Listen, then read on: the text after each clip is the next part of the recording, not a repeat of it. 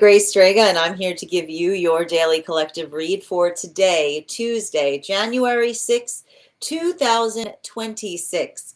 We are going to get started on today's daily collective read in the next few minutes, but if you would like to get on the list, it is a lovely time to get on the list. You will be the first person read for today. The first person on the list will always receive an additional card in their readings. It is 3 cards for a donation of $29 or more, 4 cards for a donation of $23 or more for my subscribers. Binks in my bio. Please keep in mind there are 2 things I do not read for across these apps.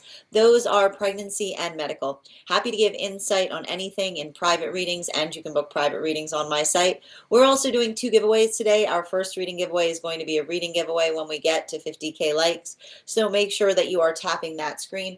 We will get to 50K in no time.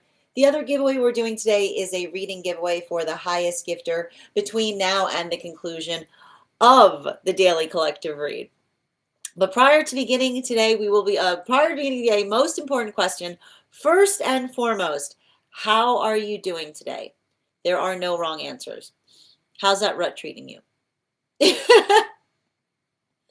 It's rut energy. It's rut energy. It's rut energy, it's rut energy, it's rut energy. I'm going to keep on articulating this right now because one of the things that is very important to notate in relationality to energy, like what we are currently experiencing, is working through and understanding that the energy that we're currently experiencing, that it's going to feel energetically frustrating. There's going to be those moments or modalities by which we feel frustrated within it. It is productive. There are modalities of helpfulness that we can find here, but the important thing to recognize and identify, particularly with this energy right now, is we've got a lot of planets in Capricorn during Capricorn season. We also, even though we're out of the retrograde period, there are still some very significant planets that are still in retrograde. Specifically and particularly, we still have Jupiter that is in retrograde. We still have Uranus that is in retrograde. Now, Jupiter in retrograde in Cancer can often make us feel very, very extra sensitive, particularly in relationality to the self. It's working through transition. And the problem that we're potentially experiencing right now is with Uranus retrograding into Taurus, it's working into the context of change. When we're working through the space of being able to identify and recognize the changes that we're trying to bring forth within the self, we sometimes get very, very eager. And a lot of that eagerness, we can get very hard on the self. Uranus and Taurus often teaches us that we have to be compassionate in the space by which we're bringing change into our lives or our frequencies. The ability to effectively understand and chart the path of progress can often create that stabilizing force as we proceed forward on our journeys. But the hard part that we're currently experiencing right now, and we can also see this that is being reflected in the planets that are in the sign of Capricorn right now.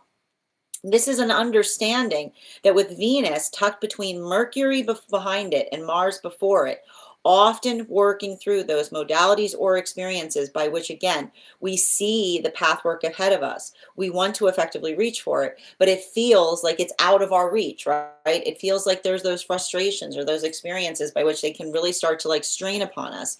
We're also seeing with Mercury behind Venus and Mars before it, and I keep on saying this, while we're not technically going through a Venus in retrograde cycle, this energy is a very close approximation to it, which means that this can often create the space by which you're either working, and it might actually be a little bit harder than a typical Venus in retrograde cycle, because what we're effectively identifying is not only potentially feeling the sense of a distortion in relationality to either how you see the self or how you feel that you are being perceived, but also, again, working through the context of identifying the changes that you're trying to bring forth within the self and feeling the energetic frustration in terms of them not moving in the proximate time frame that you yourself were idealizing.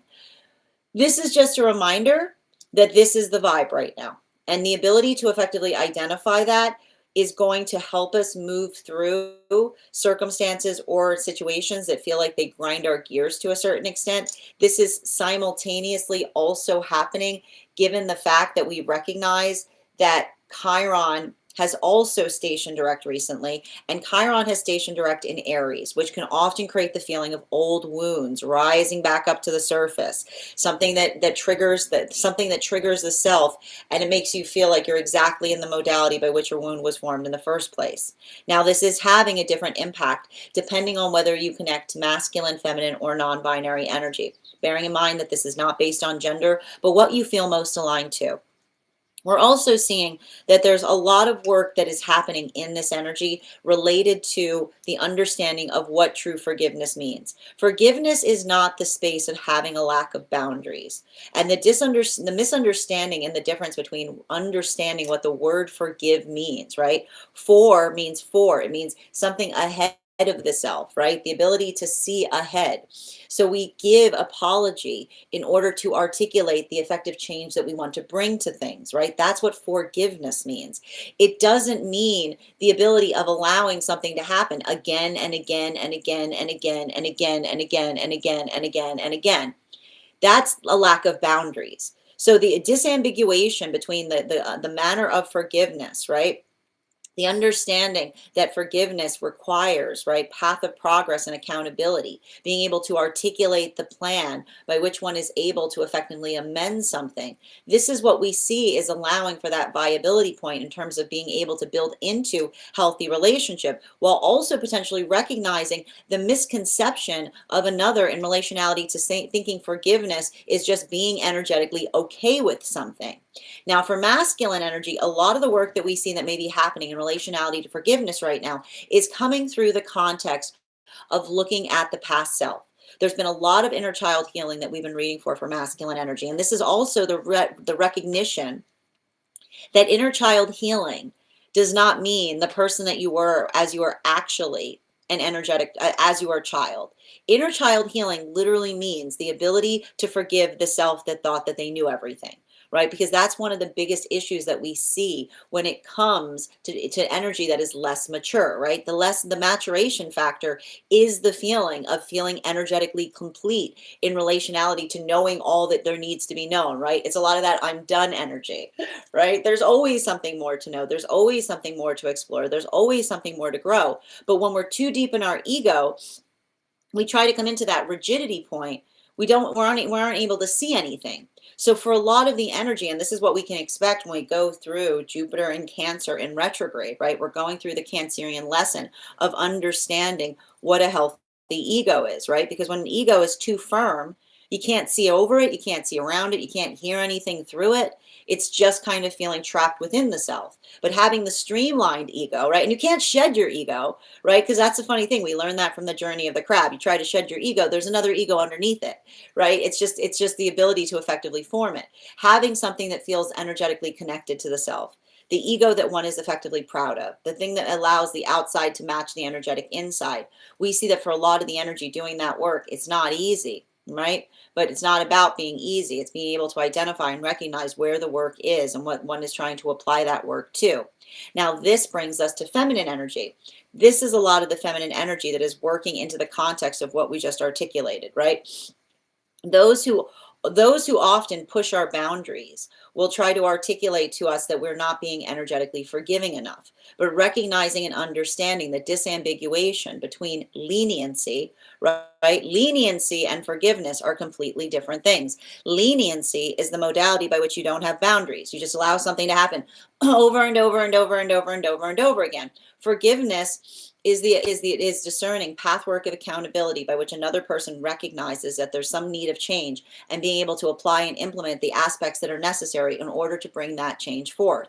So we see that there would be a lot of energy right now of the feminine healing via the discernment, building into their own understanding. And again, also why we're working through letting go of comparison. Because when we understand ourselves and we understand our standards, recognizing and identifying that our standards, right, we do the work to make sure that our standards are not our trauma in disguise, then those standards energetically protect us from those who do not hold our standards reverently. So for a lot of the energy doing that work, that observation is what is effectively facilitating healthy partnership in the process of potentially forgiving themselves from experiences or circumstances by which they may have felt the misconception that one has to lower one's standards in order to move towards healthy relationship. One never, ever has to lower one's standards to move towards a healthy relationship, but you'll often feel like doing that work is demanded in order to facilitate staying in an unhealthy one. This brings us to the energy the non-binary energy. And for a lot of the non-binary energy right now, I feel like this is a time of deep catharsis and trying to apply frustration into pathwork of productivity.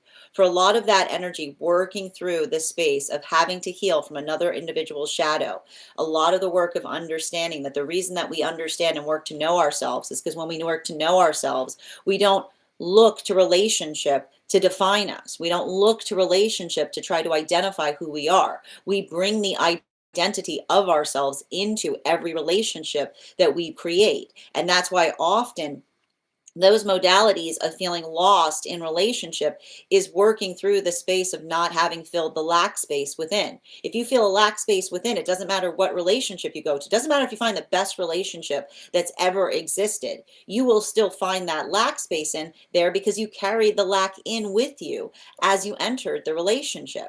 So we see that for a lot of the energy working into that space of fulfilling one's cup, and that's not to be selfish, right? There's a lot of that work that's identifying the difference between self-centered and centered in self. What is the difference between self-centered and centered in self?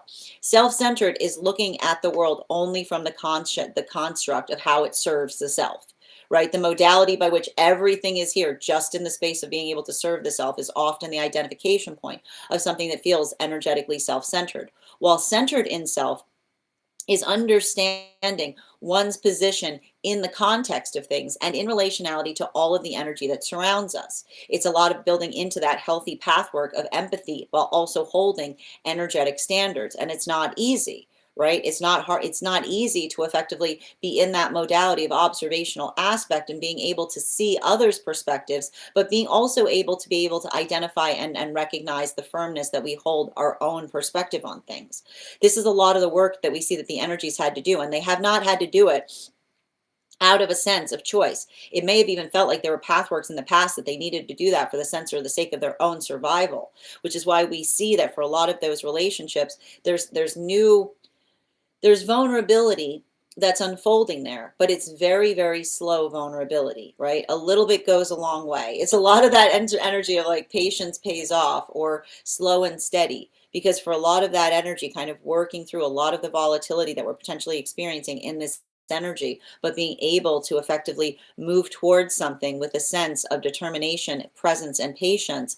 This is a lot of the energy that is working on facilitating upon the healthy energetic connections that are around the self, but also being able to articulate to others what they are working. I keep on getting what they are working to heal within that is allowing them to effectively let go of. So it's like a lot of the work in terms of potentially looking at past situations with full clarity and allowing that clarity to allow for the sense of healing to go through, because it's the understanding that we don't need to forgive everything, but we do need to work to understand it.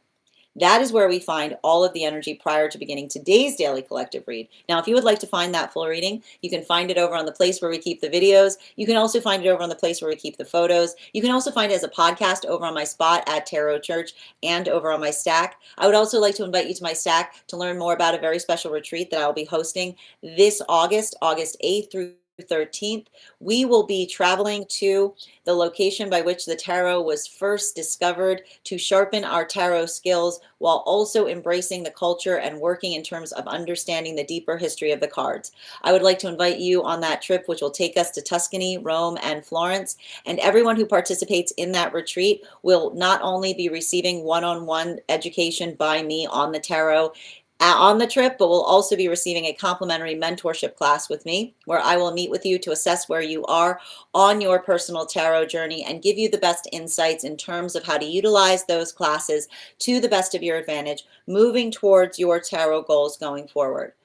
Also, I wanted to invite you over to my Stack for our next tarot class, which will be happening next week, January 15th at 6 p.m. PST, 9 p.m. Eastern. We will be continuing our studies into the tarot with a focus on the World card. If you would like to become part of that tarot class program, all you need to do is head on over to my Stack and become a paid subscriber. Your paid monthly subscription to my Stack is your ticket of entry into our live classes each and every month. And you will also, as a paid subscriber, have access to over 9 hours worth of material in the Tarot Church Library class archive.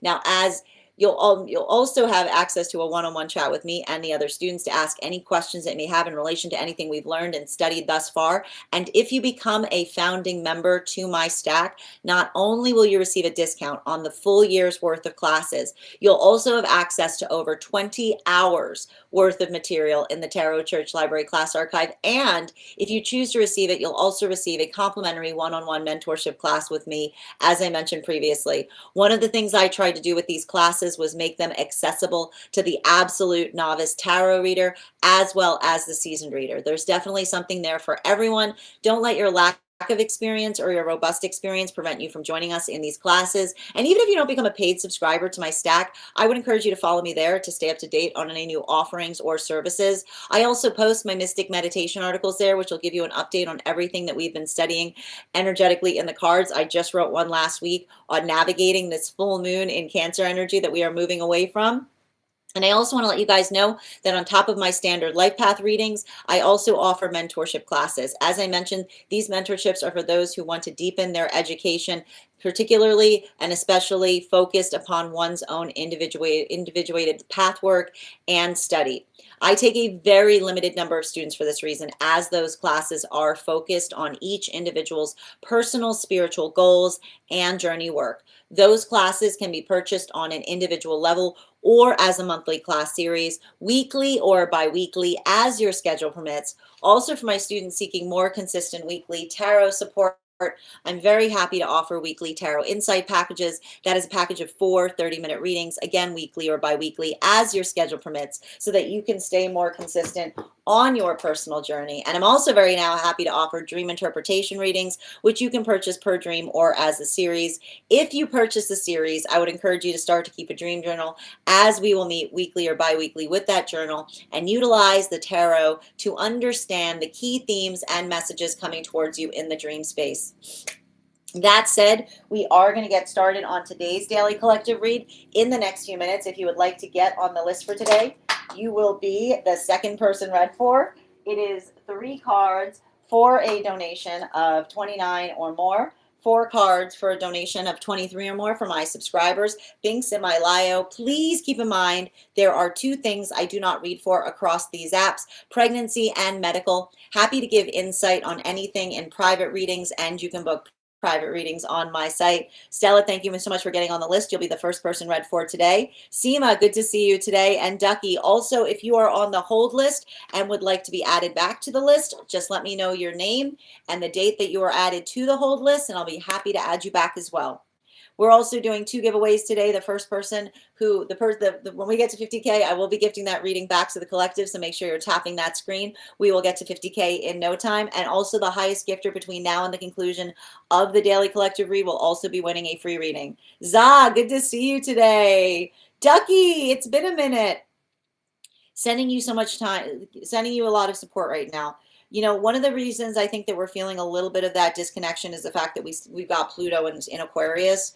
But I want you to make sure that you're just processing any feelings that may come up right now. Like I mentioned, Venus between Mercury and Mars, it can be frustrating. So make sure that you're bringing compassion back to the self right now.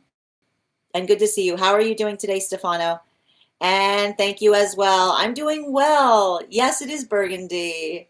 And Lisa, thank you for joining us today. Grand Rising Julia.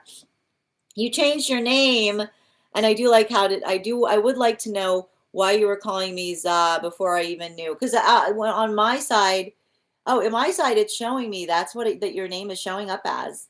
Hi there, you're a Virgo, Sag, Cancer. So yeah.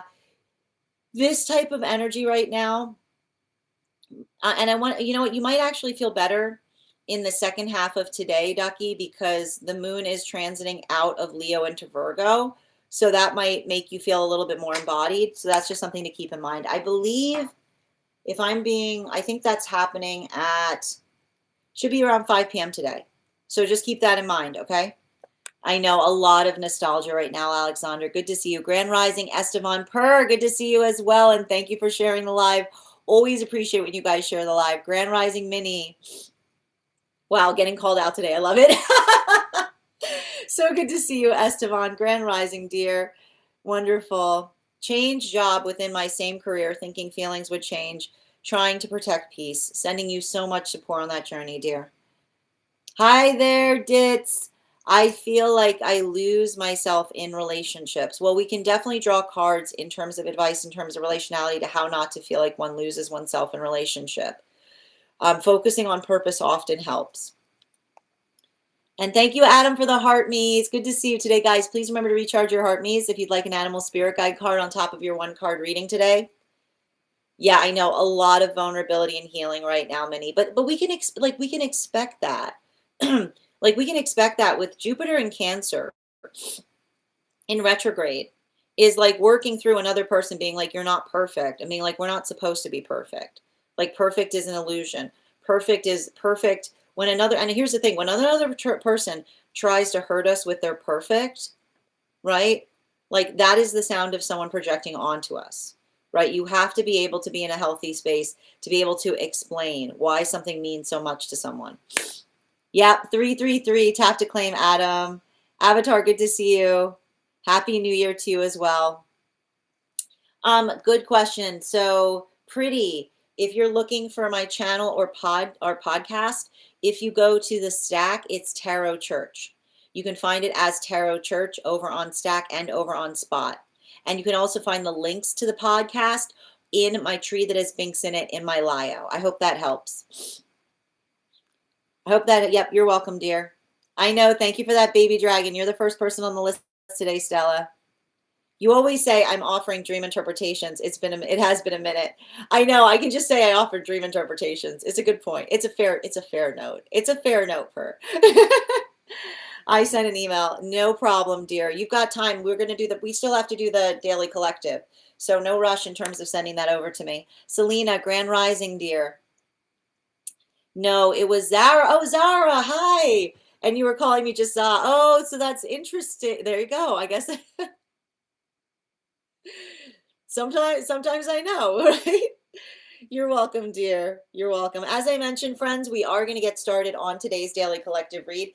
If you would like to get on the list for a reading today, now is an absolutely lovely time to get on the list. You will be the second person read for. 3 cards for a donation of $29 or more. 4 cards for a donation of $23 or more for my subscribers. Binks in my bio. Please keep in mind, there are 2 things I do not read for across these apps: pregnancy and medical. Happy to give insight on anything in private readings, and you can book private readings on my site. We're also doing 2 giveaways today. Our first reading giveaway is going to be a reading giveaway when we get to 50K likes. So we are already at 1.3K. So make sure you're tapping that screen. We will get to 50K in no time. The other giveaway we're doing today is going to be a reading giveaway for the highest gifter between now and the completion of the daily collective read.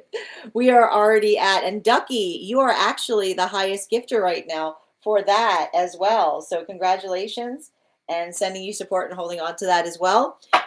Before we get started, though, let's warm up those intuition muscles with an intuition check. We've already got the first 2 cards out today, so we're just going to put those there. I've got the animal spirit guide cards here. We're going to count back from 10, and when we get to 1, I will reveal the cards.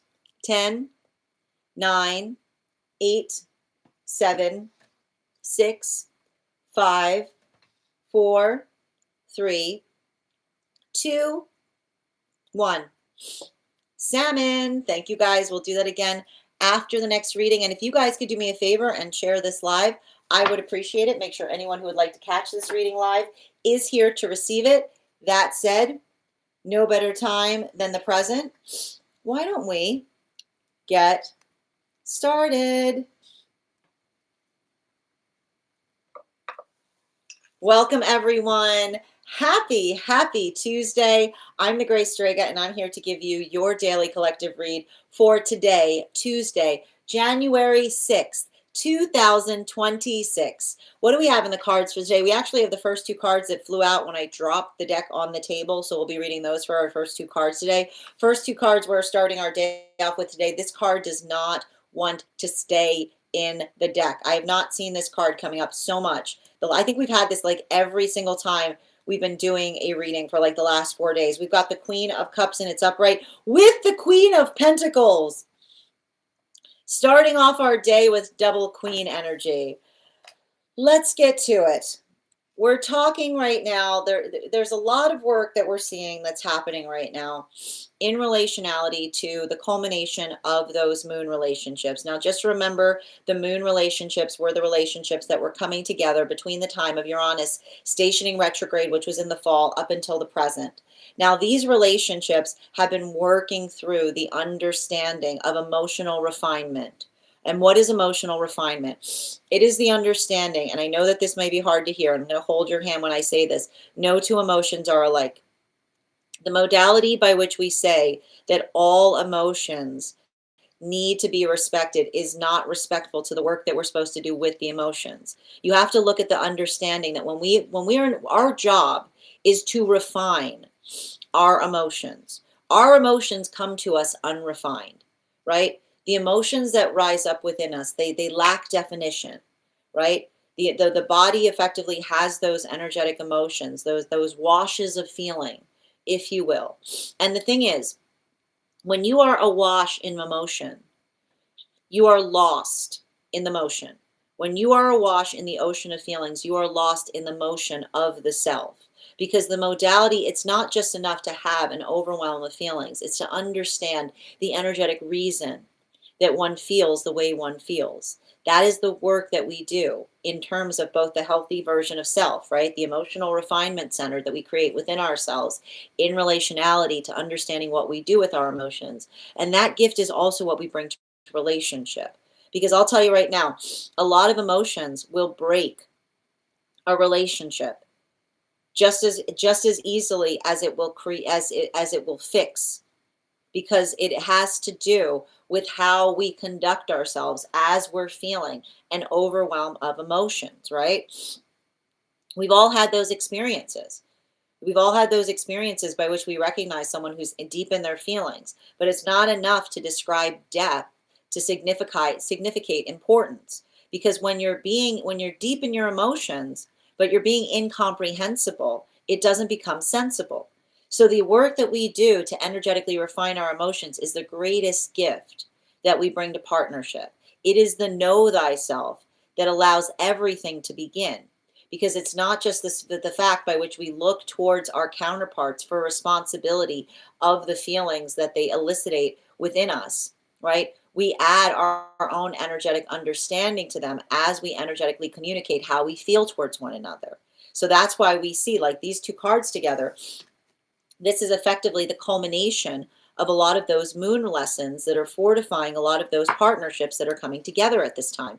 There are 3 different modalities I see right now for energy in solitude, and we're going to break them down. Center card for today's spread, love it. 3 of Swords in its reversal. Now we've got 3 different modalities right now for energy in solitude. The first modality that we're effectively seeing is working into the understanding of what it takes, right, to build a healthy relationship. It's not just enough. It's not just enough by saying feelings are not enough.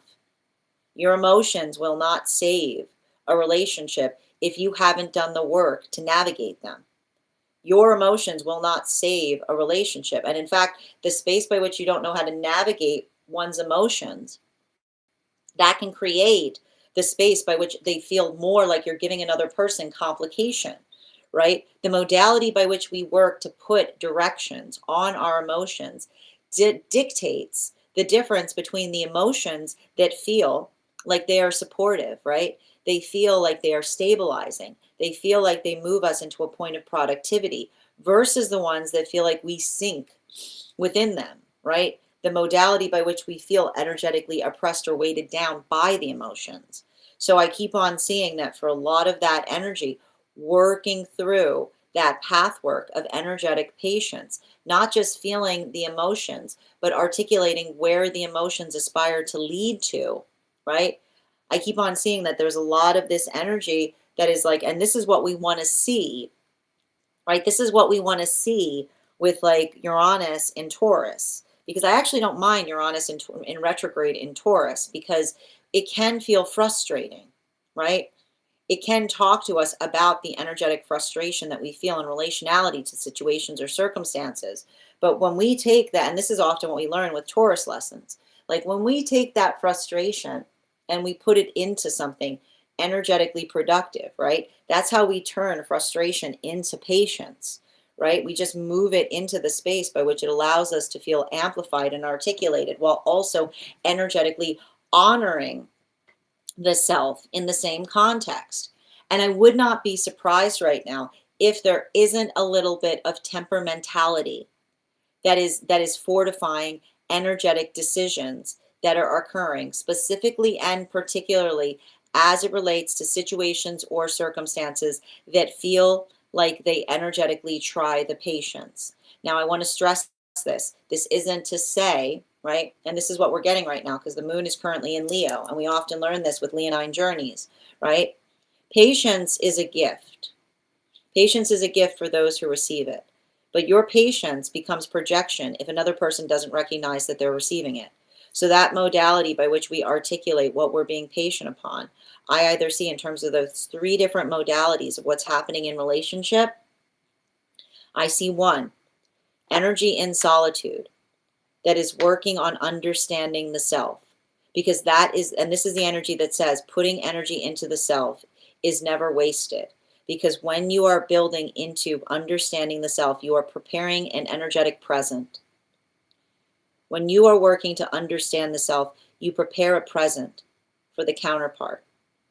That is the present that they are preparing. The present that they're energetically preparing is the self. And through the understanding of the self, they're preparing a present for counterpart because it doesn't require the counterpart to have to figure them out, right? They come with their own instructions. They understand themselves completely. And it's not perfect, right? It's not perfect. We never do. But it's a gift. It's a relief, right? And that's what's bringing a lot of these relationships together. These are the relationships that are coming together right now because of the ease and the reliefs. The ease and the relief that allows for release. The understanding of finding someone that understands, not only understands the self, but works through understanding whether something is an inside or outside problem, right? That's what we see here. That's what Queen of Pentacles with Queen of Cups is. Is this an inside problem or is this an outside problem? Is this something I have to work on in here, or is there something that needs to be worked on out there? We can also expect this with Jupiter and Cancer working through the Cancerian lesson. Inside or outside problems is heavy oriented towards Cancerian lessons. So the understanding of the healthy ego helps us with that sorting process. So we see that for a lot of the energy doing that work, it's not easy. But the energetic commitment that they have towards understanding the self is paying off in relationality to that strong connection that they have with counterpart because they're giving each other clear directions. While for some energy right now, this is why there may be some separations that are occurring right now. And I'll tell you right now, the context by which those separations are occurring are potentially in the conversation about the fact that you can't walk, that there are those that will say that they're ready for relationship. But when you're ready for a relationship, you don't have to walk away from a relationship to deal with your emotions. Relationships are emotional refinement centers. And when we're ready to do the work to be in a relationship, when we have emotions, we move deeper into them. We don't move further away from them because it's giving me a lot of the energy that is skirting. I keep on hearing it's energy that's healing by recognizing someone who's skirting the work that's necessary to facilitate relationship. The modality by which, if this is energy that's having these modalities by which they articulate the desire to be in a relationship, but then as they get closer, there's more emotions and it feels like it's too much agony and then they pull away, right? Somebody's having a healthy conversation in the understanding of saying to another, I understand that you want it, but I need you to ask yourself if you're energetically ready for it. Because the modality of understanding, right, that a healthy relationship, the healthiest relationship you'll ever experience will make you feel things you've never felt before. And being able, I'm going to say that again, a healthy relationship The healthiest relationship you've ever experienced will make you feel things you've never felt before. A healthy relationship, the healthiest relationship you ever experience, will make you feel things you've never felt before. And being able to navigate the unknown is what allows us the context of being able to move towards the healthy relationship, because you can't articulate that you want something different unless you're ready to feel something different. And so that's why we see that some of this energy is potentially moving through a separation and saying, I know that you say that you want it, but you have to ask yourself, are you truly ready for it? Because we don't run away from the feeling of the emotional change that we experience when we move towards relationship. We energetically welcome that change. Some energy right now going through all three of those modalities at one time. Now continuing forward to the temperance relationships, and these were the relationships that were coming together between the time of Uranus stationing retrograde, which was in the fall, up until the solstice period this summer. One card to clarify, please. Two cards to clarify. We've got the Five of Swords in its upright in combination with the Wheel of Fortune in its reversal. So what are we effectively seeing here? And I like this because this is, I gotta say, there's a little bit of this energy, this temperance relation energy, that is saying pump the brakes on being too hard on the self, is what I keep on seeing, right? The modality by which we, and I keep on hearing like pump the brakes, because the reason I keep on getting pumping the brakes is because, and I like it too, because it's talking about the fact that this energy feels like a rut. And it's funny because the reason it's coming through as pump the brakes is not saying pump the brakes as in stop. It means when something feels like it's not moving, then you pump something else, is what I keep on hearing, right? There's no such thing. When you recognize, when you're working towards purpose, stagnancy becomes an illusion, because you look at time as a blessing. So the modality by which you don't have enough of it, I keep on getting some of these temperance relationships are healing. They're healing their relationship to Saturn. They're healing their relationship to time. This is the energy going, there's no such thing as a rut if you're busy, because there's just, it's just when I keep on hearing you pump the brakes. And the reason they keep on saying you pump the brakes is when you have a break, you go, yes, is what I keep on hearing. When you have a break, you go, yes, time to get to work, time for me to get busy, right? It's the modality by which you effectively work through the context of saying, don't get frustrated when there's a break in something, pump the brake, right? Work on something else, right? Work on refining something. It's like busy kind of energy. It's a lot of that buzzing. So I see that for a lot of that energy working through that, they're working through path work by which they're healing their relationship to Saturn. So that's really nice, actually. And I'm not surprised to see that, given the fact that we've got both Neptune and Saturn that have come out of retrograde and they're moving into Aries soon. This can be, I'm going to stress this though, this can be a little bit hard for those with Piscean placements right now. Okay. So if you got Piscean placements, only because I'm saying this, because every time when I'm reading right now for clients, every time Neptune, like these planets start moving out of Pisces, a lot of abandonment wounds can come up for those with Piscean placements. Continuing to get clarification, moving towards those magician partnerships, and those magician relationships were coming together between the time of the solstice period this summer up until the time of Mercury and Venus stationing direct behind Neptune. Clarification between the Queen of Pentacles and the Queen of Cups in its upright. Seven of Swords in its upright. How's that nostalgia going? Listen, there's a lot of nostalgia right now. There's a lot of nostalgia, but it's a conversation on what is healthy nostalgia and what is delusional nostalgia, right? I keep wondering, you always have to take nostalgia with a grain of salt. You always have to take nostalgia with a grain of salt. Why do you always have to take nostalgia with a grain of salt? You always have to take nostalgia with a grain of salt because the brain has a terrible capacity of remembering pain. You always have to take nostalgia with a grain of salt. The brain has an absolutely awful time remembering pain. Pain only exists in the moment that we're experiencing it. And when we recognize that, and then we realize the fact that our brains are very slippery when it comes to remembering pain or the experience of pain, will sometimes even turn past pain into pleasure in the way that they energetically store it. The modality by which one is able to navigate that I keep on seeing that this is the energy that is able to look to look towards the past with a sense of energetic. I keep on hearing they have a grip. They have a grip on reality. And I keep on hearing when you have a grip on reality, you're able to understand that nostalgia needs to always be taken with a grain of salt, because nostalgia is never the actuality by which one effectively experience something. And I think that this is really important, because I literally see some energy right now that is experiencing wounds based upon someone holding on to nostalgia too tightly. This often happens during maturation processes, right? The energy that goes, I don't want to see something change, and another person saying, I hate to tell you, it already has, right? Like that is the type, it's like, it's saying to me, like, this is what I keep on getting. It's like the magician energies are doing their best to try to give someone a reality check. And an energetic reality check is the modality by which someone is being too energetically nostalgic on something, right? Not in the space by which they let it go. And another person saying, I think you're being too nostalgic for it, which is you're holding on to it too much. You have to recognize that that is nostalgia. It's already changed. And that's the thing about it. We get trapped. Nostalgia will trap you if you hold on to it too tightly, because the modality by which you understand that the past always feels sweeter than the present helps you move forward from a state of energetic maturity. You understand the condition by which our brains hold on to things. But when you get caught in this, sorry, there you go. But this is what I mean. When you get caught in the nostalgia trap, it's like that. It's like, no.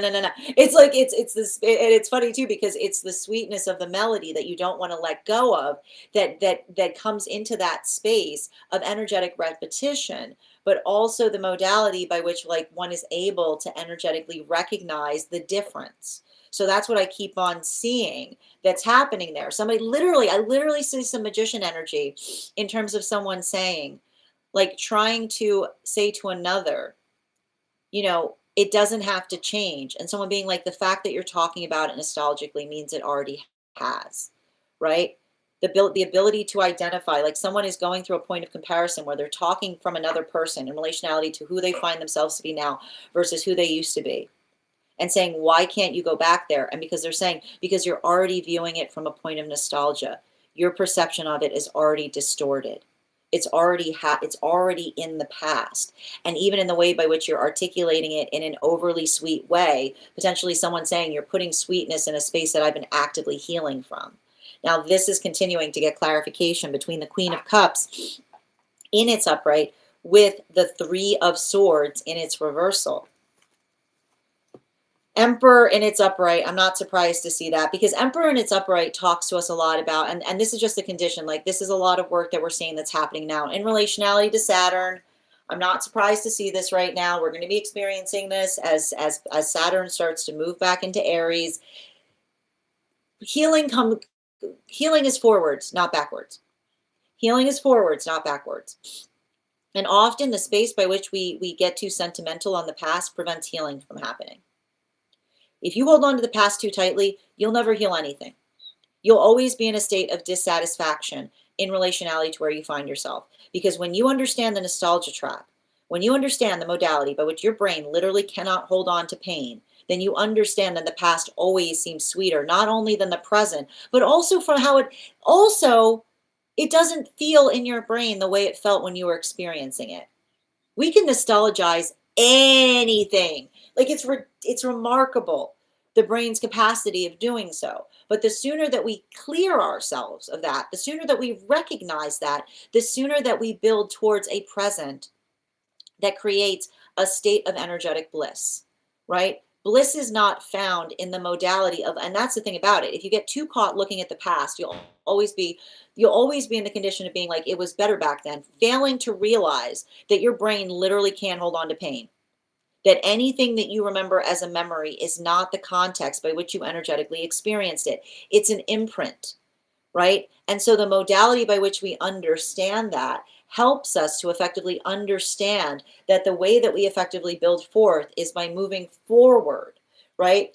The modality by which we take something that we cared about from the past and and it's interesting too, because I'm getting a lot of this na and this this repetition that's effectively coming through in relationality to the ability to effectively identify and understand that you can reform the past, right? It's Renaissance energy. Like this is often, and this keeps on happening. Like every time Saturn moves out of Saturn and Neptune move out of Pisces into Aries, we start talking about Renaissance energy. And Renaissance energy is the ability by which, the good news is that the beauty of holding on to the past is that when you hold on to the past and you bring it into the future, you find something new in it that you could not see before, right? It's like holding something up to the light. And when you think about the fact that the future carries the light and then you bring it forward, you understand it even more. So that's what I see that a lot of the energy is doing right now, particularly the energy in solitude. A lot of these moon relationships, I keep on seeing that some of these relationships are articulating together and saying, with you, my past makes sense. Not the fact that they would heal it, not the fact that they wanted to deal with it, not the fact that they would have to go through anything that they needed to go through, but the modality by which they look at another person and they say, with you, the past makes sense. What does that mean? Clarification between our 3 of Swords in its reversal with the 5 of Swords in its upright. One card to clarify. The King of Swords in its reversal. A lot of quartz cards on the table today. The modality by which we navigate something, right? The modality by which we go through things and we feel those experiences and saying it didn't have to energetically happen. That is the anger that we often experience with trauma, right? The weight of trauma is the weight of navigating something that feels absolutely unnecessary. And this is why we do not get in the habit of teaching each other painful lessons. Because when you're in the habit of teaching each other painful lessons, then you're assuming that another person is on your path.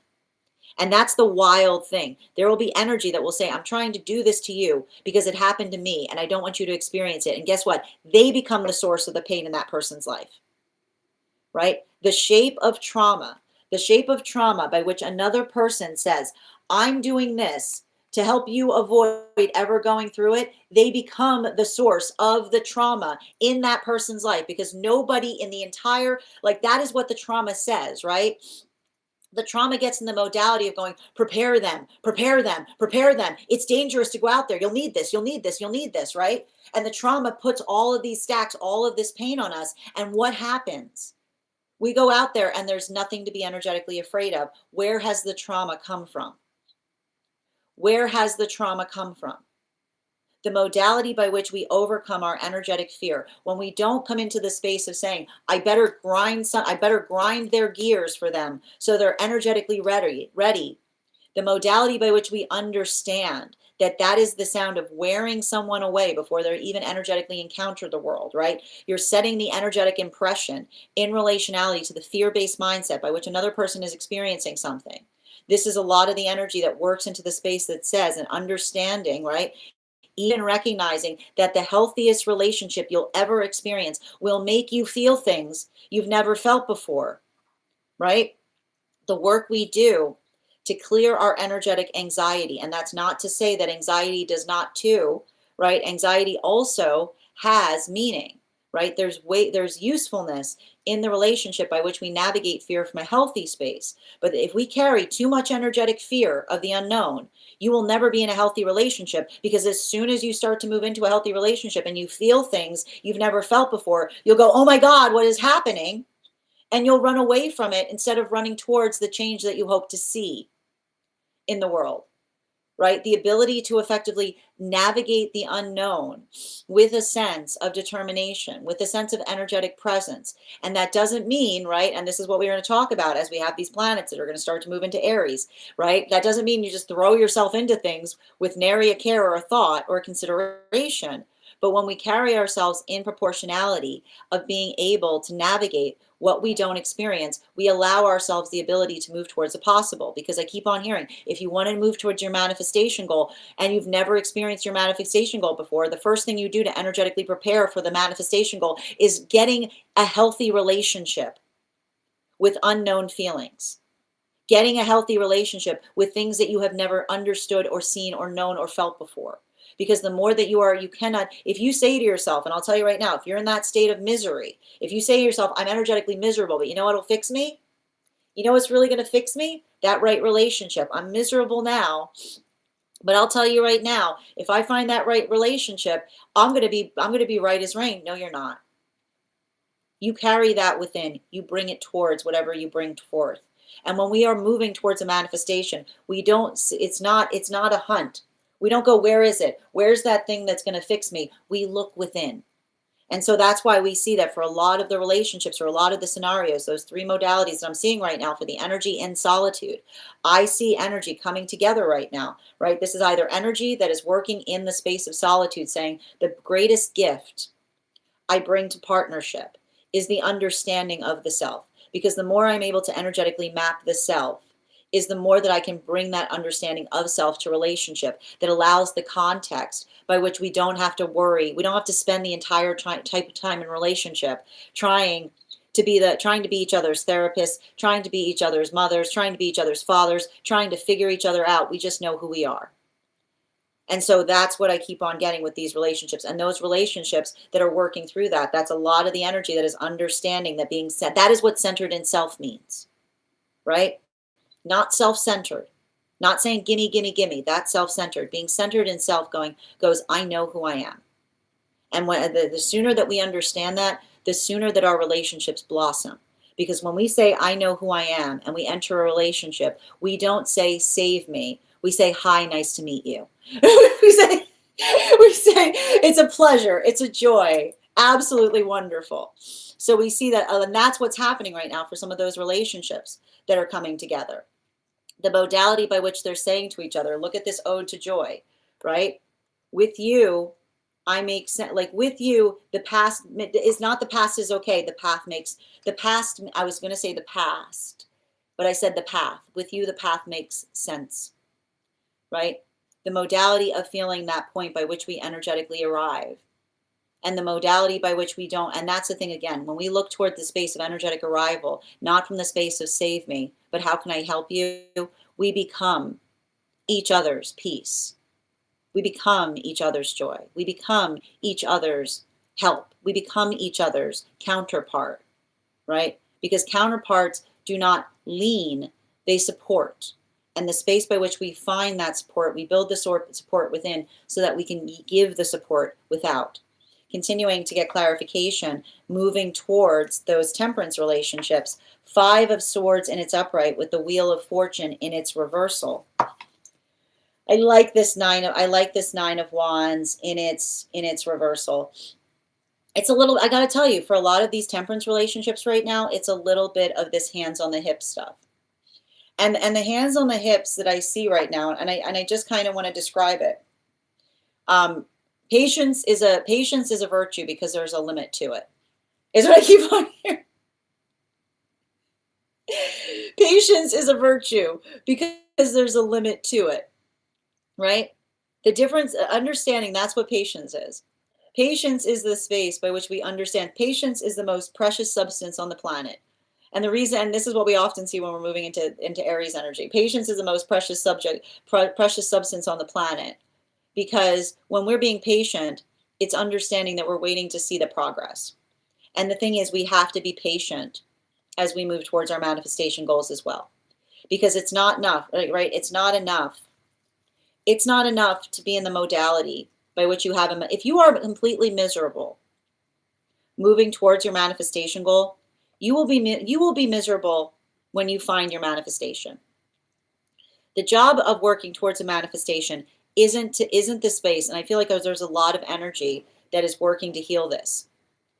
The modality by which one feels that one needs to suffer to receive a manifestation goal is often an illusion. Because if you feel like the context of reaching for something there's a quality by which you're suffering, every single modality by which you're moving towards it, I guarantee when you arrive at that place, you'll have a new manifestation goal.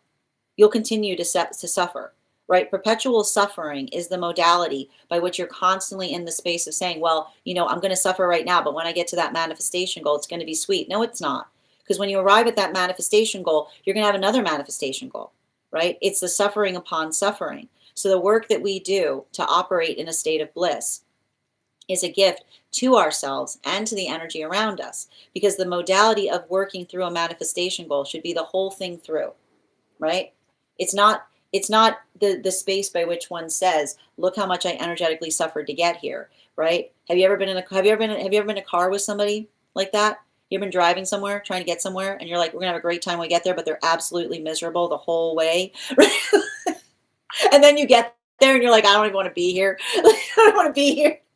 That was awful, right? It's not enough. It's not enough to reach towards manifestation goals if you're not having that state of bliss along the way, because the journey is the destination.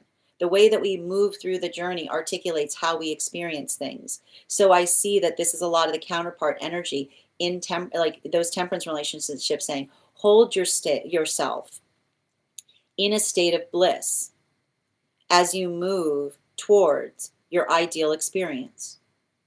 I'm going to say that again. Hold yourself in a state of bliss as you move towards your ideal experience, right? Which is the modality by which you say, not only am I going to get there, but I'm going to do it blissfully.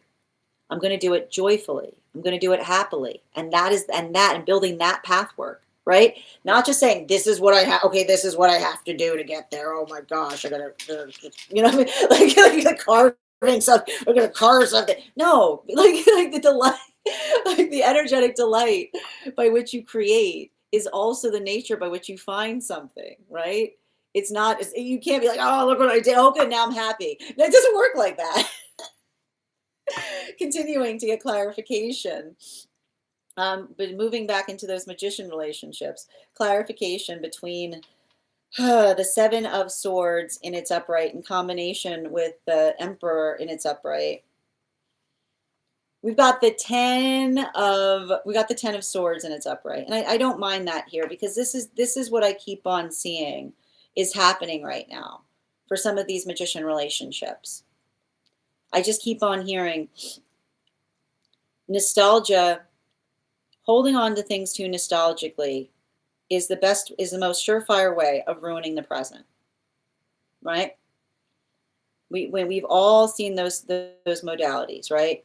The space by which we understand, and this is why we say for everything there is an energetic season, right? Because when you hold on to a season too tightly, you lose all energetic reason, right? The modality by which you understand that the best is yet to come, right? You have to move through things with the identification point with the best is yet to come. Because when you come towards things, and this is the thing about it, you will ruin your manifestation goals if you're too nostalgic, right? Because the modality by which you hold on to nostalgia is basically saying, I don't expect the universe to surprise me. That was it. That was it. Now I want you to understand, do you see the trap that we have with nostalgia? The space by which the brain has a really good time of erasing any of the energetic pain that we went through during the experience, right? Putting that little like glitter on the past experience. And then you hold on to it too tightly and you say nothing will ever top that. You're not even remembering it correctly. It wasn't all it was cracked up to be, but your brain will really try to dazzle you with that sentimentality, won't it? A sentimentality is a wild drug. So that modality by which you go through that modality by which remember, the brain has a terrible ability to hold on to things, right? Holding on to pain. And then you get that little razzle dazzle of nostalgia that tops everything. And suddenly you're not looking forward. You're just gazing upon the past. And when you're gazing upon the past, you can't get anything done. You can't see the manifestation that's walking right in your periphery vision. You can't see the possibility that's around you every step you go, because you're holding on too tightly to something that doesn't even energetically exist anymore.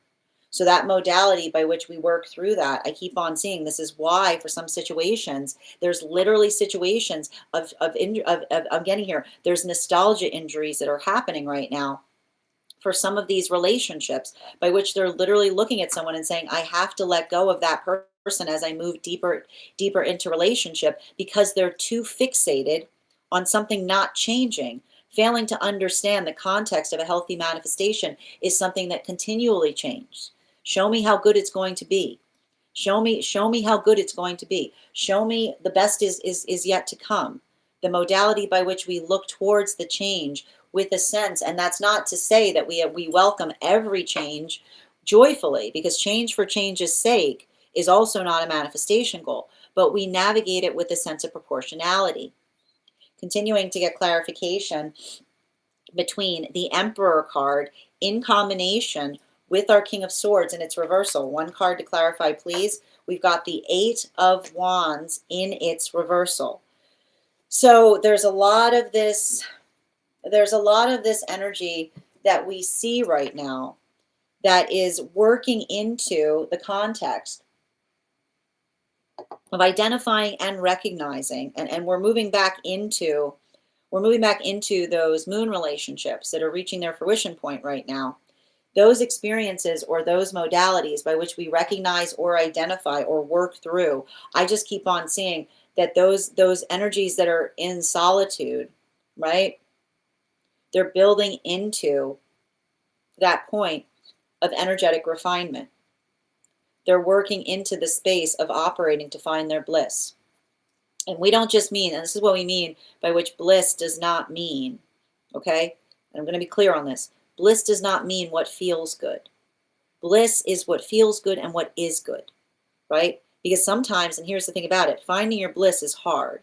Because often the way you find your bliss is by knowing the self. You can't find your bliss unless you know yourself. So the modality by which the energy says, this is the sound of me finding my bliss. I'm going within so that I can seek it without, right? Not the feeling that one is running about searching for the bliss. The bliss is found within through the knowledge of the self. And when we find the knowledge of the self, it's not perfect, right? Because we're ever changing. But that knowledge fortifies the relationships that help us find ourselves even further. Because then we find ourselves, we find ourselves in the right relationship, right? We don't find ourselves in relationship. We find ourselves in the right relationship. Because when we know how can you find the right relationship if you don't know who you are? How can you find the right relationship if you don't know the identification point of who you are bringing into it? So that's a lot of the energy that, again, is working on the context of being centered in self, right? When we know ourselves, we don't look to relationship to clarify who we are. We bring that clarity into the relationship as we journey further into it. For a lot of these relationships right now, that is a lot of the energy doing that in solitude, or this is the condition by which the energy is moving deeper into partnership by saying to another, your emotions, which you refine, that you do the work to provide with healthy directions, is my source of peace. How peaceful and easy it becomes when we understand ourselves, because we don't demand that another person resolve our emotions for us. We articulate to each other what our needs are. Continuing to get clarification between our King of Swords and its reversal and that nine. It's interesting that I said knight instead of nine. The Nine of Wands in its reversal. We've got the Justice card in its reversal. So for the temperance relationships right now, the thing with the temperance relationships is, and I keep on getting this, the weight of Venus between Mercury and Mars right now can often create the modality by which we're not going through a Venus retrograde cycle, but it can make us feel, it can certainly feel like one. We're not feeling our best. We're not feeling like we look the best. We are potentially dealing with another person's projections of us, which we recognize are projections. And the one thing I keep on getting is, and I keep on hearing, unless there is a grain of truth to it, another person's projections are their responsibility, right? Because you have to understand the nature of authenticity, right? When we're moving towards our authentic self, and someone is too, and what is, because here's the thing, and this is what we talk about the wariness of an ego that has become too energetically inflated. And again, we all have egos. Don't come up to me and tell me you don't have an ego. That is a fallacy. The thing that we learn with Cancerian lessons is when you remove the ego, there's an ego right underneath it. The ego is the protection. When you look at the ego as the protection of the soul, you understand that there's a perfectly logical reason that it's there.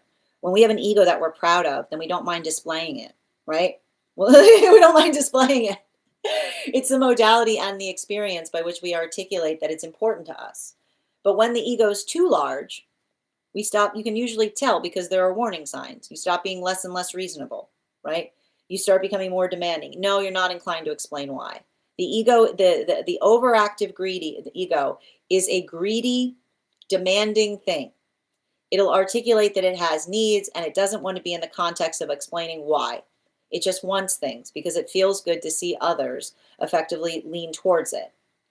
So that's why I keep on seeing that that's why we have to be very conscientious when we work towards projection. And I always say, and I keep on hearing like the messages coming through, which says selfish energy tells on the self. Because it's very interesting when another person utilizes the word selfish. Because if you're going to use the word selfish, you have to lead with understanding what you're asking of someone, right? The impression of articulating that someone is selfish immediately preconceives that there is an energetic demand that is not being met. So that's why I keep on hearing selfish is a very avoidable blanket statement that almost always directs us to the space of seeing another's overactive ego. Because what does selfish say? Selfish often says you're not, and this is what can often happen. The difference between true selfishness, which is asking for something that is not reciprocal, right? Demanding something from another person that you yourself would not give. That is the articulation of selfishness. But the modality by which another person articulates the word selfish immediately presupposes that another person owes them something. So the modality by which I keep wondering, we move away from just utilizing the term selfish and get more into understanding the circumstances, right? You'll usually find very quickly what feels like it is closer to the truth because it's a relationality of understanding that the higher self is always down for a healthy explanation of something, walking something through, talking it out. This is why we talk about our words are blessed, because our words are blessed help us heal. Because if there's something that you feel energetically is selfish, but you're not inclined to talk about it, where's the selfish coming from? The articulation of feeling it, or the understanding of what one is expecting or asking for. And when we are in a healthy space, clarification between our 10 of Wands, swords in its upright, in the 8 of Wands in its reversal. When we are the healthy, I keep wondering, the healthy ego asks for things because they know that they're deserving of receiving it. The modality or the circumstance or situation by way or by means that we articulate, like the space by which we simply state or articulate in relationality to what it is. The beautiful art of asking for things is the space by which we understand we don't ask for something that isn't energetically reciprocal. It's the space by which we articulate and understand what's energetically beneficial. So I keep on seeing and moving back towards these magician relationships. This is why I can see some energy that is healing from the unreasonable. Because particularly and especially by which another person is trying to work through the energetic distance that is happening between them and another. And if you want to see that path work, when you go over to the stack to look at today's spread, look at the vertical row that's happening between the Queen of Pentacles and the Magician, right? The modality by which, and we have to be conscientious about this, because sometimes the Queen of Pentacles is positive. Sometimes the Queen of Pentacles reminds us to be energetically wary in relationality to overly focusing on the past. When we hold the past too tightly, we don't open our arms to the present. We don't have the modality or the ability to allow the context of the future to arrive. So that's why I keep on seeing that for some of these energies, I told you, the magician relationships, building into the context of having to put energetic distance between them and a relationship outside of partnership. And the hard part about it is others are asking them why. And they're saying, I think it has something to do with the fact that I'm making healthier choices. Right? And that's the thing about it. Like, because I keep on seeing it's a space by which they're energetically welcoming the conversation to believe that it's anything otherwise, but they're yet to hear that explanation. Continuing to get clarification between our 8 of Wands in its reversal in combination with that Justice card in its reversal. We've got here the Page of Swords. There is a lot of court card energy in today's spread. This has been a very strong week for court card energy because and you'll remember, I believe the day before yesterday, we actually had the full cup suite out. We had the full cup suite out. A lot of emotions. And that's the thing about it. You have to understand, Cancerian full moons stir things up. They stir up our emotions. They stir up our sentimentality. They stir up like a lot of things. A lot of that sediment rises to the sediment of sentiment that rises to the surface. I'm going to say it again. This is a type of energy that's beautiful for emotional conversations with directions attached to them, the ability to articulate our feelings and then to build the plans upon the emotions. It is not for the otherwise. It is not the type of energy to have a conversation that's like dropping the emotions on another person like a sack of bricks, because that's what happens, right? Healthy emotions have directions attached to them.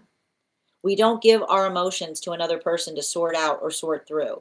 And the space by which we often articulate the readiness to articulate those emotions, it's the space by which we navigate or understand or articulate what feels energetically productive.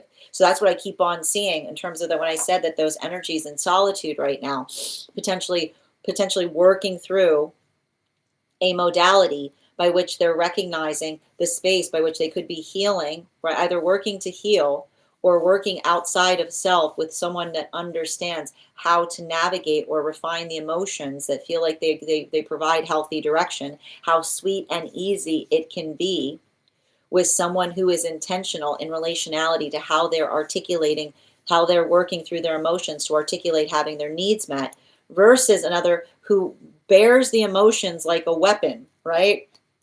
By which someone says, I have these emotions and it's your responsibility to address them. It is none of, and I mean this respectfully, our emotions are not others' responsibility. The modality by which we articulate and understand that unless, right, unless there is a misconception that occurs, right? Unless someone builds a false presence in us, pretense in us, in relationality to how we feel something, the modality by which we navigate the emotions that we feel towards things is navigated most importantly by the fact that we don't articulate just upon the feelings. We don't say, hey, I've got these feelings, right?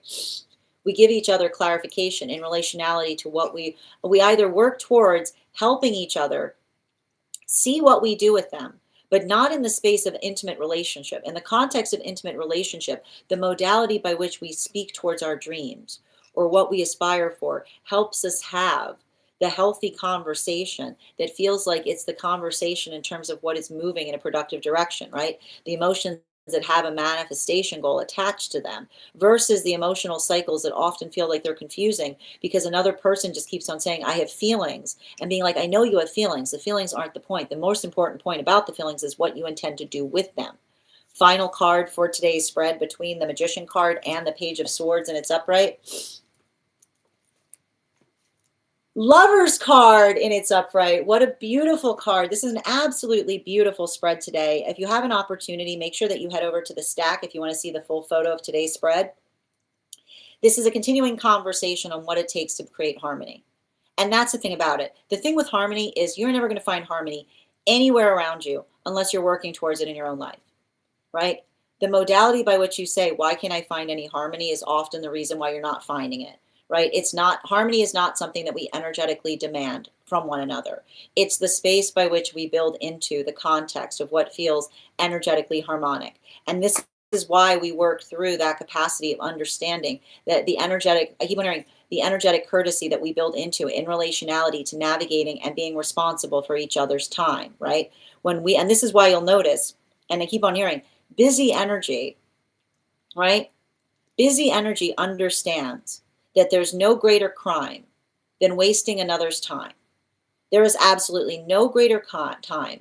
Like here's, and it's interesting that I said time when I was about to say crime. There's no bitter, like a lot of this happening right now, but there's no bitter crime when we waste each other's time, because the bitter crime that happens when we waste each other's time is the modality by which we feel that we can't get that time back, right? It is often the work that we understand. And this is why it is our responsibility to be energetically clear to each other in relationality to what our manifestation goals are. The ability to effectively articulate to each other, to state our intentions, is how we heal. Because it's not like, why would you be worried about feeling uncomfortable or clumsy in the space of talking to another with your intentions? That is, if somebody finds you in a space of being intentional and they meet that with mockery, congratulations. You just isolated immature energy, right?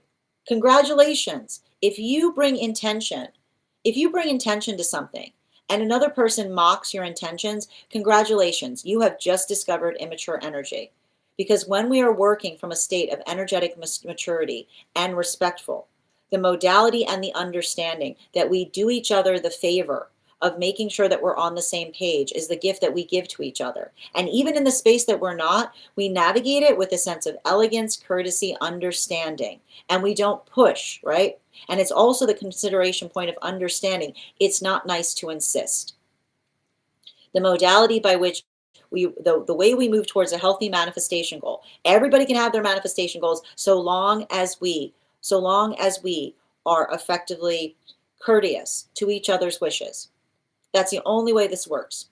And the modality by which we energetically insist on a manifestation goal is often the architecture by which we find relationships that we discover that from a point of dissatisfaction. You can never be in a healthy relationship if you do not share the same manifestation goal. If you do not share the same manifestation goal, one person will be on cloud nine, the other person will be going through absolute misery. And that has to do with the understanding of pulling in the right direction. So I see that a lot of the energy right now across all of the frequencies is working into that context of clarity. The state your intention that allows for the possibility to unfold. And then the modality by which we unfold it is the space by which we're energetically respective of it. And that doesn't mean, right? It doesn't mean that everything is energetically possible, but the space by which we are energetically receptive and respective in relationality to navigating another's feelings allows us the condition by which we are able to effectively facilitate what feels like a healthy beginning. And that's what I keep on seeing. And what's wild about this, and I'm going to tell you right now, for some of these moon relationships I'm seeing, this is the healthy beginning.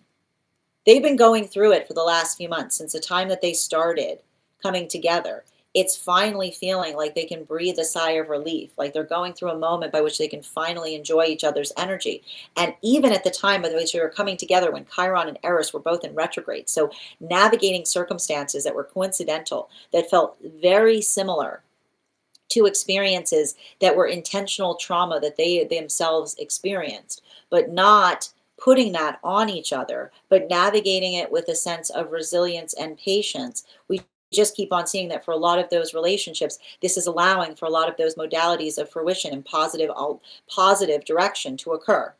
While we see that for some of these relationships that are even in the energy that's in solitude right now, right?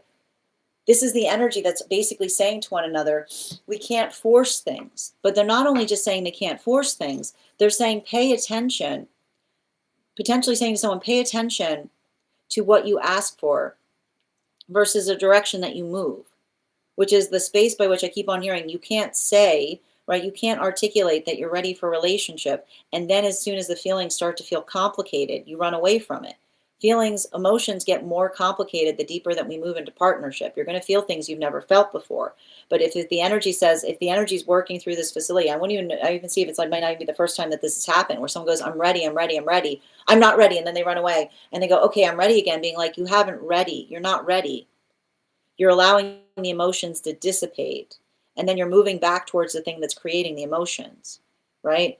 It's not going to create a state of readiness. It's not about being ready. It's about understanding that you're giving yourself breaks so you stop feeling things is not how you facilitate a healthy relationship. You feel more in a healthy relationship, not less. While for a lot of this energy right now, moving deeper into divine union, that sense of energetic stabilization, working towards a space of shared bliss. I keep on hearing shared bliss is not just about the manifestation goal, but finding that energetic space by which every day that you move towards it feels like a delight. Maybe not perfect, but trying to work to attenuate in terms of getting that to a state of balance. Bottom of the deck on this reading, yeah, especially with the Page of Wands in its upright. For a lot of the energy that we're effectively seeing right now, the Page of Wands energy, and I wanted to, this is a lot of the energy that's going to be moving into Aries in a short period of time. So there's a lot of inner child healing that we see is occurring right now. And the thing with the inner child healing is working through the modality or experience by which we get frustrated in the amount of time something takes, right? The modality by which we navigate something and we get frustrated by the point of time. This is why we talk about it's really important to let go of expectations when you're moving towards manifestation goals, because you have to recognize, you have to leave the context by which the energy can surprise you, right? And often, I like to point out, often in these circumstances or experiences by which we are energetically demanding in relationality to the context by which we expect something to come towards us, the universe is like, well, I guess if you want it that way, I was going to like, like it's a space by which we say, like, to the energy of the universe, like, surprise me in the best way possible, potentially even in the understanding of what you believe, right? The universe, like, give the universe its due, right? Your mind is limited. And this is why we let go of manifestation goals, because the modality by which we energetically surrender to our manifestation is the space by which we say to the manifestation, this is what I aspire for. Show me how good it can be. That or better, right? Like that or better. And this is why we allow for that sense of energetic flexibility, that adaptability. And this is why, and again, this is often why we have to heal. Like, perfection ruins things, right? You're marching around here with your feeling of perception or perfection, right? And the universe says, okay, if you want it just like that, because I was gonna, like I was gonna do something, right? Or better, right? Allowing the context of understanding that the world is in the context by which we can still energetically be surprised. And that's the hope that we have to bring to things. And it starts with the way that we talk about each other. And it starts by the way we talk about each other, particularly as it relates to counterpart.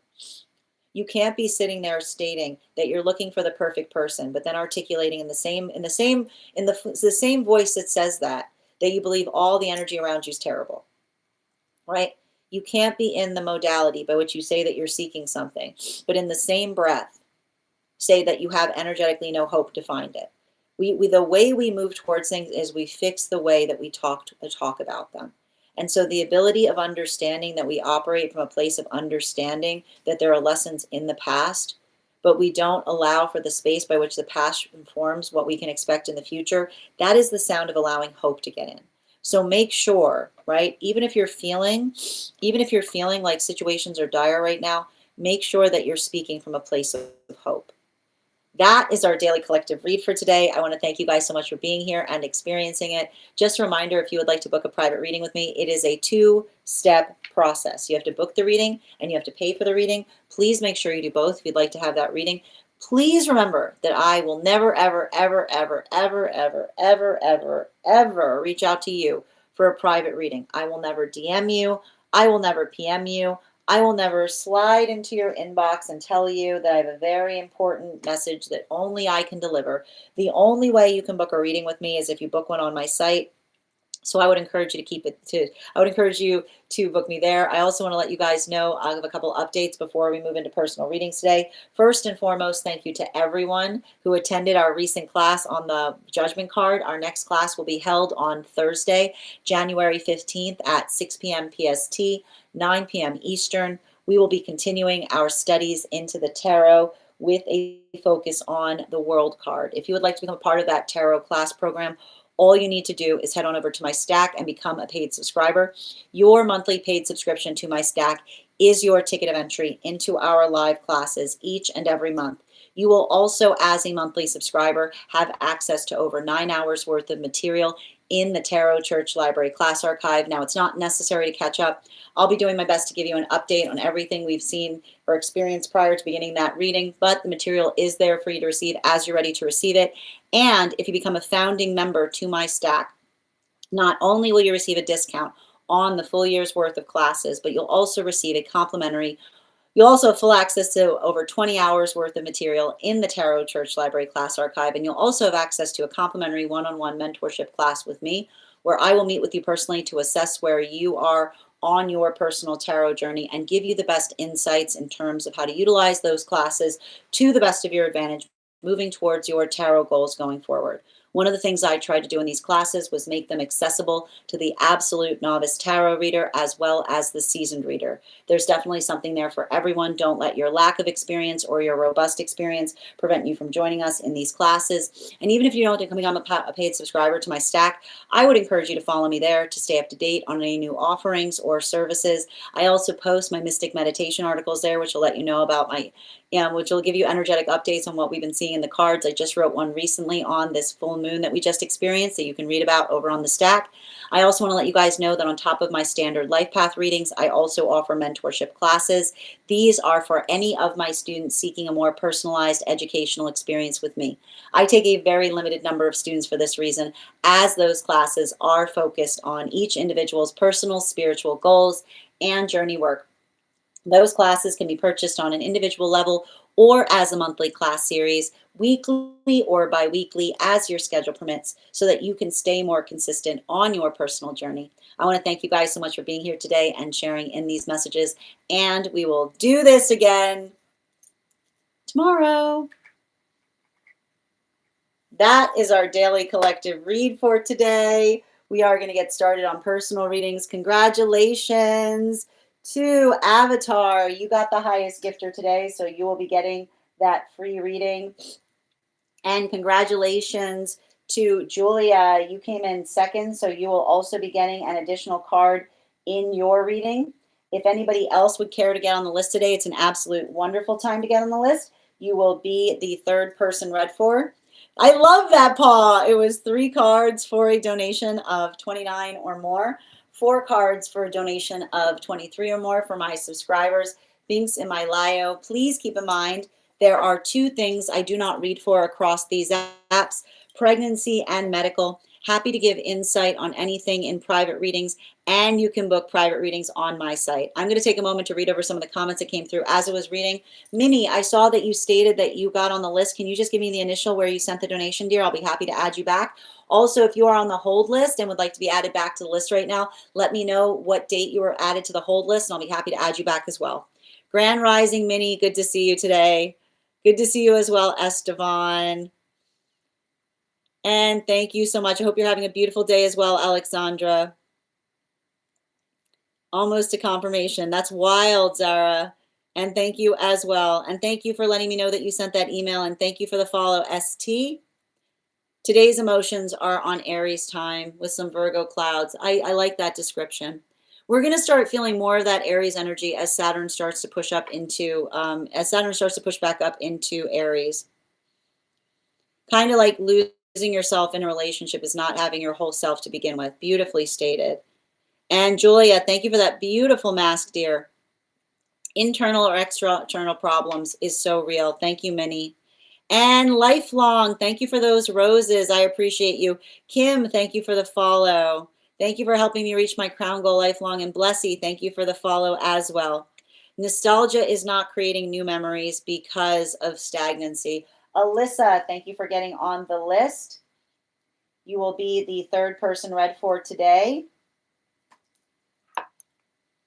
I've been trying to explain that. That's a really good point. Thank you. Not creating because of stagnancy. I mean, you can listen, you can carry nostalgia while still making new memories. But if you're getting too caught in nostalgia, it prevents you from making new memories.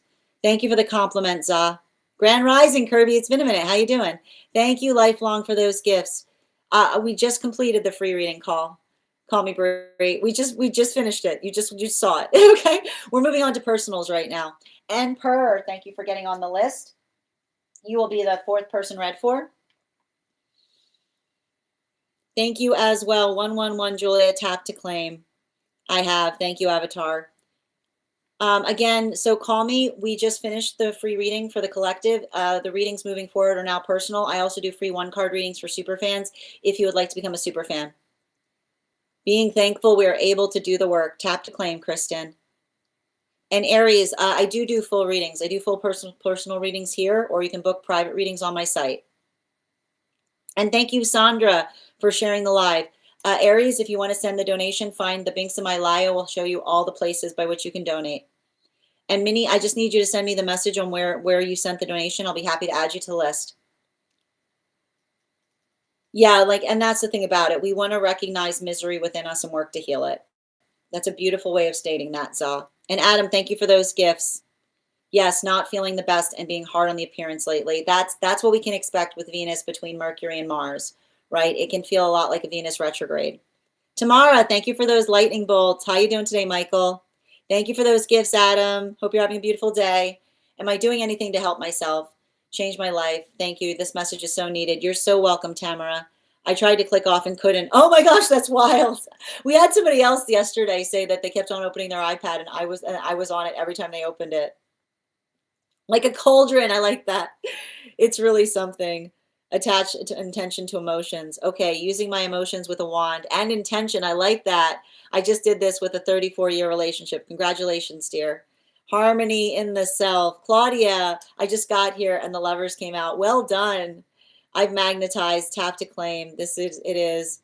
Oh, I love that, Tamara. I'm so glad you stopped in too. Sherilyn, happy to read for you on that. If you'd like to get on the list, list is open. You'll be the fourth person read for if you get on the list. 3 cards for 29 or more for non-subscribers.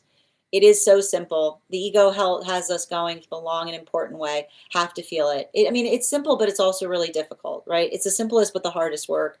This is my inner relationship, just realizing this. That's why I'm here. I'm so glad these messages are helping you right now, Tamara. Seth, thank you for the follow. Happy to read for you on that. If you'd like to get on the list, list is open. 3 cards for 29, but I will ask you to stop repeating your question in the comments. It's not courteous to those trying to communicate in the chat. Thank you. Yes. And Sandra, thank you for sharing the live. Always appreciate when you guys share the live. I asked for a surprise and I'm trying to figure it all out. Spot on. Thank you, dear. You're so welcome, Numbware. I hope you're having a beautiful day today. And again, Seth, please do not continue to ask the same question in the comments. That's not how questions are answered here. Thank you as well for confirmation, Tamara. Thank you as well, Alyssa. Be gifted to you as well, Numbware. I hope you're having a beautiful day today. Right back at you. How are you doing, Mila? Emma, I want to say Milo. It's Emlo. Good morning. Oh, you got the 50K giveaway on Saturday. Yeah, of course. Let me check. You said it was Saturday?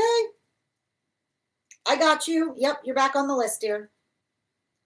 All right, you will be the 5th person read for. Thank you, dear. And thank you so much for the follow, MM. Yeah, I love that paw avatar. It's so cute. Alyssa, good to see you too. Yep, ML, I've got you on the list again. I don't think we're ever totally healed. I wouldn't trust anybody who says they're totally healed. Our job is not to be here totally healed. It's a work in progress. We're always a work in progress. Oh, thank you for letting me know, Minnie. I got you. Excellent. Let me confirm. And you've been added to the list. Thank you so much, dear. It is interesting. Is the Schumann resonance high today? That's good to know. Thank you for that information. I always try to keep up on it. Excellent. Hi there, Alyssa. How are you doing today? Hi, Emily. I got you. Did the readings already start? You're perfect timing. We're about to get started right now, dear. Hold on. Perfect. And sister, thank you for the follow. MLO is your nickname. I love that. Excellent. All right, friends, we are going to get started on personal readings. If you would like to get on the list today, the list is open. Now is a great time to get on the list. 1 minute. And 1 sec. Excellent. And thank you, Liz, for the follow. First person that we are reading for today. If anybody wants to get on the list right now, it's a great time to get on the list. You will be the 7th person read for. 3 cards for a donation of 29 or not more. 4 cards for a donation of 23 or more for my subscribers. Links in my bio. Please keep in mind there are 2 things I do not read for across these apps, pregnancy and medical. Happy to give insight on anything in private readings, and you can book private readings on my site. First person we are reading for today is Stella. Stella, I believe you articulated that you sent an email, so I'm going to look you up there. And just bear with me a moment. And before we continue, how are you doing today, Masa? I hope you're having a beautiful day. And before we continue right now, let's warm up those intuition muscles with an intuition check. I've got the animal spirit guide cards here. We're going to count back from 10. And when we get to 1, I will reveal the card. 10, 9, 8, 7, 6, 5, 4, 3, 2, 1. We got the owl. Thank you for participating. We'll do that again after the next reading. Well done, Stella. I always love to see the person who's about to get a reading get the animal spirit guide right. And I've got you, Minnie. You actually got on the list before Per. So it'll be Minnie and then Per. Thank you, dear, for confirming. All right, I'm going to read the list right now to make sure that if your name is not on the list and you sent the donation, please let me know where you sent it. And if you are on the hold list and would like to be added back to the list, please let me know what date you're put on the hold list and I'll be happy to add you back. We've got 1, 2, 3, 4, 1, 2, 3, 4. We've got 4 spots available today before the list will be closed. And we've got Stella, Alyssa, Minnie, Emily, and Per, and Avatar. And so actually the order is Stella, Avatar, Alyssa, Minnie, Emily, and Per. Excellent. Hi there, Trishna. If you'd like to, Trish, we're doing personal readings right now. We just completed the Daily Collective, which we do, which is a free reading each day. And now we're moving into personal readings. Also, please remember, super fans all get a free card each day. So if you'd like to become a super fan, you are also eligible for a 1 card. All right, just pulling up Stella's question. All right, please hold on as I take a moment to read the comment, the question that came through.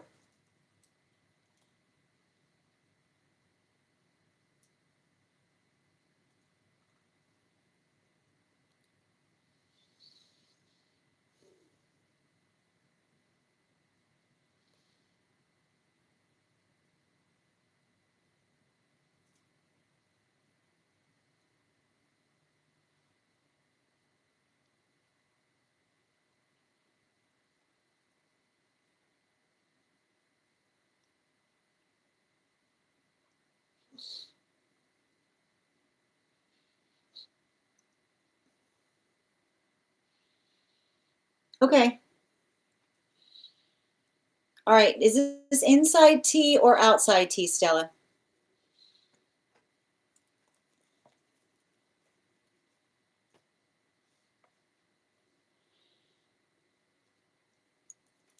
You're welcome. Oh, welcome from Alaska. Okay. So we're doing an energetic read on a situation that seems like it happened quite some time ago. So just reading over the comment, months ago, I dated an individual and we knew each other from high school. We dated for about 4 months. They trusted me and told me a lot of things about their lives, thoughts, etc. We were also intimate together. One time I went out with my friends and I told them that we were dating. A friend of mine said that's crazy because my friend just met him too last week. I was a bit confused and asked him and he said it was only his ex and he just went out for coffee. My friends actually said as well they were only drinking coffee. 3 months later, I had a weird feeling again. I asked him if he dated another girl because a friend of mine told me. She didn't tell me it was just a feeling. It was just my feeling.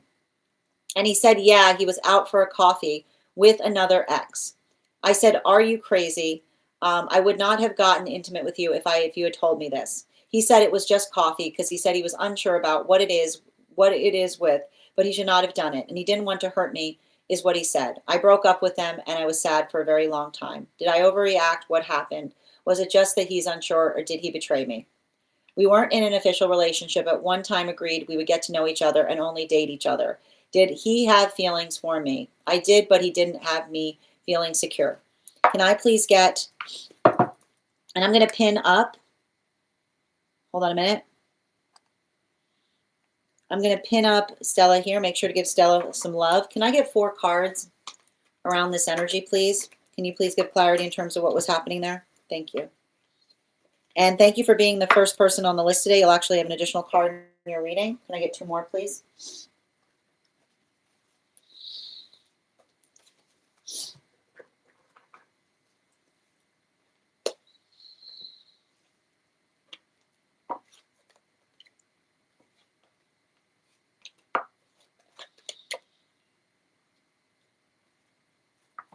Okay, I'm going to tell you a little bit about what I'm seeing here, and then I'm going to start asking for some clarification.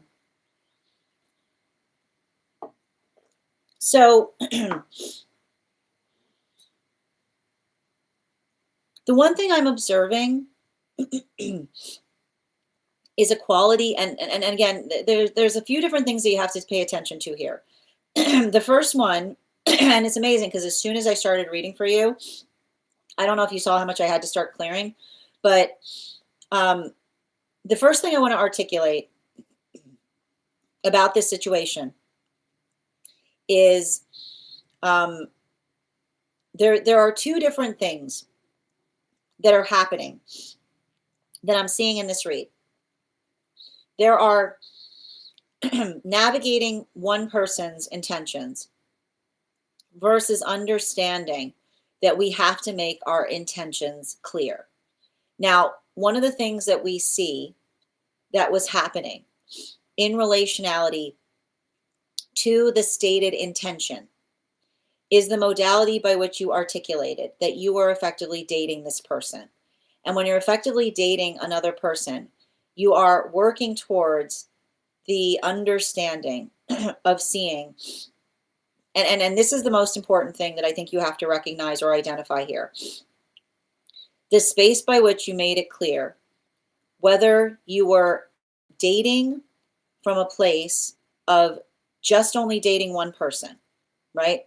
The modality by which you say to another person that we are going energetically steady is the space by which you say to another person that we are going to effectively facilitate a relationship that is just the investiture of you and myself. The hard part is I don't see that you and another person had a clear conversation on that. And the modality by which we articulate dating is often sometimes experienced by another person as trying something out, seeing if we like each other, seeing how we feel about one another. There is a casualness that others sometimes bring to the identification point of dating that is the modality that is often articulated in the space by which we say to another person, I want to be serious about this.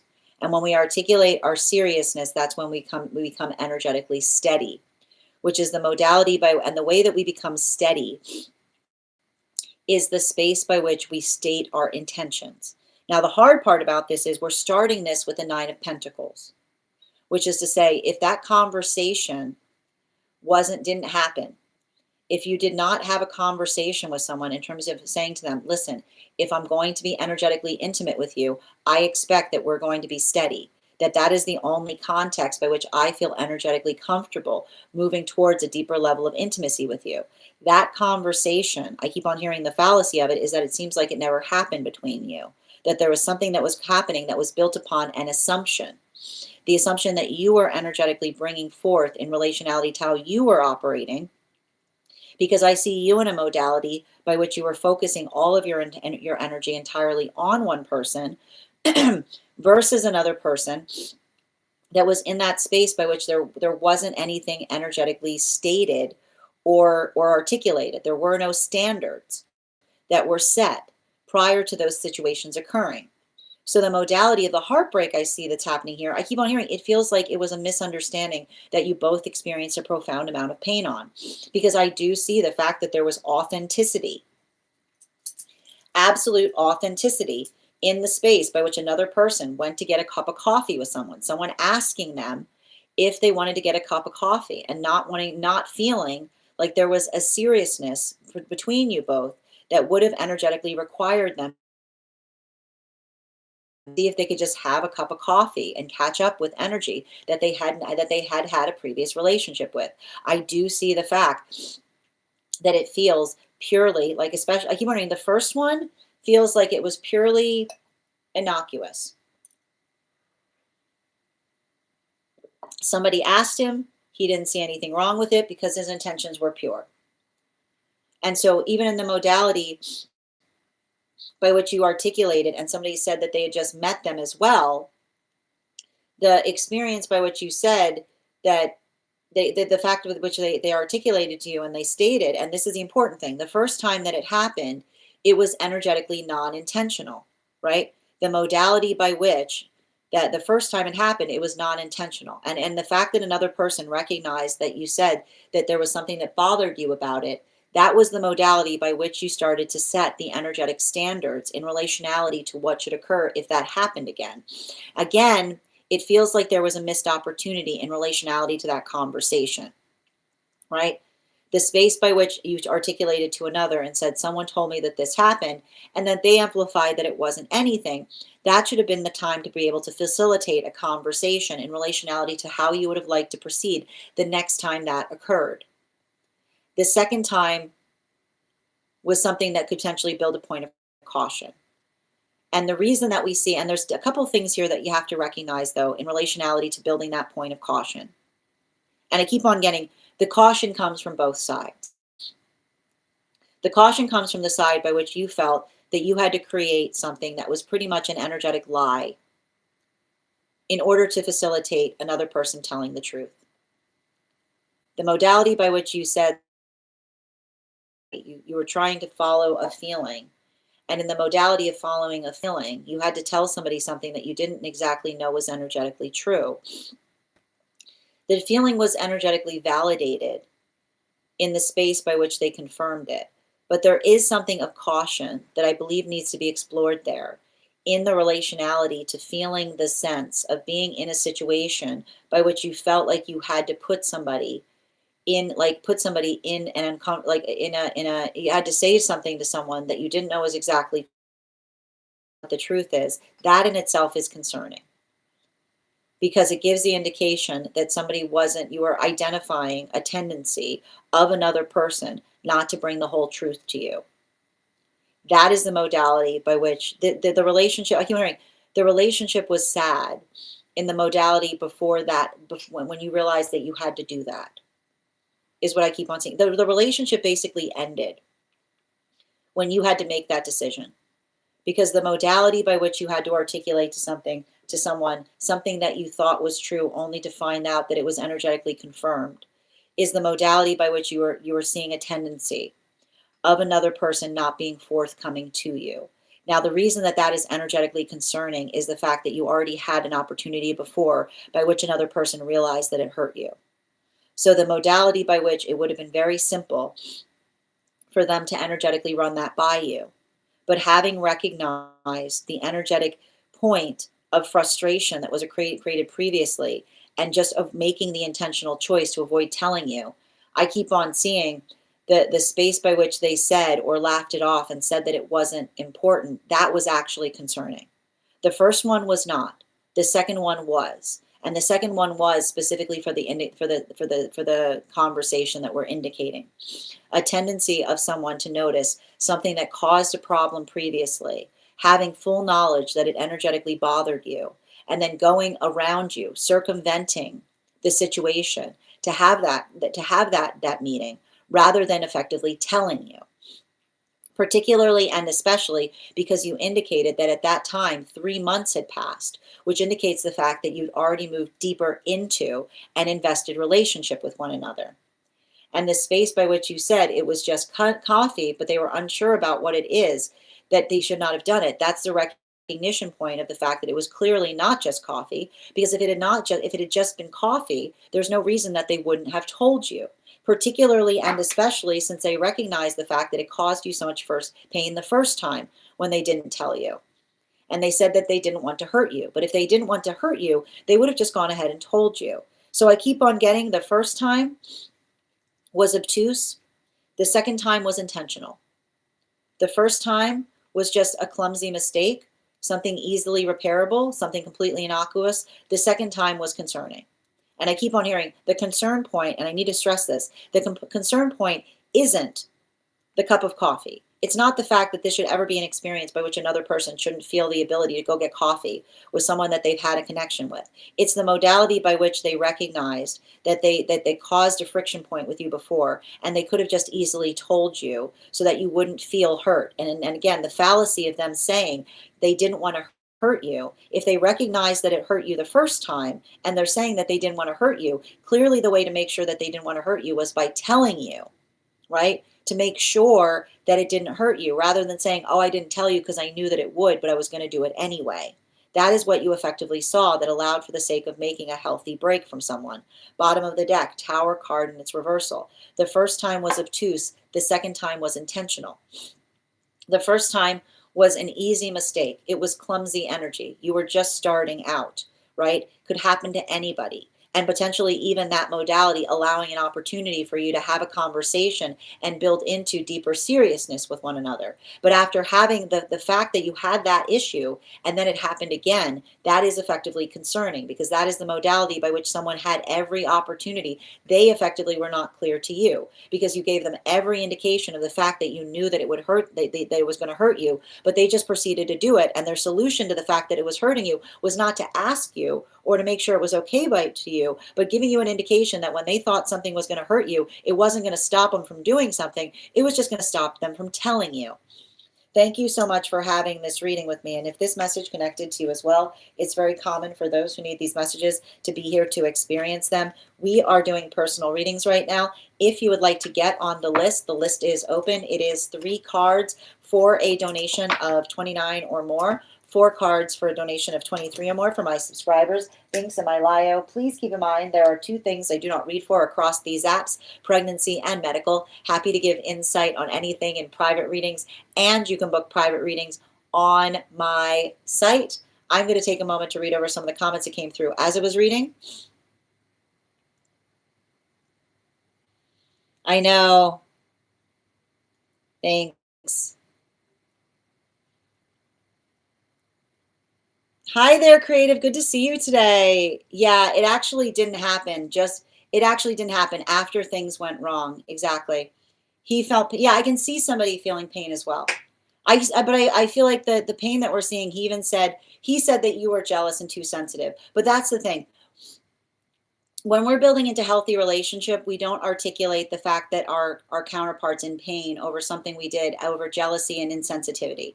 And I keep on hearing it would have been jealous and insensitive if they told you it was happening, right? If they told you that it was happening and you said no, right? The modality by which you said, like, hard stop, I'm not comfortable with that, then that could be considered something that could be identified as jealous or insensitive. But if it wasn't a big deal, there's no reason that they wouldn't tell you about it.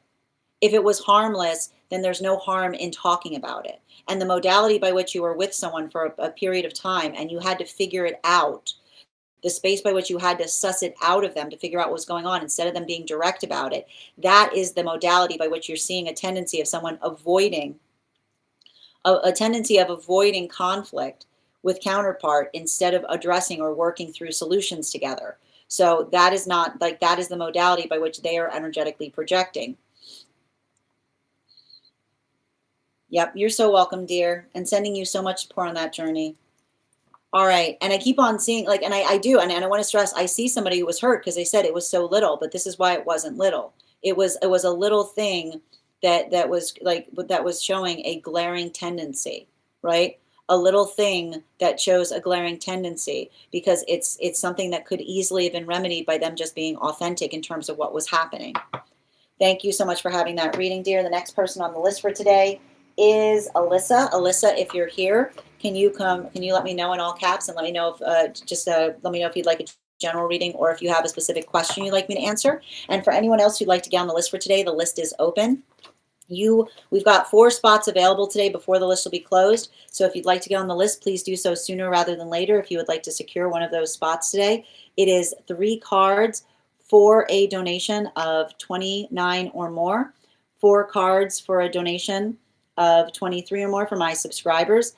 Links in my bio. Please keep in mind there are 2 things I do not read for across these apps: pregnancy and medical. Happy to give insight on anything in private readings, and you can book private readings on my site.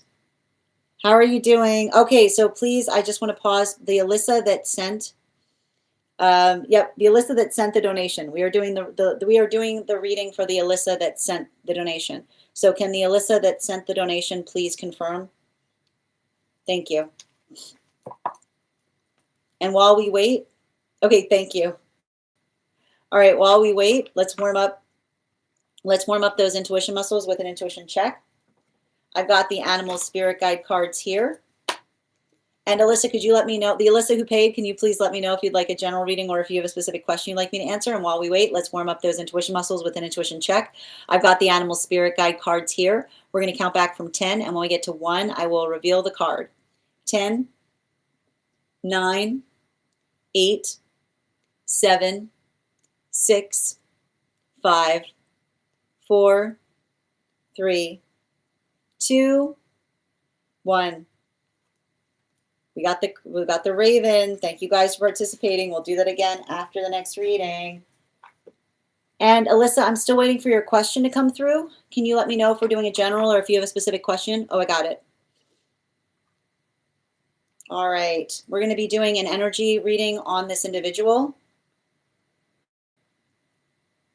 And I pinned up Alyssa. Please make sure to give Alyssa some love. Can I get 3 cards, please, on what's going on with that individual? Woo!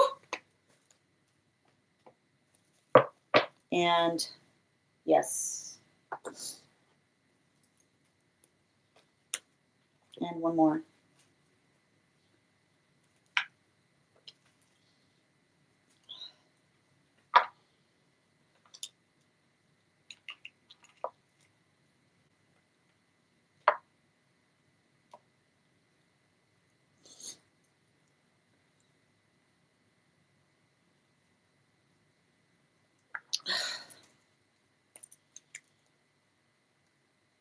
I feel like this person isn't giving you clarity and relationality to where something's going. Healthy relationship has directions attached to it. Healthy relationship has directions attached to it. You know? Like I keep on hearing like we don't hold on. I need to pause right now. So I need to be I need to pause before we continue. We've got 2 different Alyssas that are asking for readings and putting questions up. So just a reminder, the Alyssa that sent the donation is the individual who's currently being read for now. So can I please get confirmation on the Alyssa? I'm going to have to ask that the Alyssa that sent the donation can please give me the last initial that you sent, because I've asked you guys to please be clear.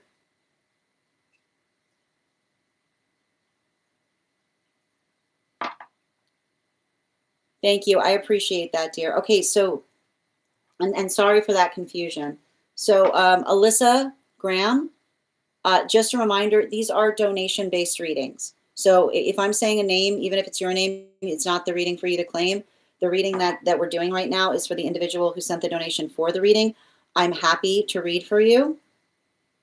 But if you would like a reading, you have to send the donation. So thank you for respecting. Okay, thank you for respecting the way that we do things here.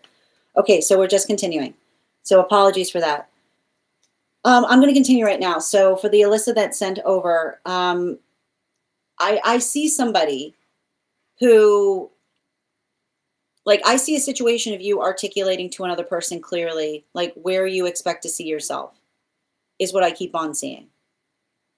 Like, I see you in a space by which you understand exactly what you want. You know what your timeline is. I see another person that's much more, like, I see somebody who doesn't know if they're energetically ready for a relationship. You know? I see something about a capital R in relationality to responsibility. Like, relationships require responsibility. They're not playgrounds. And I think that that's what's happening right now. Like, I see that you and another were in this, like, playground energy. You know? Like, it's a lot of fun, but, like, it's the space by which we understand and identify that I keep on hearing we can have fun and also be serious as it relates to goal setting, is what I keep on seeing. And, like, that's what I keep on. And it's interesting, too, because even in the context by which we were starting this reading and there was confusion, right? Like that's where I see somebody. Like I see a situation by which it feels like somebody has you confused for someone else, right? Like the modality or the experience by which like they're not used to, or they're not in the context by which they're used to somebody as energetically direct as you yourself are. You know, like I feel like this is somebody who's used to energy playing, like I keep on getting some kind of cat and mouse game where somebody says like, oh well, like I don't want that, I'm going to go away. Okay, and now you're going to energetically chase after me. But I see you in the space of you being like they're in for a rude awakening, because I don't see you chasing anything. Why would I keep wondering, why would you chase someone? Why would you chase someone who doesn't want the same things as you? Right? I keep on hearing it's childish behavior. And so I feel like there's something important there. And I would be very conscientious if this is someone that seems like they're going out of their way to try to show you that they're getting over you, is what I keep on seeing. Be very conscientious if you're noticing a tendency around someone who's going out of their way to try to make it clear to you that they're trying to get over you. Because I almost see somebody that feels like they're doing something, hoping to elicit some kind of energetic reaction out of you, is what I keep on seeing. And I just keep on getting, the way we solve problems is not by saying to another person, look how easy it is for me to find somebody else. Like, look how easy, like it's not, I keep wondering, we don't stay in relationships built upon or based upon the ease by which we can leave them.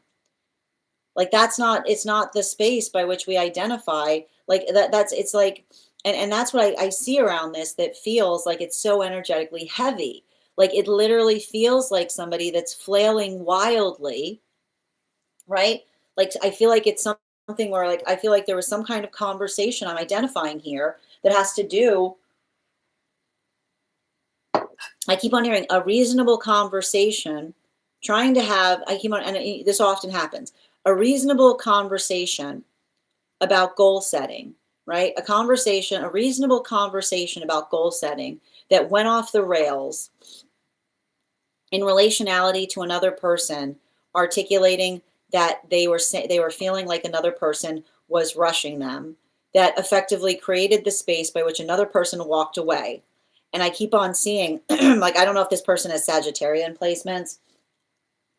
I often see this with someone with like Sagittarian or Taurus placements, somebody walking away from something and being like, I'm done with this. And then waiting, like literally in the space of waiting by the phone, because they don't want to pick back up the conversation, right? The modality by which they return back is the space by which they recognize that they need to address the fact that they didn't finish an energetic conversation. The fact that I keep hearing they left they left some kind of conversation mid-sentence. And that's why I keep on seeing somebody that doesn't want to have that conversation about goal setting. They like things with you just the way it is. They like them just the way it is. And that's why I said, pay attention if this energy seems like they're brandishing a new relationship in front of you, because it feels like somebody that is going out of their way to try to elicit a reaction from you, hoping that your reaction, that you responding to them in a reactive way, will erase the conversation that you are having in the space by which they walked away from it, is what I keep on getting. Like I just keep on hearing reaction, reaction, reaction, reaction, reaction. And that modality, like the space by which another person is trying to come into the space of saying to another person, I'll do anything, right? Like trying to build the context of another person's desperation. Like, I won't say anything about that. I'll do anything. Just please come back here. Like the modality by which they were effectively trying to articulate or elicit that in you, pay attention, is what I keep on seeing. If there's something they're doing right now that feels like it's extremely fast, pay attention if this is someone that's doing something extremely fast, because all I keep on seeing is whatever they said to you was trying to bring the relationship back to the place it was when you guys first began. Like whatever this was, like this is them trying to bring new relationship energy back into an old experience. Someone who's hoping, because I keep wondering, if you guys start again, you don't have to have a conversation on where it's going. This is them trying to play, this is them trying to take something slow, but trying to slow something down by creating a separation, only to try to come back in relationality to, like I keep on hearing saying like, oh, like I couldn't bear to be without you, right? So be very conscientious about that. And I keep on hearing your confirmation on that is if it feels like they're brandishing a relationship too quickly in the context by which you came into a separation. Like it's giving me a lot of that. It almost feels like somebody who's waiting for, I keep wondering, they're waiting for a text that says, who's that? Right? Like I literally see somebody who keeps on looking at their phone, waiting for a text with the word who, and there's an expletive there, is that. Like the space by which another person is trying, like intentionally trying to elicit jealousy, to create passion, to erase a conversation about direction. Bottom of the deck on this reading, they're going to come back. And the reason I'm saying all of this is I want you to be very conscientious about the conversation you were having before they walked away. Especially if there was conversations about moving in together, is what I keep on seeing. If there were conversations about like of you spending more time together, be very conscientious if this is an energy that is coming back towards you. Because I keep on seeing this isn't a closure point. This is someone trying to get back into a new relationship energy. They only like the beginning of relationships. They're going to do it again. So if you are having a conversation on direction and this energy comes back and I keep wondering, don't let them wax poetic. Don't let them, I miss you isn't the same thing as I want the same things from you. I miss you. Like this is not them like this is not them building passion between you right now. No passionate reunion energy, right? No modality by which they call you in the middle of the night and say, I can't do this another minute, get over here. Because I'll tell you right now, that's the type of message you're going to get from this person, right? Like a lot of this energy here. So I want you to be very conscientious about that. And whatever that conversation was, right? Right. This is the sound of someone having cold feet and trying to basically erase the time in between you both so they can start the relationship from the beginning, from the ground up, right? They're going to do it again, especially if this has happened before, because it's saying to me, it has nothing to do with the fact that they don't want you, has nothing to do with the fact that they're not passionate about you, has everything to do with the fact that they're terrified of moving into partnership. They want all the benefits of a relationship without any of the responsibility of one.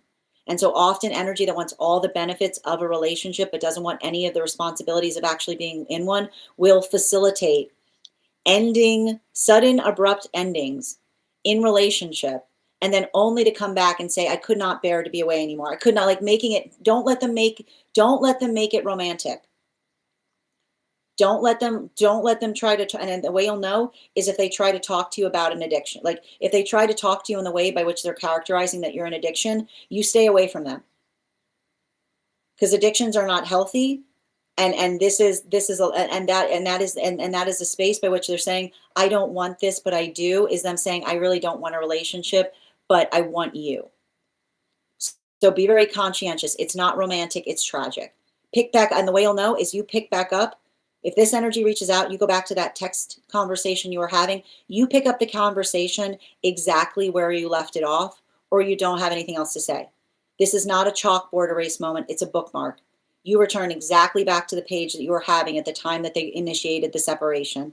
Thank you so much for having that reading with me, Darren. If this message connected to you as well, it's very common for those who need these messages to be here to experience them. We are doing personal readings right now. If you would like to get on the list is open. I've got 4 spots available today before the list will be closed. 3 cards for a donation of $29 or more. 4 cards for a donation of $23 or more for my subscribers. Links in my bio. Please keep in mind there are 2 things I do not read for across these apps: pregnancy and medical. Happy to give insight on anything in private readings, and you can book private readings on my site. I'm going to take a moment to read over some of the comments that came through as I was reading.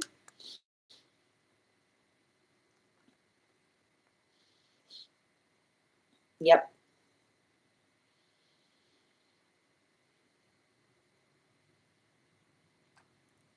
Hi there, Liz.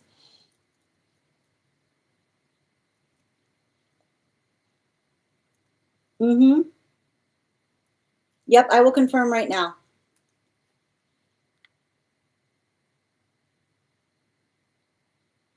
Yes. And Grand Rising, Ella, good to see you. They're a Scorpio. That makes sense. I was going to say a Scorpio is somewhere between a Sag and a Taurus. So that makes a lot of sense. He basically told me he didn't have feelings anymore. That's not true. But he said he wasn't interested in anyone else. No. Yeah, that's flat out not true. That everything I'm seeing, that I keep on hearing, that was just not true. They said that because they're trying to create the distance to restart the connection. Yeah. Yeah, we're both going back to school. We are planning yeah, exactly. See, you were both going back to school together and you're planning a future, right? It's a fear of commitment. That's why I said if they try to get back to you, you pick back up right where you left off so you don't go through this all again. Sending you so much support on that journey, dear, and thank you for having that reading with me. Next person on the list for today is actually, hold on, apologies. The next person on the list for today is Avatar. Avatar, if you're here, can you respond in all caps? Let me know if you'd like a general reading or if you have a specific question you'd like me to answer. And if anybody else wants to get on the list right now, the list is open. It is 3 cards for a donation of $29 or more, 4 cards for a donation of $23 or more for my subscribers. Links in my bio. Please keep in mind there are 2 things I don't read for across these apps: pregnancy and medical. Happy to give insight on anything in private readings, and you can book private readings on my site. We've got 4 spots available today before the list will be closed. Vincent, I'm happy to read for you if you'd like to get on the list. I don't do health readings here, but you can get on the list for the other topics. It's 3 cards for a donation of $29 or more via my tree that has links in it in my bio. Also, again, we are at 10.7K likes. When we get to 50K, I will be gifting a reading back to the collective. So make sure you're tapping that screen and we will get to 50K in no time. Before we continue right now, I'm going to warm up those intuition muscles with an intuition check. We've got the animal spirit guide cards here. I'm going to count back from 10, and when we get to 1, I will reveal the card. 10, 9, 8. Thank you for those gifts, Vincent. 7, 6, 5, 4, 3, 2, 1. We got the cow. Thank you, guys. We'll do that again after the next reading. And I'm going to be pinning up Avatar here. Make sure that you give Avatar some love. Guys, remember how many times we got the cow yesterday? That was wild. It's so Capricorn. It's so Capricorn to just get the cow over and over and over again right now. Anything energetic from my parents I'm holding on to, keeping me from alignment. What a wonderful, incredible question. 4 cards, please. Highest priority messages. Yep.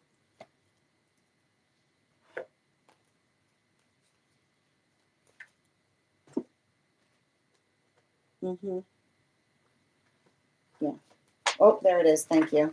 Yeah, and it's in its transverse. Mm-hmm.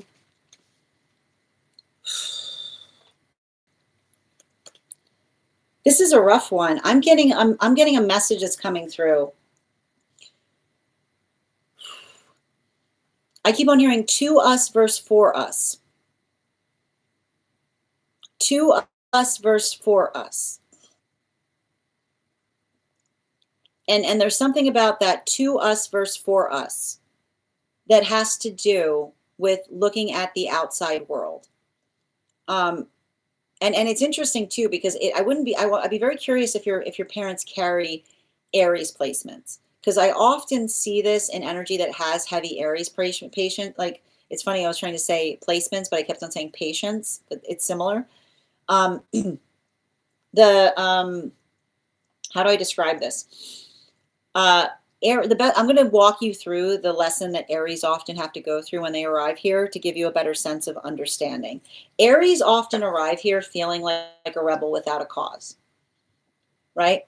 Aries often arrive into this experience with this rebel without a cause mentality, which is the modality by which another person says, it's me against the world, right? It's me against the world. The whole world's out to get you. It's you against the world. It's you against the world. And so it will be, right?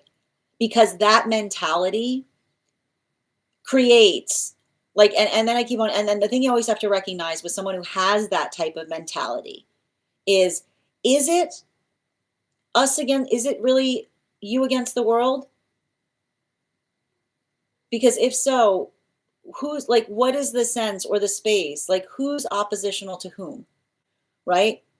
Because the modality that happens when you feel like the world is out to get you often get into the space by which you are the one who's out against the world, right? It creates a chip on the shoulder. It creates a modality like when you go outside, right? When you go outside and you're energetically ready to fight, a fight you shall have, because there's only one pugnacious person out there, and it's you. It's you. It's you. It's you. It's you are the source. Like you are the source of the pugnaciousness, right? The mentality or the modality by which you say to someone, get ready for a fight, right? And you get somebody all amped up, be like, get ready to fight, get ready to fight, get ready to fight. And then you go out there, you're like, you know what I mean? And you're really, really energetically ready to fight. And everybody else is peaceful. Where is the force of contention coming from? And I keep on getting, it's not without good reason. It's not without good reason. I see some energy here that had to struggle. I see some energy that had to really, really energetically struggle for something. I would not be surprised if there was some kind of pathwork by which they changed the locationality from where they were because something was so hard, is what I keep on seeing.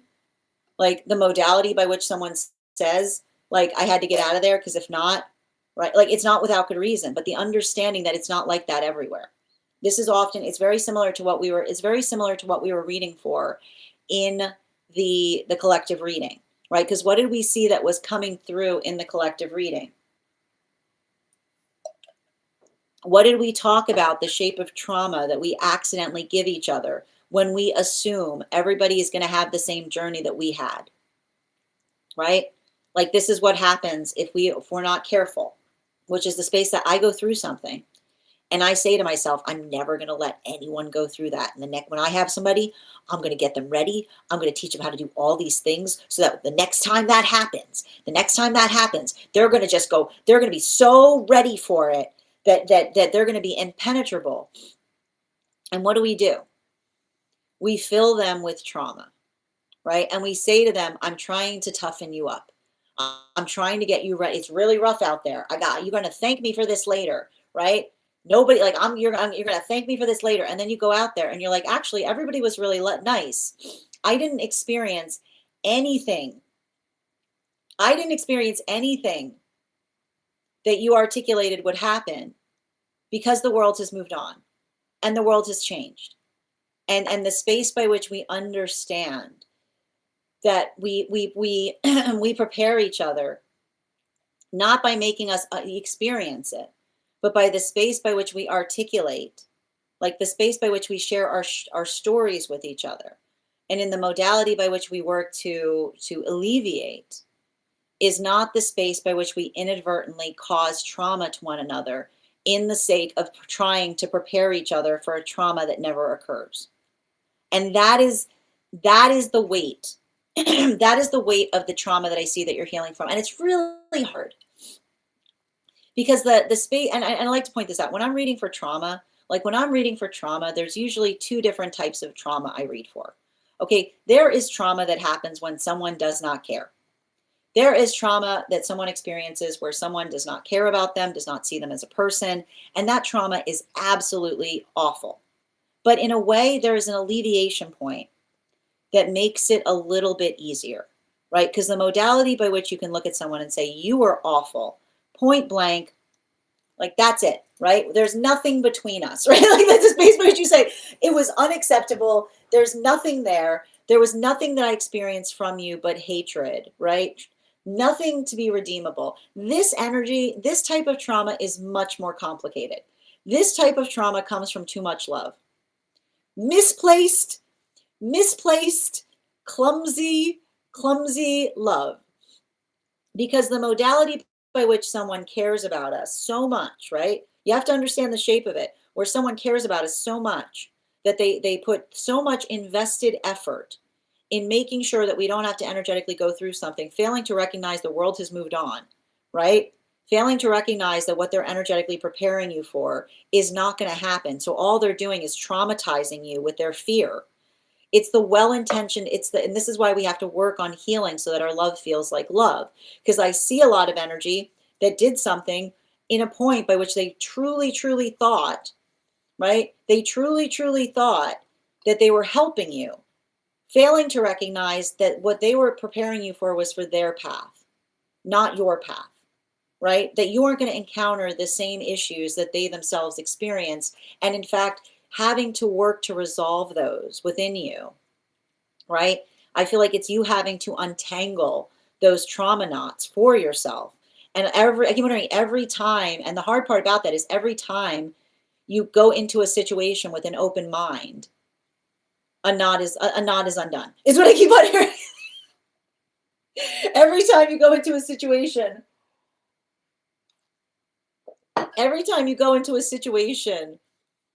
with an open mind, instead of working into the fear or the anxiety that another person put there, I want you to think about that. That is the work that you're doing to heal. That is you untangling those knots. That is you doing that invested work and saying, you know what, I actually went out there. It's not like that. I've got some news to share. I got some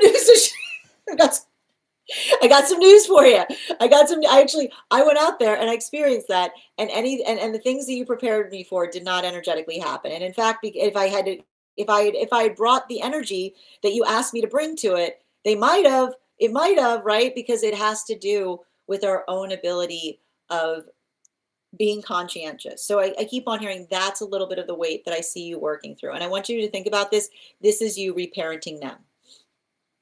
The greatest gift that we can have as energetic children is when we get into the space by which we can reparent.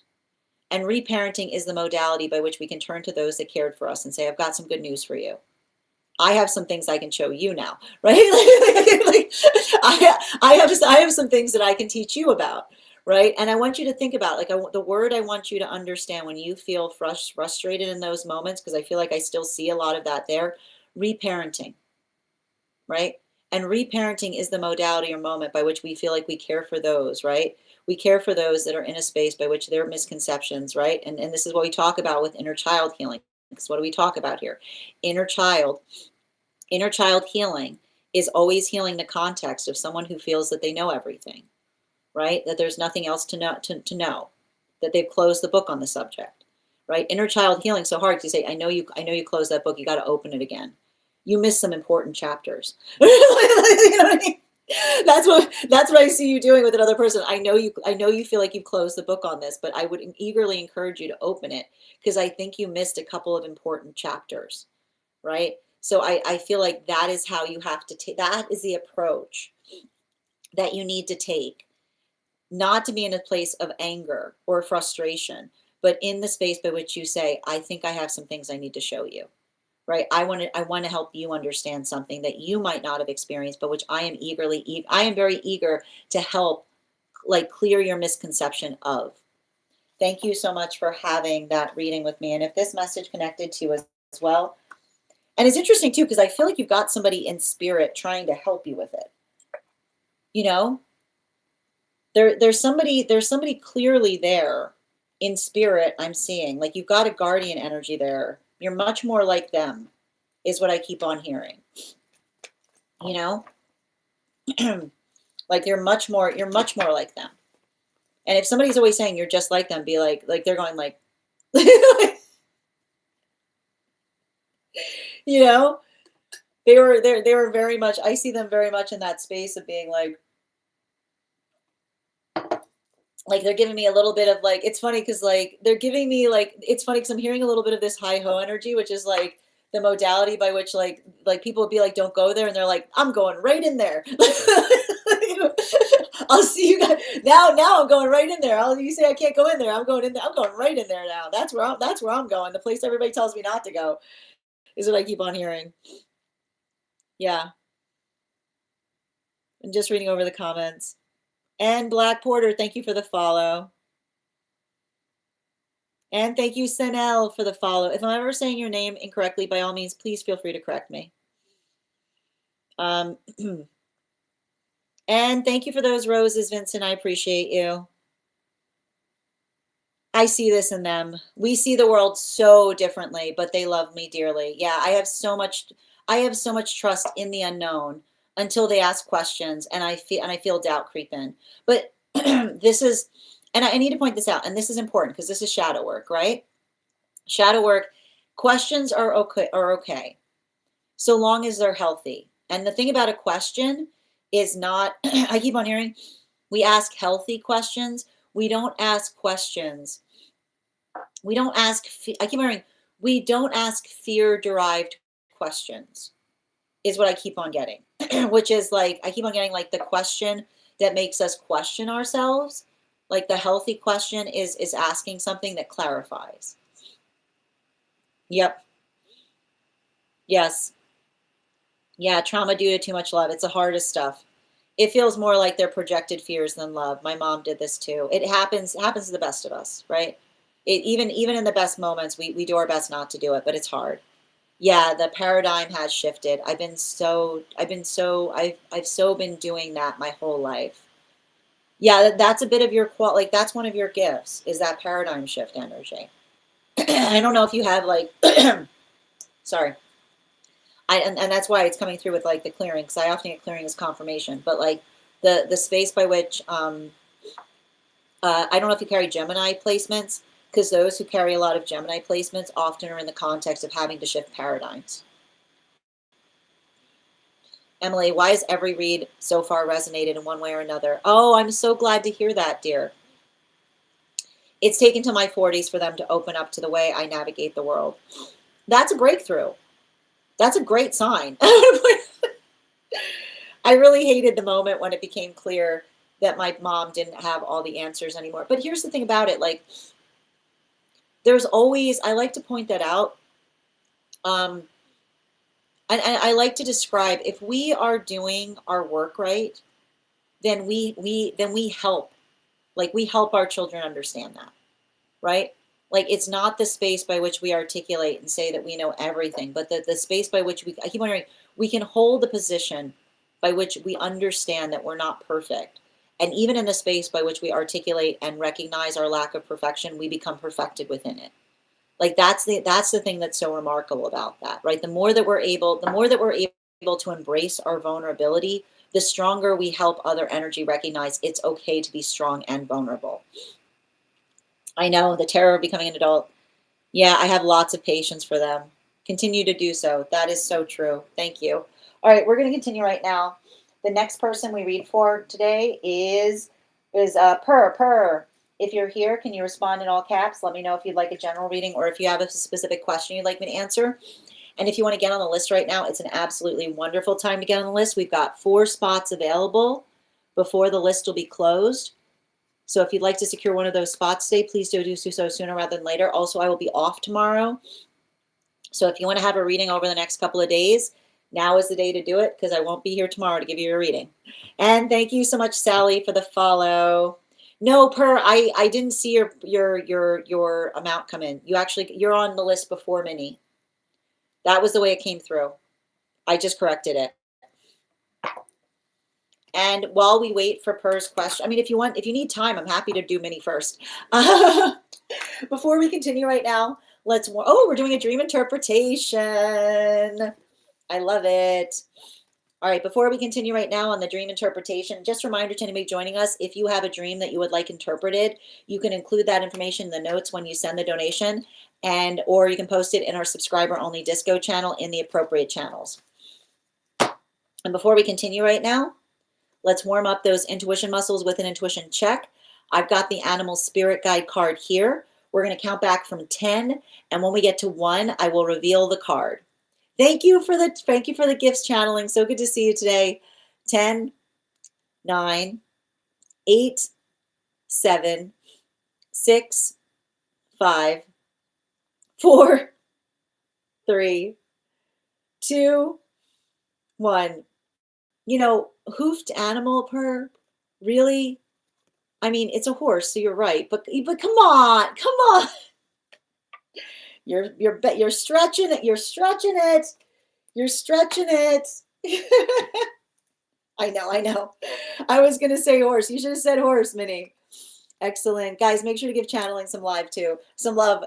Some love. Give them some live. So interesting about the Geminis. I guess it's why I attract them. You just enlightened a pivotal thing for me. Oh, I'm so glad to hear that, dear. Oh, which deck? This one? It should be on my, I'm really bad at that. I'm so bad at these things. It should be. I'll post it. So here's the thing, channeling. Oh, the animal spirit deck. Here's the thing that was gifted to me. I have not seen that anywhere, but you know what's interesting? Rainbow has the tarot deck, which I'm very interested in finding out more about. The hard part for me with posting decks here is that I think you've probably seen a post that I did on it. Some of the decks here, I always want to make sure that they're the actual deck, because there was definitely, like I ordered a Smith-Waite Centennial deck off of one of the vendors here on the site, and it was clearly not the original vendor. I was really, really upset by that, because I looked to purchase the actual deck because I want the quality. And I did a whole, you can go back to if you go back to my posts, you can see a whole reading on me showing the difference between the actual deck versus the deck I received. It's like, it's frustrating. So it's always hard for me because I always want to post the decks I have, but I often need, again, the space by which I have to I always have to order it first to make sure it's the actual deck, because unfortunately it's very common for others to manufacture like facsimiles, Yeah, it's very you can find that if you go on my page in the tarot section. You should see me. I literally do a side-by-side comparison showing you the ways that you can tell the difference between the actual Smith-Waite Centennial deck versus the facsimile. Yeah, it's really fun. I mean, again, if you're not serious about tarot, it's not a big deal. But like you've seen, like these cards go. Like I want, like they're like I love. Like look, I've reached out to Cavallo. I've said to Cavallo, I love this deck. The cards need to be twice as thick and bigger, right? It's heartbreaking to me that this deck is so small, because it's a beautiful deck, and the manufacturing does not do it justice, So. All right, sorry, just go. Thank you for coming to my TED Talk. Excellent. A good time to get a reading, Alyssa? Now, I miss Saturday due to be. Oh wait. Are you on my hold list? Oh, Alyssa, wait. Are you on my hold list? Because if you're on my hold list, I can add you back to the list. Wait, Alyssa, you're the Alyssa who was on the hold list. Oh, why didn't you say? You gotta speak up for yourself. You gotta speak up for yourself. You gotta speak up for yourself. Okay, look, you were on my list before. You didn't come in the day that you said so. Look, I got you right here. All right, I've added you back to the list. Yeah, that's all you need to do. You just need to say, I'm on the hold list, and you just need to tell me the date that you're put on the hold list, and then I add you back to it. Okay. No, I do too. We were talking about it. I'm sorry. Like, that was where there was confusion. Well, I mean, we got it. Like, we're not reading it. So like, hold on a minute. Yeah, just bear with me a minute. I'm just reading back on the comments. Excellent. Yes. Oh my God, I was going to say horse. Amazing. You should have said horse. So interesting. Yep. No, it's a very good point. I'd be very curious about what your placements are if you're drawing Geminis to you. I draw Capricorns to me like crazy. Yep. But I'll look around channeling. I'll see if I can find the deck. Like I've never seen it anywhere. It was gifted to me by my mother. So I can ask Rosa where she got it. Yeah. Give me some life is so real. Yeah, give me some light. Yeah. No, yep, I got you. Labaki, I'm happy to read for you on that if you'd like to get on the list. List is open. I've got 4 spots available today. Right. I feel that. The only things I put in my showcase I personally use. Very, very, very similar. Yeah, you got to be careful. Thank you as well, Minnie. I know it was really frustrating, you know? Yeah, why I mean like the hard part about it too, and I like to give credit. There's a possibility that the person who was selling it did not know it was counterfeit, right? It's not even me. Like, I don't like to read intention. They might have accident. Like, if you don't know that, it's even worse because even as a vendor, right? Like, the vendor might not be aware of it either. If you're not in the space by which you're able to effectively assess, right? Like, that's what's so difficult about it. Yeah, I've gotten a deck ripped off before and I was upset. Is it sad to use? It's not that it's sad to use. And here's the thing about it, like a regular person, like, and I don't want to say a regular, okay, like I would have like backed that up. I don't want to say a regular person. Someone who is not, someone who does not utilize the tarot as often as one does, right? Like it might not be a big deal in the grand scheme of things, but like one of the reasons I like to drive my those who I work with towards this particular deck is because of the quality. And if you use the deck a lot, like I know that these cards are going to hold up for a good portion of time. So yeah, it's frustrating for me as someone who has to put like my deck through a lot of paces to be expecting a quality deck and then receiving something that's clearly not the same degree of paper quality or thickness. Yep. And Nixie Moonly, thank you for the follow. That's a really cute name. You're so like me. I like the cards bigger and thicker. I want to make a joke. I'm gonna be good. I'm gonna be good. I'm gonna be good. Yes, ma'am. Thank you as well, Alyssa. Yep, I got you on the list now. Thank you, Avatar. Are we reading for Venus and Mars going to Aquarius? I'm not worried about Venus and Mars going to Aquarius right now. We need Mercury to get out from behind Venus. That's what's driving us all batty right now. Because I keep on seeing channeling that it's not that we're going through a Venus in retrograde, but Venus stuck between Mercury behind it and Mars in front of it, really, really jammed up, is making it feel an awful lot like a Venus in retrograde. Yep. Woe is grief. Thank you, dear. Nope, I got you on the list, dear. No worries. Hold on a minute. Oh, work, yes. Those are my Venus. Oh, those are your Venus and Mars placements. Really? Oh, so this is going to be interesting for you next month. Huh.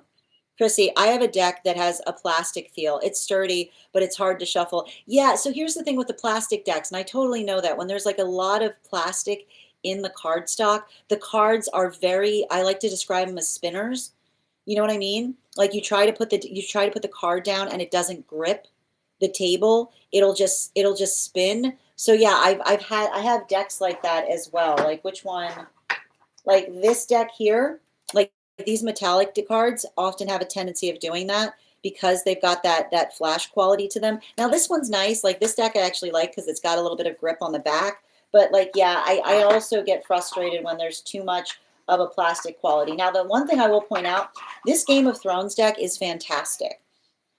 And it's got a bit of a plastic quality to it, but they're very durable cards, and it makes up for it because there's actually I feel like they recognized and they worked through the plastic quality by putting there is a crosshatch in it that actually almost acts as a mat effect, so it weighs the cards down. Very, very, very, very beautiful deck and really, really good quality. Highly recommend it. I spoke to the person that made this deck when they created it, and I literally was like, "You did an amazing job on that," and they were like, "Thank you." I'm a Gemini, Venus, and Mars too. Oh, so you guys are all gonna have some interesting Gemini, Venus, and Mars. I love a Gemini, Venus, and Mars because it's like whatever, like you can find love in everything, right? The hard part with the Gemini Venus is being like very. I feel like a Gemini Venus is almost like very similar to a Venus in Cancer, which is like how's that romanticizing everything going for you? like, like someone will like Like someone will stab you and be like, "Was that a love letter? Are we in love?" Like, it's like that. Like someone will be like, "I hate you." I'd be like, "I think they like me." Yeah, where did you come from? Yeah, that Gemini we were talking about Geminis gravitate to people that shift that the paradigm. Like Geminis hear the word paradigm and they're like, "What did you say?" Like the idea of paradigm shifting is like catnip to a Gemini, you know? Fashionably late. Good to see you, Nikki. It was an oracle deck, not tarot. That's fair. Yep. Hold on a minute. Where were we? Yep. There was something earlier I thought we were Nikki joke there. I was thinking that when I was typing and I was like, I wonder if people are going to get it. I know I did. Very subtle, very subtle. Yeah, I thought I was channeling saying there were Gemini, Venus, Mars. It's okay, Nikki. How do you shuffle decks that are a bit too big for your hands? I mean, I have that problem constantly. My hands are ridiculously small. Practice makes perfect.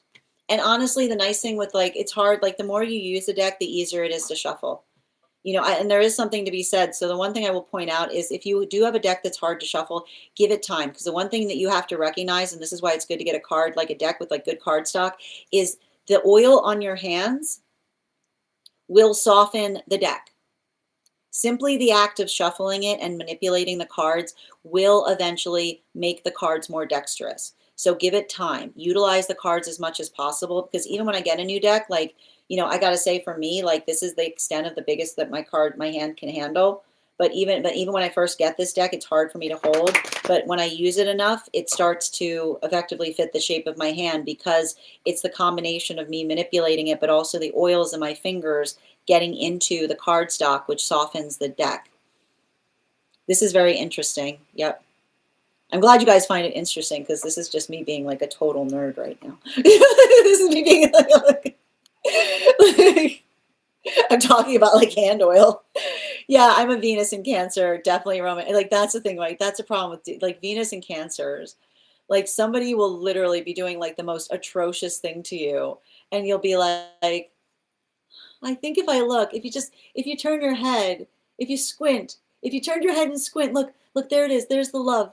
There's the love. Yeah, if you turn in the right light. No, if you just turn it just the right way, there it is. You see it? You see the light? You see the love? You see the love? Be like, you should not have to look at something that closely to be able to find the love in it. It should just be there. Like catnip. I couldn't have said that better. Thank you, Avatar.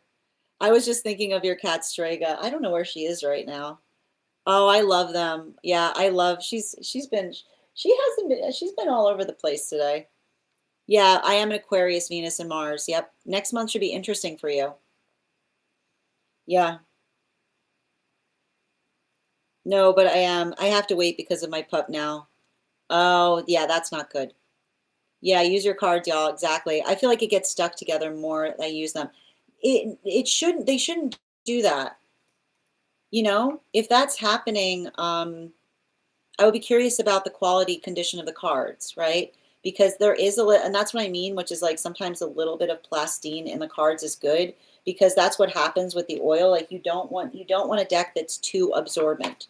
Because if the deck holds too much, like if the deck is too papery, then yeah, they will start sticking because of the oil in your hands. You're welcome, Anoriel. I kind of like newer decks for that reason. I'm definitely up for a crazy thing you heard. Yeah, since this year, hold on a minute. We're gonna get back to readings in a minute. Sorry. Since this year, it is forbidden to really, it's forbidden to breed sphinxes in the Netherlands due to health reasons. Oh, I'm so curious about that. Do I feel like my decks have different personalities? Yes, absolutely. I mean, in relationality, and again, like so one of the things with me is I actually use multiple decks because when I'm reading, like, and you guys have seen it here, when I'm doing a private reading, I'll sometimes, depending on how long the reading is, I'll break out 4 or 5 decks. So it's actually important I have different decks so I can put them back together again. Um, I love, I love the Tarot del Fuego, amazing deck. I love the Tarot of the Divine. The amount of work that the artist put in figuring out all the myths to this deck is just incredible. I'm a big fan of the Aquarian Tarot. Beautiful, beautiful deck, an older deck. It's something that this was created in the 70s. A Game of Thrones tarot, and like absolutely remarkable deck because again, I've spoken to the artists. They put a lot of work in terms of studying the actual Smith-Waite system to create the card decks. So yeah, but again, and then like so, I think that it's important too. Like I feel like there are different energies that the cards have in relationality, and also like the interpretation of the cards. You know, I keep yelling at my friend Kelvis because he's the one who did my tattoo. Beautiful interpretation of the cards. And I love his interpretation that he created for the tower because in his interpretation, there's a girl standing in front of the tower as it's coming down. It's really beautiful. Someone said if you do not have a home, you can't be a tarot reader. Oh, you can say anything. What? Like,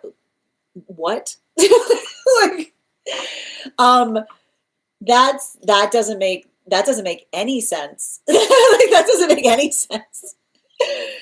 Hi there, how are you doing today, Robert? Yeah, I had to run and get a Smith-Waite and get my Smith-Waite deck, the Centennial Edition even. Excellent. Yeah, that's the one that I use. Like that's the one that one's wonderful because you know what? They went back to the original art to make sure they color corrected the deck. You can't, I mean, you could just, I mean, sure, you can say anything you want. Like, okay. Like the fact that they provided no reason. Okay. Oh, that's weird. Thank you, Maud, for the follow. Okay, no problem, Avatar. Yeah, that Iron Throne, I knew it. That makes sense. Do you use? I haven't used the Lenormand. Honestly, it's not because I find it really compelling, but I'm so deep into the practice with tarot, like the idea of moving into a different system. Like I just at some point I want to start working on it, but I'm too in the weeds right now with this. And thank you, Vi, for the follow. Yeah, that was a reaction valid. What a strange. It's just, I mean, sure, you can say whatever you want, you know? That is the essence of the tower. Get to have that perspective. No, it's beautiful. Yeah, I'm always yelling. Every time I see him, I yell at him to finish that deck. All right, we're getting back to it. All right, we're getting back to we're doing a dream interpretation next, friends. And if anybody else wants to get on the list right now, I've got 3 spots available before the list will be closed. It's 3 cards for a donation of 29 or more. 4 cards for a donation of 23 or more for my subscribers, Binks in my Lio. Please keep in mind there are 2 things I don't read for across these apps, pregnancy and medical. Happy to give insight on anything in private readings. And you can book private readings on my site. Thank you, Patricia, for the sharing the live. Oh, and thank you for the heart, Mies L. That's valid. And thank you, Vay, for the follow. All right. Look, I figured out a sound. We're doing a dream interpretation. Check it out. All right, I need a better sound. That didn't sound that great. Dream interpretation. It's a work in progress. All right, guys. It's a work in progress. All right, we're continuing. Before we get started, let's warm up let's work off the intuition with an intuition check. I've got the Animal Spirit Guide cards here. We're going to count back from 10, and when we get to 1, I will reveal the card. 10, 9, 8, 7, 6, 5, 4, 3, 2, 1. The salmon. Thank you guys for participating. We'll do that again after the next reading. And if you guys want to get on the list right now, it's a great time to get on the list. You'll be the 3rd. We got 3 spots left before the list is closed. We need like a ding. I love it. I went and got it because I thought I heard you say you were looking for it, but got a fake one, hence the item number. Well, there you go. Again, like if you go to, Emily, if you go to my page, there's actually a video I have that says how to spot a counterfeit. That'll show you all of the different ways. Because here's the thing about it. Some of them duplicate the box. Some of them duplicate the box. Even though it has the item number on it, they'll duplicate all the things on the box. Like that, I tried to do that to help you discern the difference between the actual deck versus a counterfeit. You heard a sound similar to that in your meditation the other day. I love this. I actually got this when I was in Thailand. I love it. I just need to get better at playing it. Yeah, we did already have a horse already. All right, we're doing a dream interpretation. Is this outside tea purr? Just let me know. Okay. I assume it is, but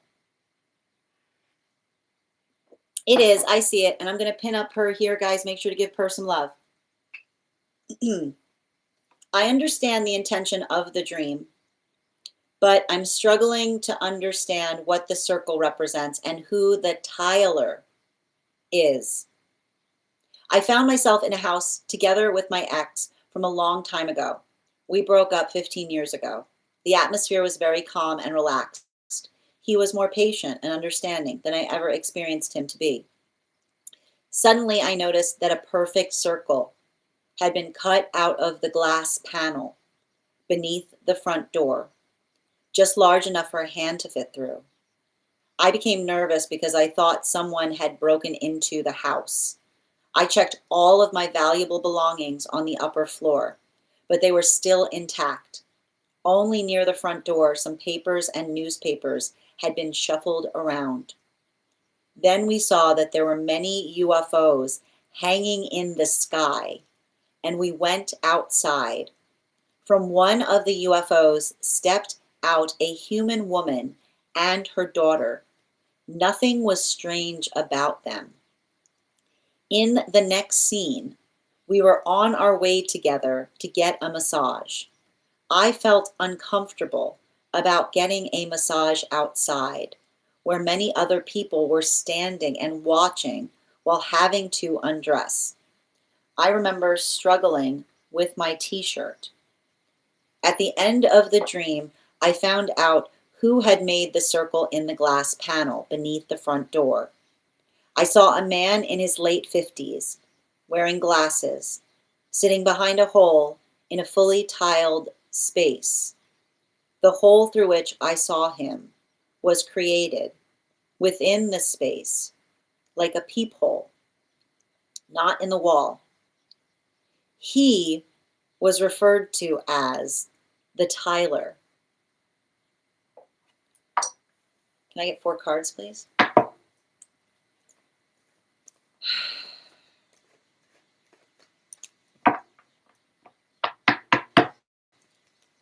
Mm-hmm.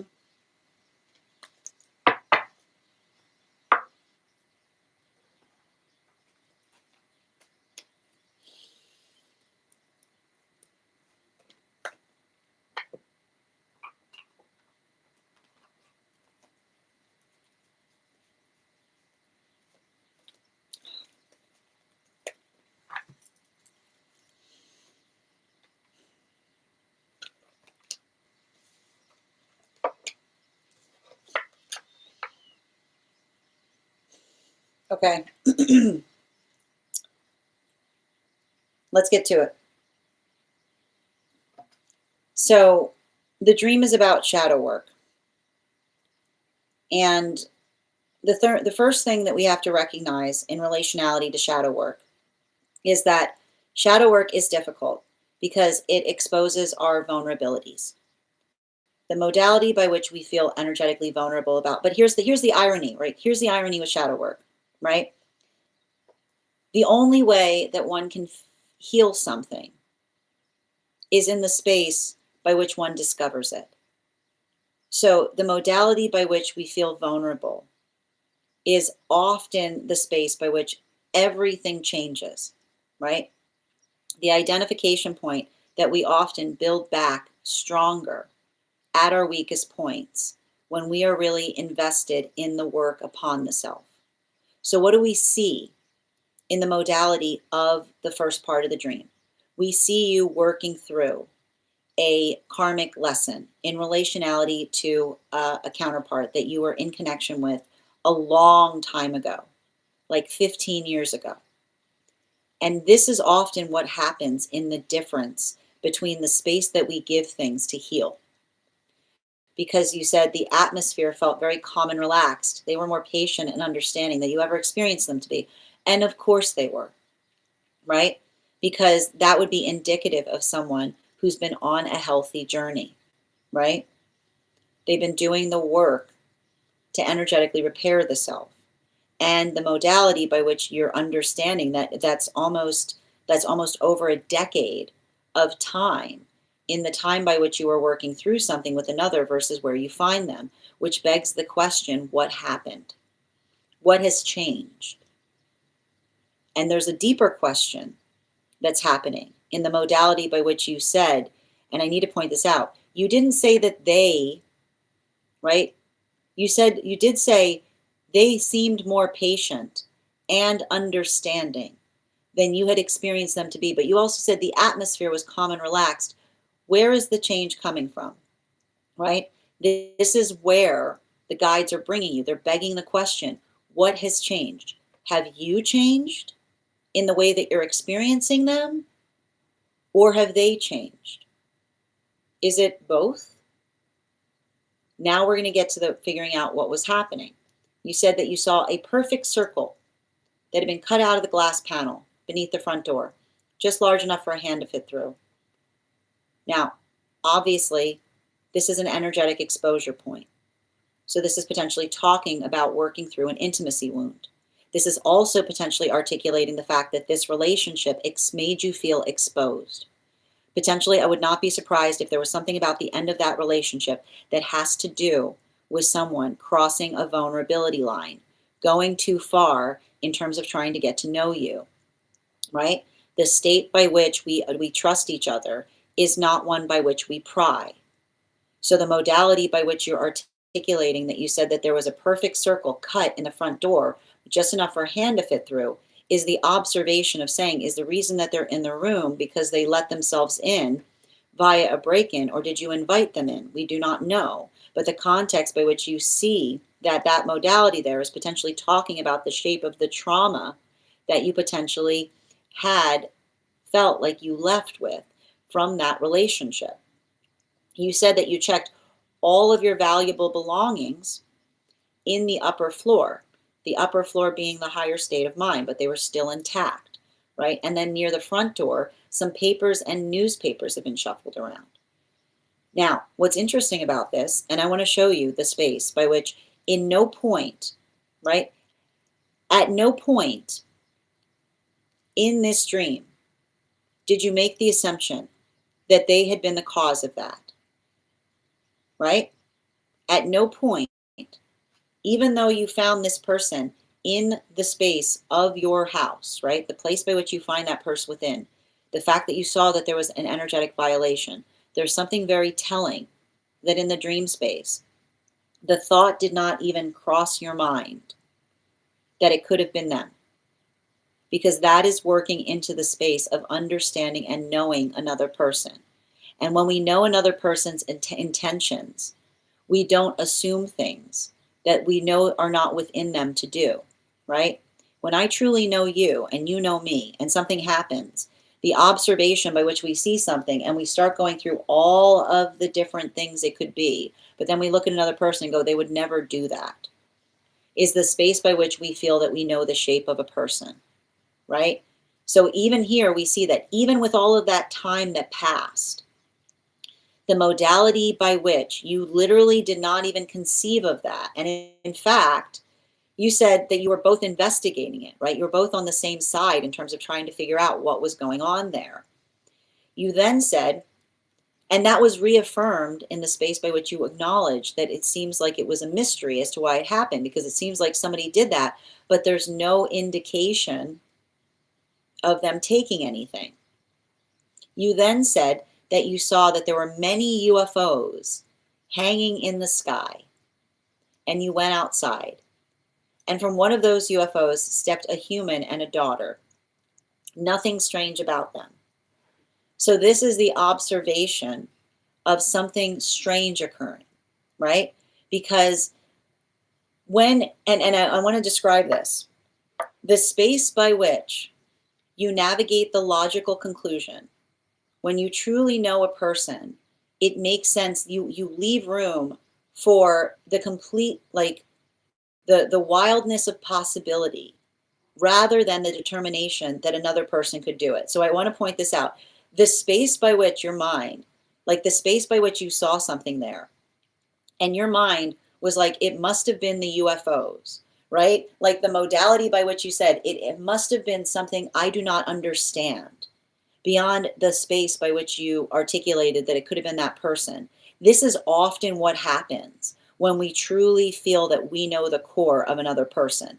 And often the space by which another person says that someone did something and we go, it was not them, right? And someone goes, but it could be, like, no, it could not be. Absolutely not. Like, that's the moment by which you say to another person, I know that person to the fiber of my being, and I know that they would not do that. It goes simultaneous the other way, right? Sometimes you see something and you're like, that's got their paw prints all over it. You know what I mean? Like, sometimes you see things and it's saying, pay attention to how you recognize frequency. This is potentially one of your gifts. Like the modality by which you're like, no, that's not them. That's not them.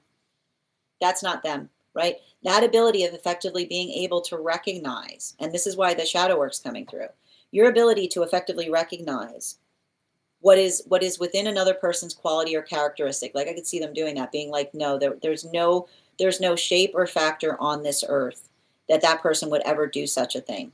That is a bit of it. That I feel like in a way the guides are kind of showing you one of your gifts in relationality to being able to recognize the energy that is around something. Because at no point did you ever come to the space of saying to them, did you do this? You're like, you just knew. You just energetically knew without question, right? There must be something wild going on. There's UFOs, right? It could be anything else because you know what is possible. But this is important because then we say, and this is why you identified the fact that you said you saw coming out of the UFO a human woman and daughter.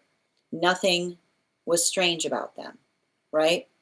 So the modality of understanding, the determination point between how others perceive things, right? The quality and characteristic of identifying what normal is has to do a lot with what we energetically expect. So the modality by which you identified the fact that you said that the UFO was hanging in the sky, and when you went outside, from one of the UFOs stepped a human woman and daughter, which is to say the unknown will constantly surprise you, even in the space of how normal it is, right? The normalizing of the unfamiliar that often in itself is so uncanny, right? That how easy normal and familiar come to be in relationality to what we are experiencing around us. Now, this brings us to the space by which you articulated that you were going to get a massage. And in the space by which you identified that you said that you were getting a massage, you said it was uncomfortable about getting a massage outside, where many other people were standing and watching while having to undress. And you said you remember struggling to take off your t-shirt. Now, again, we're recognizing that one of the things that we see that you've been doing right now to build into healthy counterpart relationship is healing an exposure, an intimacy wound. And when we're working through an intimacy wound, we start to heal our relationship to exposure. So what we basically have is happening right now, and this is how we can tell it's a shadow work dream, is we have the same issue popping up in different forms to help you tell the difference between what you feel energetically comfortable about versus what feels like a bridge too far. Now, I just want to stress this, and this is just a point for you to pay attention to in relationality to your own person, because this is what the guides are trying to show you. They're literally showing you a situation, okay? They are showing you a situation by which you have got a break-in your house. There is clearly somebody who has come into your house, and there's an ability to be able to come through, can't see anything, and there are UFOs outside, right? And you're totally normal. You're wandering around. You're looking at the UFOs, right? You're just feeling absolutely comfortable about this. But put you in the situation, right? So there's the exposure point. Like the feeling of being energetically exposed to energy, you're totally fine with. You're like, it's not the space by which you feel impressed in the space of encountering something that is unfamiliar. But if someone gets to know you more closely, right? You have no problem with investigating the unfamiliar when it comes to intimacy, right? There's nothing wrong in relationality to you investigating the unfamiliar as it relates to intimacy. It's not an outside problem. It's an inside problem, because suddenly, right, everybody's getting a massage and now you're outside and there are people around and you're trying, and everybody's getting undressed. Everybody's doing it. And you're like, no, no, no, no, no, no, no, no, no, no, no, no. This is a bridge too far. No, no, no. I'm okay. I'm okay with the alien. I'm okay with the space, with the house, with the hole in the door, and the aliens around. But you know what? The having the space, right? And this is helping you understand personal boundaries, right? The modality by which, and this is why, because you are not made. Things are not made easier for you, and this is uncommon. Just because everybody else is doing it, your iconoclast energy is what the guides are showing you. And iconoclast energy is often comfortable with the unfamiliar, right? Is not bothered or shaken by it. They're like, okay, whatever, right? But they're deeply bothered when everybody normalizes something that is vastly uncomfortable, right? This is showing the shape of your shadow work, right? The space by which you say totally okay with the unfamiliar, not okay with the space by which somebody says everybody's doing it, so you should be comfortable with it too. Your iconoclastic energy. And I don't mean that, I don't like, I'm saying that because that is literally the energy that we find with iconoclastic energy, being like, I don't care if everybody says they're cool with it. I'm not cool with it, right? And then we get you at the end of the dream. And you said you found out that you had made that you found out who had made the circle in the glass panel beneath the front door. And you saw this individual, right? This strange individual who effectively was just sitting behind a hole. You said you were sitting behind a hole in a fully tiled space. The hole through which you said you saw him was created within the space like a peephole, not in the wall. And it said that they were referred to as the tiler. Now, I want to point out that the thing about the tiler that is interesting is the space that we're getting the indication that they broke in to tile your floor. Why would someone do that? So the observation of someone, and this is what we keep on saying, the observation of someone coming in to do something, like to make something better, right? But it's not. And I want to point out the fact that you articulated the fact that you said that the space by which you said that they were just like the space by which you said that they were effectively connected to the tiles is potentially working through the space of an energetic guide that's helping you be able to determine the difference between what you are and are not energetically comfortable with, right?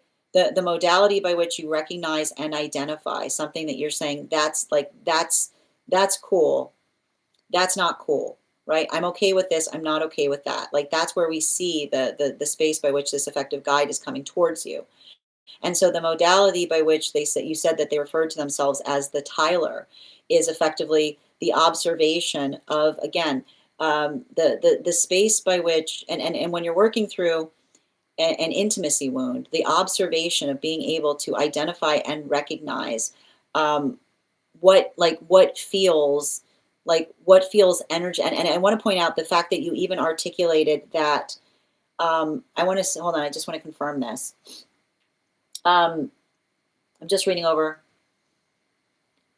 I would be very curious about trying to identify the room that they were actually in, that you did not indicate that they were doing that work in, right? Because the modality, and I would also be curious because, and I want to like the space that I'm effectively seeing here is helping you to effectively determine what, and like in the space of working through the intimacy wound, what you feel energetically comfortable with versus what feels energetically out of place, right? So it's working through your own energy. I knew you were going to say that. I knew you were, that was what I was waiting for. Thank you. I knew, and this is why, if you articulated that it was a bathroom, because a bathroom is an intimate space. So the bathroom being an intimate space is helping to determine, helping you heal the intimacy wound by helping you recognize what is an inside problem versus an outside problem.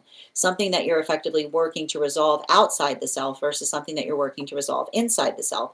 And often in the modality by which we hold a boundary doesn't mean, right? It doesn't mean that you need to effectively get rid of it, right? There's not something that we see that the guide is showing you here that says that it's something wrong, but you have to understand, what do we talk about here? The difference between a healthy standard and trauma in disguise is our ability to be able to characterize and explain why we hold on to it the way that we do, right? Why it's important to you helps us determine what we're holding on to because it's trauma versus something that's an energetic standard. So the modality by which we see that that is the energy, right? Even in the space by which you saw somebody who was in a space of intimacy, who articulated that they were the Tyler, right? Is the modality that says that the intimacy wound is healed in the modality by which we effectively consent in terms of how we feel comfortable with it. So again, even in the space by which you were working through the house that had the hole in it, you weren't okay. Like you weren't energetically okay that someone had put a hole in the door, clearly. Your immediate direction point was understanding and saying, who did this? Trying to get into the space by which you were able to effectively prevent it from happening again, but first being able to assess to make sure nothing of importance was taken. You then recognize the fact that the modality by which that is you taking steps to navigate an outside problem. That's not something for you to deal with, but also recognizing an inside problem, which is everybody doing something that you're energetically not comfortable with and saying, like, I'm not comfortable with it. And that's okay too, so long as you energetically can explain it. So the modality by which we see all of this is effectively helping you with effectively a guide who's there to help you say, I am here to help you recognize the difference between a true energetic standard, something that is actually important that you hold on to for a reason, versus something that potentially you're holding on to because you have trauma connected to it. So even in the modality by which, and I keep on hearing like there's a bit of a creepy quality, right? There's a creepy quality to them in the space by which you say, like, why would you do that? That's weird, right? Like the weirdness, like the energetic weirdness of someone being in that space in itself is in a way like it's because the energy is weird because they're helping you with your shadow work. So the modality by which another person, like even in the space by which they're putting, like you're going through those weird scenarios in the dream space to help you understand like your own comfortability, like that's helping you effectively identify what is in your power to heal versus something that, again, something that you're working through or something that you're effectively identifying is effectively a problem for you. Thank you so much. And again, bottom of the deck on this reading, the Three of Swords in its reversal. So I feel like it's almost like it's characterization in terms of, I want to point out, healthy healing is not running away from things, you know? Like the space by which you're not running away from situations. Like one thing that's very positive in all of these dreams is that you're not like like you're not running around hysterically. You're navigating them with a sense of proportionality and a sense of understanding. So in a way, I wouldn't be surprised if there was and remember when I said that we were trying to see at the start of the dream, you said the atmosphere was more calm and relaxed. I keep on seeing, where was that calm and relaxed energy coming from? Was it coming from them or was it coming from you? Were there experiences in the past by which you were getting really, really emotionally, like getting really, really emotionally tense about things? Because I keep on hearing like that atmosphere is mutually created. That's you coming into proportionality as well.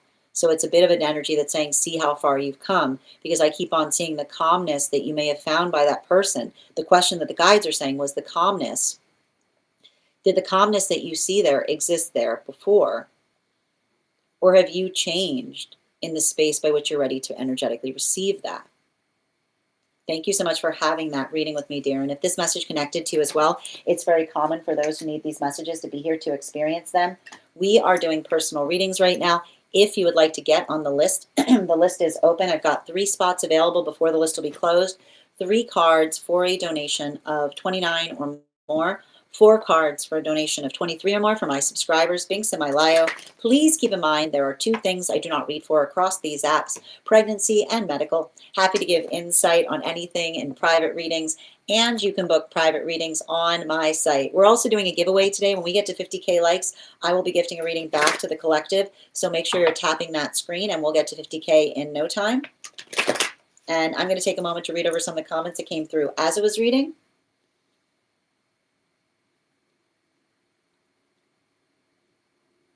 Thank you as well, Elle. Oh, can you guys hear birds? Oh, hold on a minute, just reading over. And NRL, thank you again for the follow. Excellent. Yeah, my guides are very big on wind chimes and wood chimes. Oh, that's great. I love that. What? Hi there, Brooke. What did you eat before you went to bed? I love Purge dreams. Purge dream spaces are wild. Yeah. And thank you for those 111s, dear. Good question. I've heard recently they're on a spiritual journey. So a little bit of both, right? I haven't spoken to them in 4 years, correct? He was not a suspect. Hi there, Bridget. And I need to point this out. Even after all that time, right? Even after all that time, you knew that energy. Like you knew that energy so well. You knew that energy like a book. You're like, there's nothing in that person that would ever do that. Doesn't matter how much time it took, right? And this is what we know. This is what we articulate when we know someone through and through.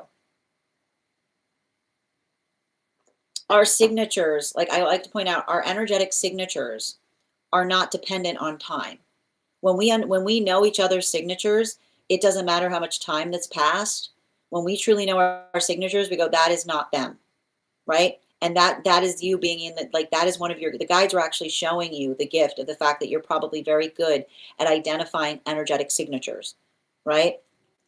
Nope. Like, even though it seems like most people in that situation would have turned to them as the logical energy, and you were like, no, right? Just straight up no. Yep. I'm paying attention. Intimacy is still a thing. Well, this is what you're working through in the space of that dream. Very true. All other things were not frightening at all, right? You weren't frightened. Like, I want to point out all of those weird things happening. You're like, huh, right? Except you were like, no. Yes.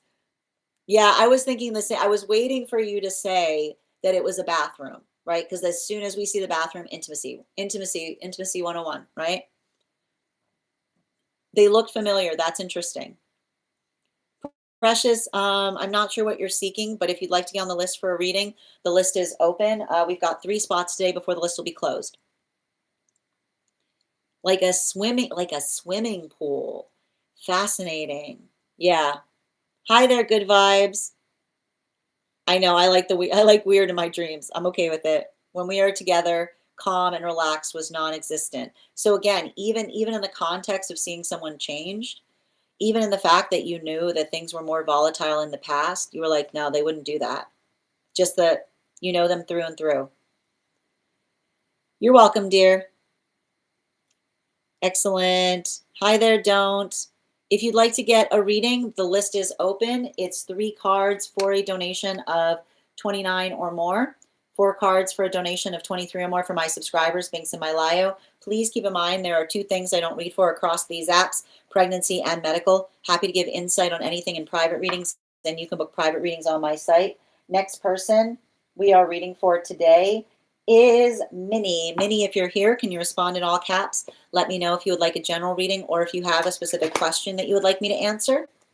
And we are at 17.6K likes. When we get to 50K, I will be gifting a reading back to the collective, so make sure you're tapping that screen, and we will get to 50K in no time. All right. Second call right now for Minnie. If Minnie is not here. Oh, I got you, Minnie. Excellent. Yeah, we can definitely, if you need a minute. So we're moving down the list. The next person on the list for today is Alyssa, the other Alyssa. And just a reminder, if you guys want to get on the list right now, it's a lovely time to get on the list. You will be the second person read for. 3 cards for a donation of 29 or more. 4 cards for a donation of 23 or more for my subscribers. Links in my bio. Please keep in mind there are 2 things I don't read for across these apps, pregnancy and medical. Happy to give insight on anything in private readings, and you can book private readings on my site. Second call right now for Alyssa. Second call right now for Alyssa. If Alyssa is not here, we're going to be moving into 1 card readings for, hi dear, how are you doing today? And again, thank you for coming back for your reading. Can you let me know if we're doing a general reading or if you have a specific question you would like me to answer? And if anybody else wants to get on the list right now, we do here highest priority messages from spirit, life path, mediumship, dream interpretation, angelic guidance, animal spirit guide readings, pet readings, akashic, and mind, body, spirit. If you have information that you feel is relevant for the purposes of our readings, you can post that information in the notes when you send the donation. You can also post it in our subscriber-only disco channels in the appropriate channels. And Alyssa, if while we wait for you to answer, give us your question, let's warm up those intuition muscles with an intuition check. I've got the animal spirit guide cards here. I feel like you guys saw that one. Hold on. All right. I've got the animal spirit guide cards here. We're going to count back from 10. And when we get to 1, I will reveal the card. 10, 9, 8, 7, 6, 5, 4, 3, 2, 1. We got the goose. Thank you guys so much for participating. We'll do it again after the next reading. And so we have 3 cards, Alyssa. So splitting it for relationship and career, they're going to be very truncated readings, but I'll try to do 1 card for each and then advice going forward. And in the meantime, I'm going to pin up Alyssa here. Guys, make sure to give Alyssa some love. Can I get 1 card on relationship, 1 card on career, and advice going forward? Thank you.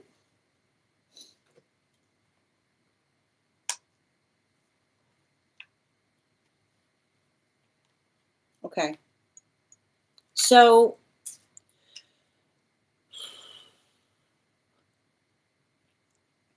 there's something I keep on seeing. Oh, I apologize. Yes, Emily, you are after Alyssa. There's something that I'm seeing right now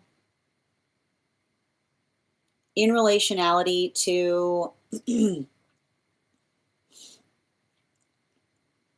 I keep on getting a really strong message that's coming through in relationality to patience. And they're saying to me that the most important thing with your patience right now is making sure that you're not crossing the streams with it. Because in the space of work right now, I feel like you have to be patient. There's something about you not losing your patience. There's something about working through the space of, I keep on hearing like digging deeper. Digging deeper into something is what I keep on seeing. Some kind of circumstance or situation that allows the context or viability of having energetic research is what I keep on seeing.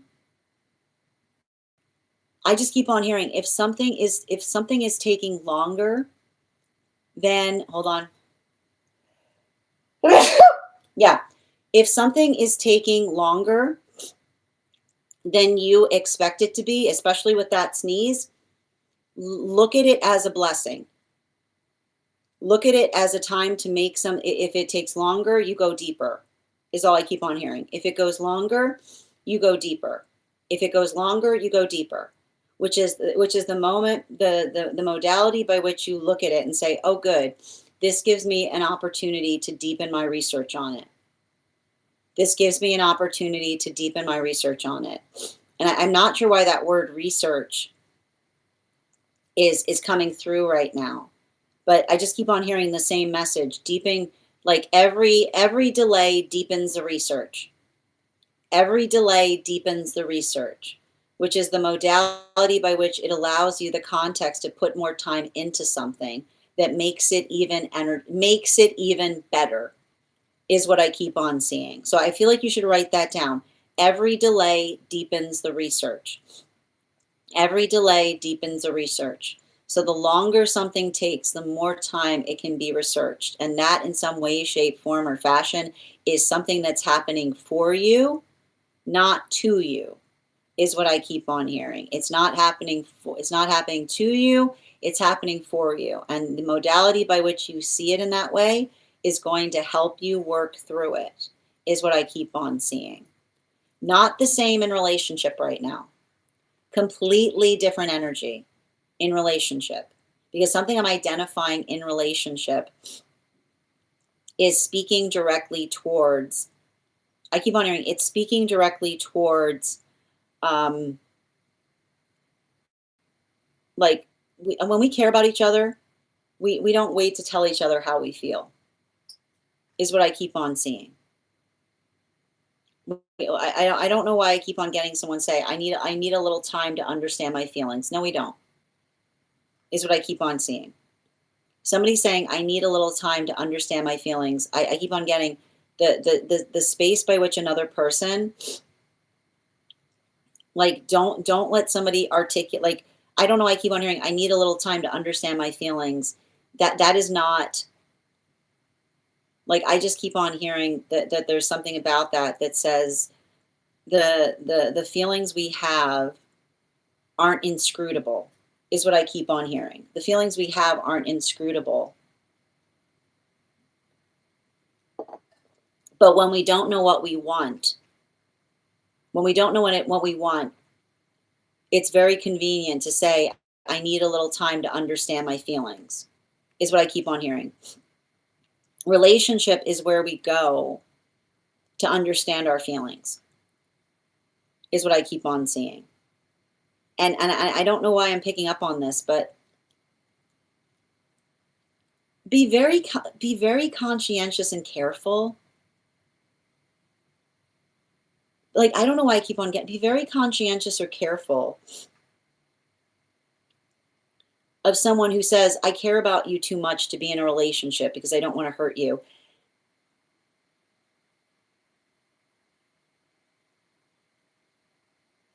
You know, like, don't let somebody, like, that is the sound of someone compartmentalizing their relationships, is what I keep on hearing. Energy like that is never satisfied, because the thing is if they're in the space by which they're working through their wounds and they say, like, oh, I can't let anybody have all parts of me, right? Like, make sure you're not paying attention to someone who's, like, saying, like, oh, look, this person handles my emotions, this person handles my intimate needs, this person handles, like this. Like, be very conscientious. that that is a fragmented personality. You're right, they've got an intimacy wound, but it's not your responsibility to heal it. They've got an intimacy wound, it's not your responsibility to heal it. And you can usually tell when somebody has an intimacy wound by which they say, I care about you, but I don't want to hurt you. Like, if they were ready to address it, they like that is the sound of someone saying, like, this is what you get. Don't be like, it's okay, I'm willing to take it, like, anything, any part of you, like, no partitioning in relationality to another person that's singing the song about the fact that they're like, don't let them be in the space by which they're dramatizing. Like, don't, that is somebody in love with their trauma. So the song, somebody will be in love with their trauma by which they'll mythologize on it, and they'll say, I don't want to hurt you. I have this tendency, everyone I'm with, I hurt. Yeah, fix it. Fix it. Fix it. Don't tolerate it. Tell them to fix it. Don't say, oh, I'll continue to be patient. No, don't be patient.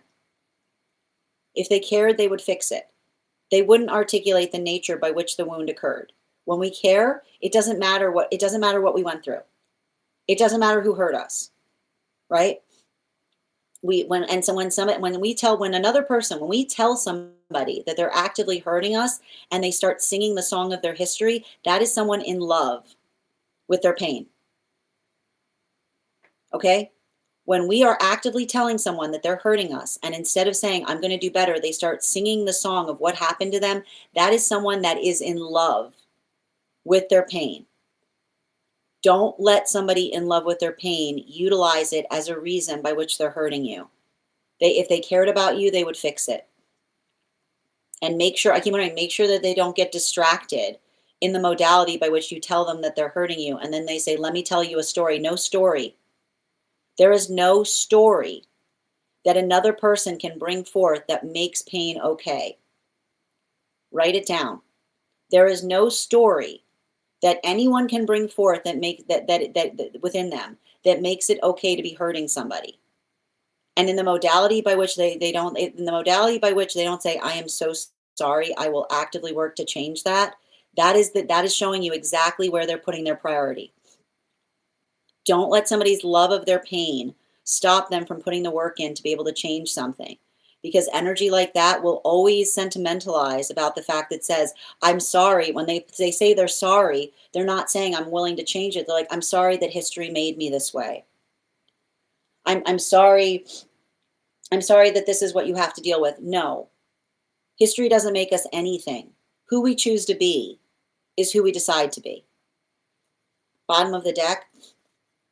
I can see it's hard, right? It's not the fact that I don't recognize the fact that I see somebody carrying some true wounds. They have to see them as wounds. They have to see them as understanding that it's not okay, regardless of what happened to them, regardless of who hurt them, because all they're doing in the space by which when they say to you, when you say to them they're hurting and they go, let me tell you a story, they're saying, we're replaying that story. Right? Because what you're seeing is somebody who is addicted to replaying the trauma story. And somebody addicted to replaying the trauma story will actively create the situation by which they articulate that they're trying to heal from. And then when you try to articulate or stop them, they'll say, you're being just like them. No, I'm not, but you want me to be. We do not fill each other's roles in our trauma stories. We don't fill each other's roles in replaying the trauma that occurred to us and then articulate to another and then feel surprised when we say this happens every time. Of course it does. Of course it does. You're bringing that story into every situation. You're looking for characters to fill the roles instead of actively working to resolve it within. So pay close attention if every time you tell somebody that they're hurting you, they say, how dare you, having known what I went through. Right? Because that's somebody replicating that trauma onto you, right? The sound of someone saying, the modality by which you literally say, you're hurting me. And then instead of them saying, sorry, I will immediately work to fix that. They say, how dare you, having known what happened to me. That's them saying, we are playing that story out again. Recognize it. You can say, I care about you, but I am not here to fill the role of someone who previously harmed you. Thank you so much for having that reading with me. And if this message connected to you as well, it's very common for those who need these messages to be here to experience some energy like that. And I know it's painful because energy like that, they'll always say, this always happens to me. Be like, yeah, it always happens to me because you're bringing that, you are like the energy that tells on themselves, but goes this, oh, here we go again. Be like, yeah, here we go again because you are replicating it, right? You can't replicate the conditions by which another person creates trauma and then say, you're just like everybody. Are you just like everybody? Or is that person literally trying to utilizing situations to play out some kind of trauma that they're actually energetically in love with? Thank you so much for having that reading with me, dear. And if this message connected to you as well, it's very common for those who need these messages to be here to experience them. We are doing personal readings right now. If you'd like to get on the list, we've got 3 spots available before the list will be closed.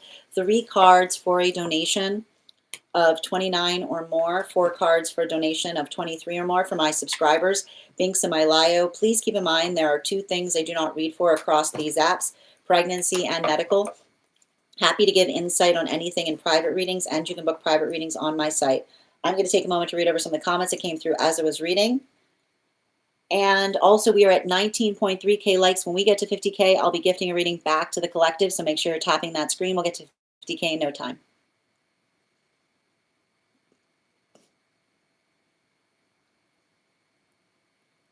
Yep, I've got you. You're next, Emily. Yes. He has abandonment issues, fear, but keeps me close. Like I'm in a farmhouse. But this is what I mean. Like, this is what I mean. I want to understand, like, healthy relationship isn't about keeping close. It's about moving, like it's not about, it's like finding, like making sure that they're close doesn't feel painful to you, is what I keep on hearing. Yeah, absolutely. He gave me all of it and then ran. And he said he didn't care or want me when I went on a date. Yeah, exactly. See? right?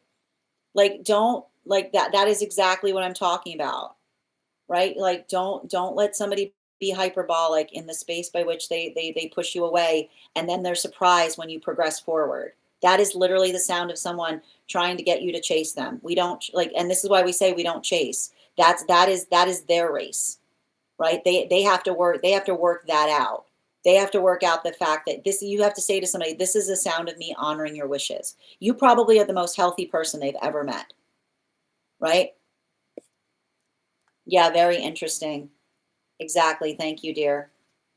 Yeah, they don't talk about their well, you can't, well, that's the thing. You can't, like, listen, that is an invisible fence. Do not get in a relationship with an invisible fence, which says, I'm not going to tell you anything. I'm not going to tell you what's okay. I'm not going to tell you what's good. I'm not going to tell you like, I'm not going to put any standards, but if you do something wrong, I'm going to scream. I'm going to throw a fit, right? That is energy that is literally freezing you in place. That is a relationship by which someone's saying, don't move an inch, stay still. We'll be fine as long as you don't do anything. But no, I'm not going to tell you what to do, but you're going to know what you're only going to know when you're not. Like, that is someone replaying a trauma out on you. Recognize it, identify it, move away from it. Thank you so much. Sending you so much support on that journey. And again, this is your card, Emily. All right, we're going to continue right now. The next person we're reading for today is Emily. Emily, if you're here, can you let me know if you would like a general reading or if you have a specific question that you would like me to answer? And we're at 19.5K likes. And when we get to 50K, I'll be gifting a reading back to the collective. How would that be fixed? I mean, here's the thing about it. Unless someone acknowledges that they're doing it, there's nothing we can fix about it. It's terrible. Because often the space by which you can make someone aware of it, you can show them the fact that they're creating like the invisible fence. But like, if another person isn't ready to address that within them, they'll probably be in the space by which they'll run away, in the space by which you try to tell them something to help them. They have it's the worst thing ever, because it starts with accountability. Someone has to acknowledge and recognize the tendency within themselves to replay trauma. But the thing is, the trauma is very pervasive and convincing, right? The trauma will say to them, no, it's everybody else. You're right. Everybody keeps doing this to you. So they have to get out of the space by which they're enamored by their trauma. They have to overcome it, which is often like feeling like they're stepping off into like uncharted territory.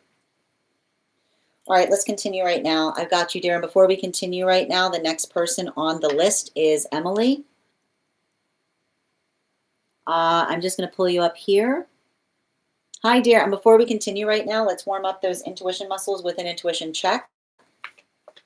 I've got the animal spirit guide cards here. We're going to count back from 10. And when we get to 1, I will reveal the card. 10,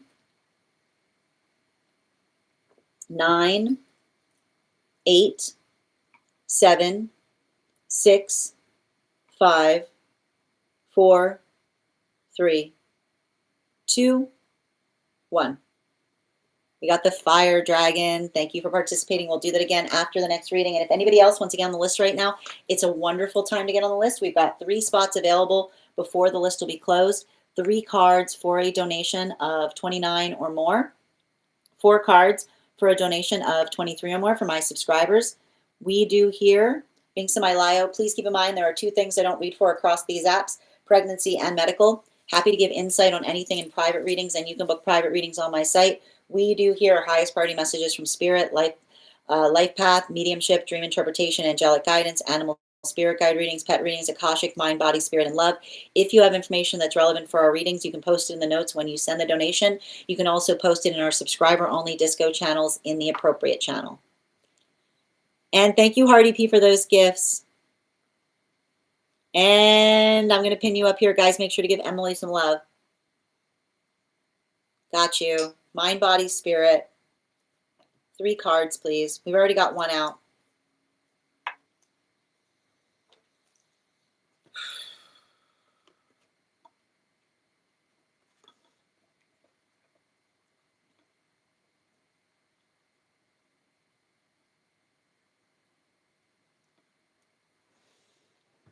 Wow. All right, we're going to break it down piece by piece. I've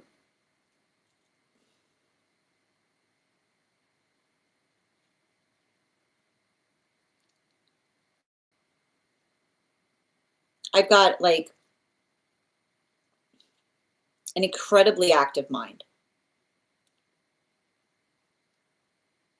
Hold on a minute. I gotta pause. Yeah, and perfect case in point, because the lie we just had an issue with the like yeah, wow, talk about, yeah, that'll do it. Yes, please. Hold on a minute. Interesting. Very interesting.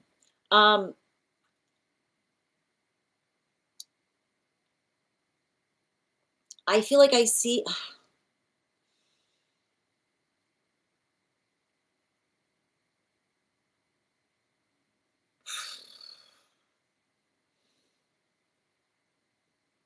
All right, we gotta walk through. There's a lot of 5 energy around you, so we're gonna move through this piece by piece. All right, the first thing I need to say, yeah, but here's it's not. I want to say overthinking's fine. What you want to avoid is underthinking. Is what I keep on saying. I'm not worried about the overthinking. I'm worried about the underthinking, which is I don't want you thinking about things that undermine positive things happening to you. And I feel like that is how you're working to release some trauma right now. And the thing about it is, I like trauma's got hands. Like, you know what I mean? Like trauma's got hands. I've got you. I've got these guides around you that says like trauma's got hands. But the reason I keep on hearing like, trauma's got hands. The reason we talk about that is that when we've gone through a lot of trauma, right? It's really like it like what is the hard part about going through really heavy trauma? We doubt good things happening to us, right? Right? When something just pleasant happens, we're like, oh my gosh, I do not feel safe, right? Like the modality or the experience. And I feel like there's a lot of that energy there. And a lot of it isn't yours to carry, you know? Like there's like this is not I feel like I see some kind of situation that you're healing with some energy that was absolutely expert. I keep wondering experts at self-sabotage. You know, so I keep wondering, have you ever seen someone who is like an expert at self-sabotage? You know? Like it's wild because it's almost like it's like there's like this it's like it's a space by which you say like this is what we mean when we say we can't have nice things, right? Which is the modality by which, like somebody can't handle like when some and I gotta walk you through this, okay? Um Anxiety and bliss are very much carried in the same conveyor belt, is what I keep on hearing. And the modality by which like somebody works through something and their own anxiety, like I feel like this is you healing something ancestrally, you know? And that's the hard thing about it. It's not even just yours. It's not like this is what you came in with, you know? And I want you to make sure if you're going through that, um, I want to walk you through like how to like I'm not sure if you've been here before, but this is my best way of helping this. Our fear is healthy when it gives us clear directions in terms of how to address it, right? I like to describe, you guys have probably heard me say this before. I like to describe our fear as a little creepy child, right? Like this is what we talk about with some shadow work. And when we're going through our shadow work, it sneaks up on you, right? It's like the little creepy child that sneaks up on you and like tugs on your shirt. And now and then you tug on it, you go, oh my God, what are you doing here? It's like, I made you something. Right? And you go, okay, buddy. All right, buddy. What'd you make me? And then they show you a picture going, look what I made. And you're like, and they show you the most wild thing, the craziest thing you can possibly imagine, right? And here's the important thing. If there's nothing you can do about it, right? If there's something in that picture and there's nothing you can do about it, you go, you know what, champ? This is This is really creative. You must have spent a long time working on this, huh? It is like, yes. Okay, great. I'm gonna take this. We're gonna put it behind the fridge. Okay, we're gonna put it in the special place right here. Yeah, no, it's just for us. It's just for you and me. Just for you and me. We're gonna put it right there. I'll be able to look at it all the time. You keep on doing that work. You just keep on protecting this place. You're doing a great job. Thank you. Okay, go. And then sometimes that little creepy child comes up and it tugs on your shirt. And you're like, oh my God, what are you doing here? It's like, I made you something. You're like, okay, what did you make me? And then it shows you something and there's a good note attached to it, right? There's something that you can address.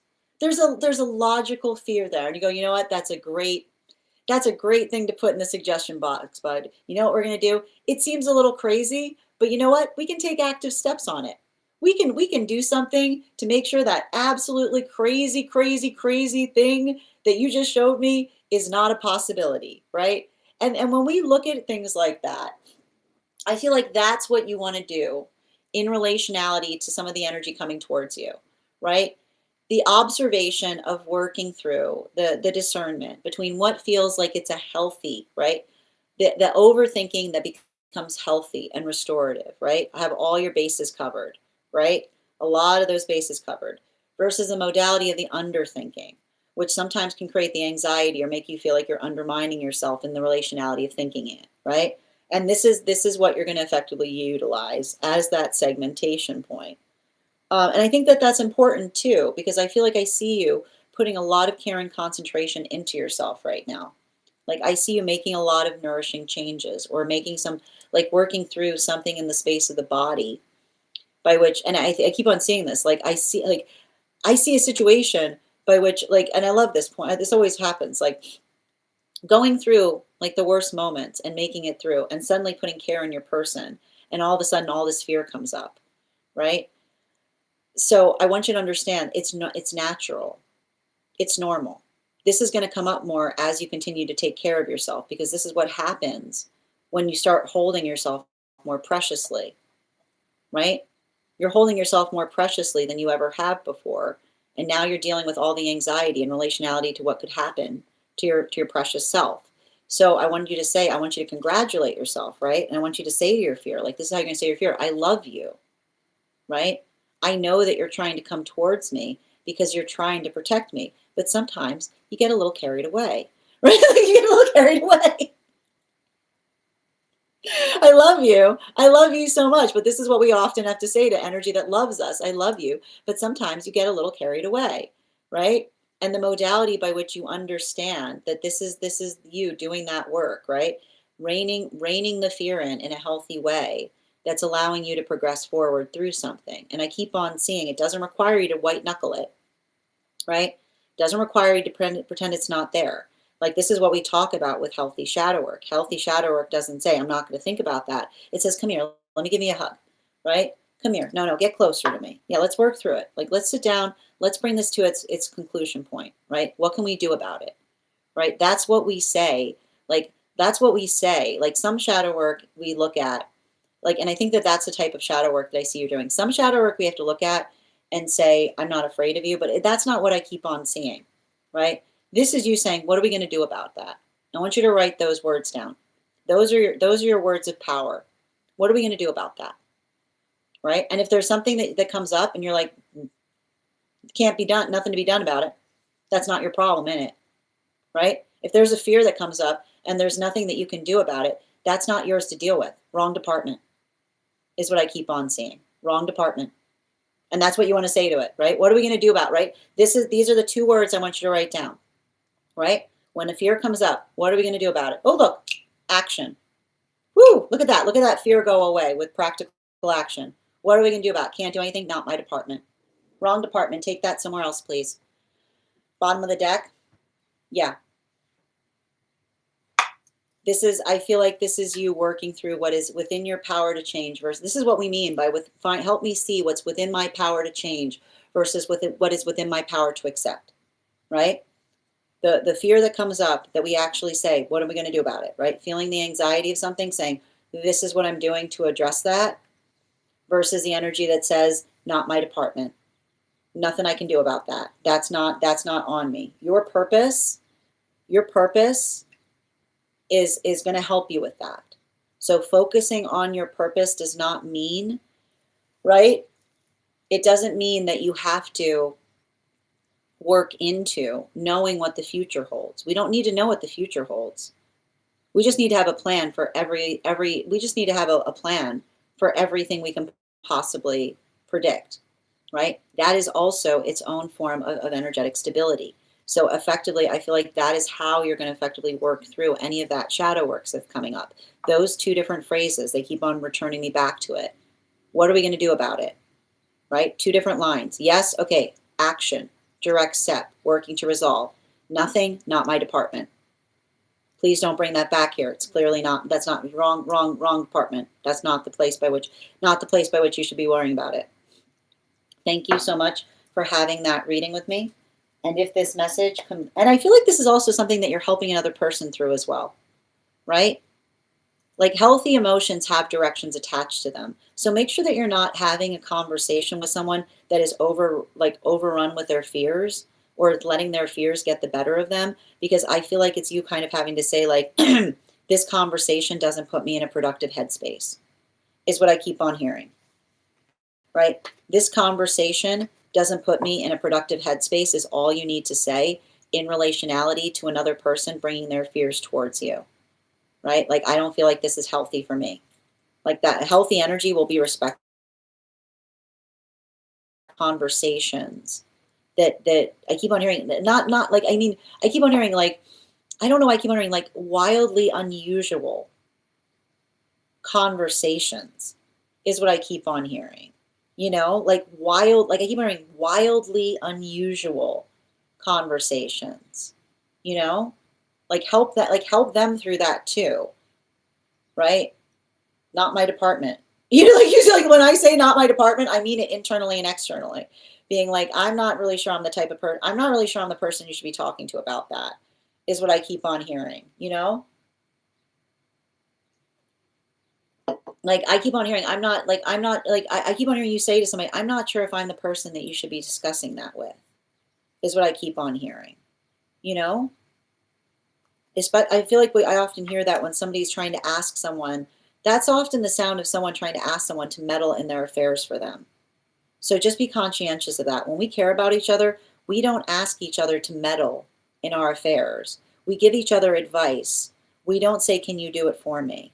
Something important about that. Thank you, dear. And thank you for having this reading with me. And if this message connected to you as well, it's very common for those who need these messages to be here to experience them. We are doing personal readings right now. If you would like to get on the list, it's a wonderful time to get on the list. You'll be the next person read for. 3 cards, donation of 20 or more. 4 cards for a donation of 23 or more for my subscribers, Binks and my Lio. Please keep in mind there are 2 things I don't read for across these apps, pregnancy and medical. Happy to give insight on anything in private readings, and you can book private readings on my site. We're also at 19.8K likes. When we get to 50K, I will be gifting a reading back to the collective. So make sure you're tapping that screen and we'll get to 50K in no time. Thank you so much for that beautiful gift, Emily. And I'm going to take a moment to read over some of the comments that came through as I was reading.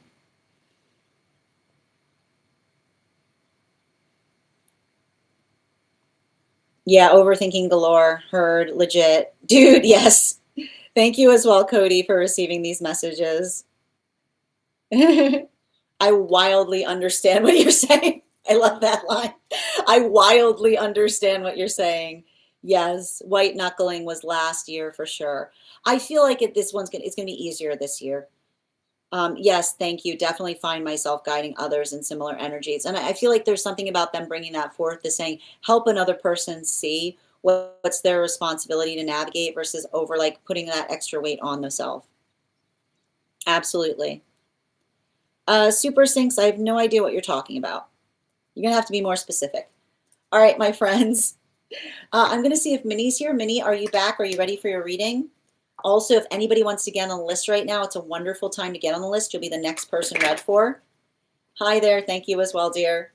Can you let me know if you would like, if Minnie, and if Minnie is not back here, and for anybody else who'd like to get on the list is open. Just a reminder, it is 3 cards for a donation of 29 or more, 4 cards for a donation of 23 or more for my subscribers. Binks in my Lio. Please keep in mind there are 2 things I don't read for across these apps, pregnancy and medical. Happy to give insight on anything in private readings, and you can book private readings on my site. We're also going to be doing a giveaway when we get to 50K likes. And in the meantime, we are going to get started on 1 card readings for super fans. So if you are a super fan who would like a card pulled, go ahead and put your question in the comments. I'll be happy to draw a card for you. If you would like an animal spirit guide card on top of the 1 card, make sure that you're recharging your heart knees. And if you would like to become a super fan, just go ahead and hit that super fan button at the bottom of the screen. Your super fan status will make you eligible for a 1 card. Yep, I got you, please. Ava, 1 card on them, please.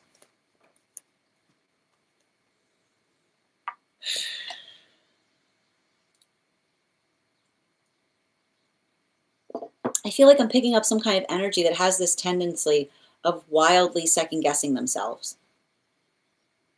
Bottom of the deck.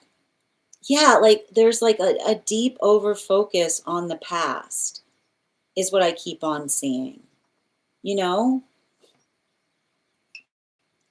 And it's a continuation of the understanding. Holding on to the past too tightly makes it hard for us to keep a grip on the present. So, like making sure that somebody's view of the past, I keep wondering, someone not nostalgizing something you are actively working to heal from. Animal spirit guide. Yeah, especially with the dog energy, you know. I keep on hearing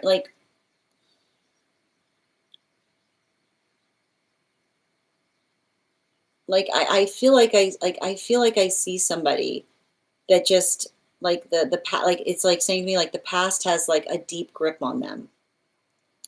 And something about that, like, and here's the thing about it, when the past has too deep a grip on us, we constantly, we should never compare the past to the present, right? We build into the present. We build gratitude into the present, because when our hands are full of present, that's how we heal the past. So I see somebody trying to work through that, but they have a tendency of being very hard on themselves in the process, you know? Like the present doesn't demand us to be perfect. The present requires us to understand what we're working on. I got you, Queen. So good to see you. It's been a minute. Ella, I got you. Highest good, please, for Ella.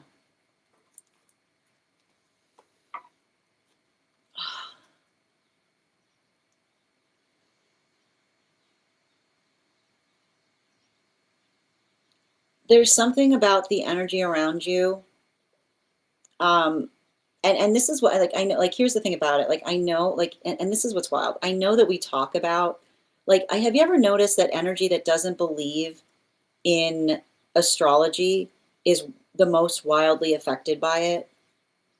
Like, have you ever noticed that quality by which the energy, like the energy that does not believe in these things is always wildly affected by it? Because you can literally, like, it's almost like I keep on hearing, like, they're like, it's like they're riding the wave and they're refusing to believe they're in the water, is what I keep on seeing. So the modality by what, and you can usually tell because it's more, the energy is always more temperamental, right? They're more, they're not introspective, they're not intentional, and it's like you can watch it, like you can watch, like you can watch it, like you can watch it like an orchestra being like, and they're going up, and now it goes down, and now it goes up. Like I feel like you're watching something in relationality to that, and I keep on hearing, like, I don't know why I keep on hearing the same message, and thank you for getting on the list. Anyone who has not posted their question yet, please hold on your 1 card. Like energy, I keep on hearing energy affected by the water will always accuse everyone else of being wet, is what I keep on hearing.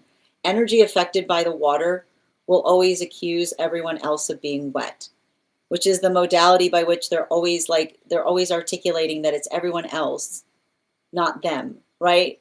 Right. In the observation of them, like, moving through all of the modalities of not being energetically conscientious about their own energy. Animal spirit guide. Yeah. Fire dragon, you know?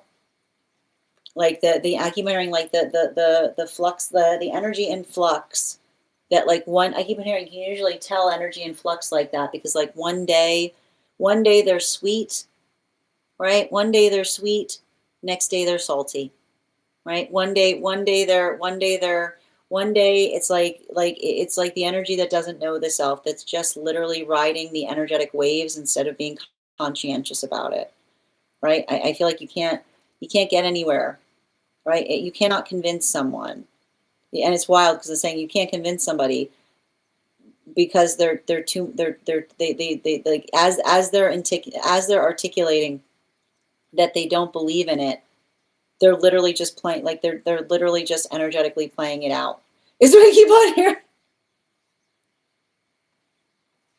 right? Like it's like, oh, there it is, right? There it is. Oh, there it goes. Sure, right? That's what do you say? Like, what do you have to say? What do you say to the energy? Like, this is what you say to the energy that's in the water and then arguing that everyone else is wet. Sure. And you say sure because you're like, I'm standing on the shore watching you. I'm standing on the shore watching you. Sure. Sure. Thank you. One card regarding connection for Chrissy.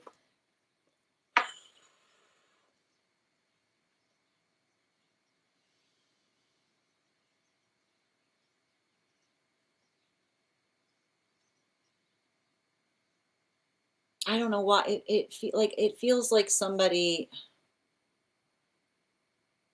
it feels like somebody trying to come back to someone being like, you were trying to say to something to me the whole time. Like I wanted, like it's like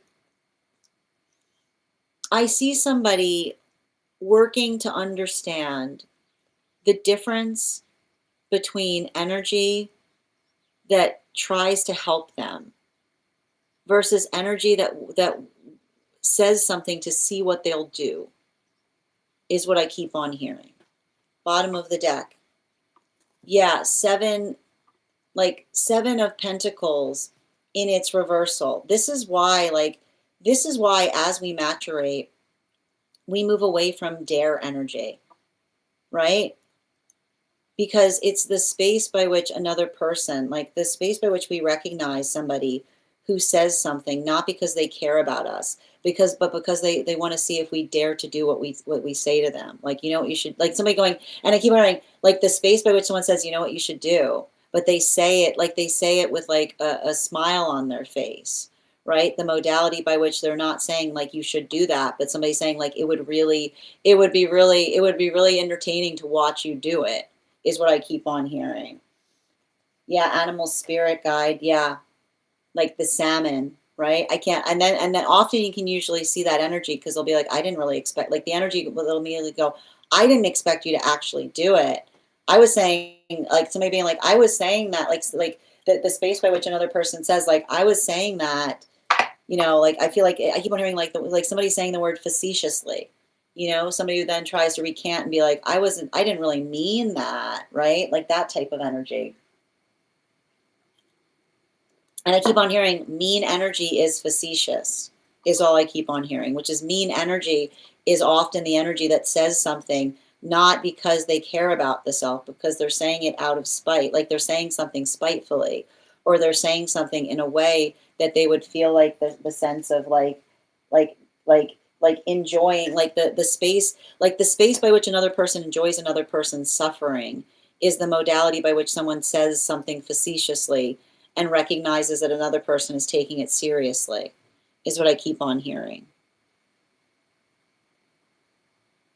All right. And thank you so much, Queen, for becoming a super fan. I appreciate you.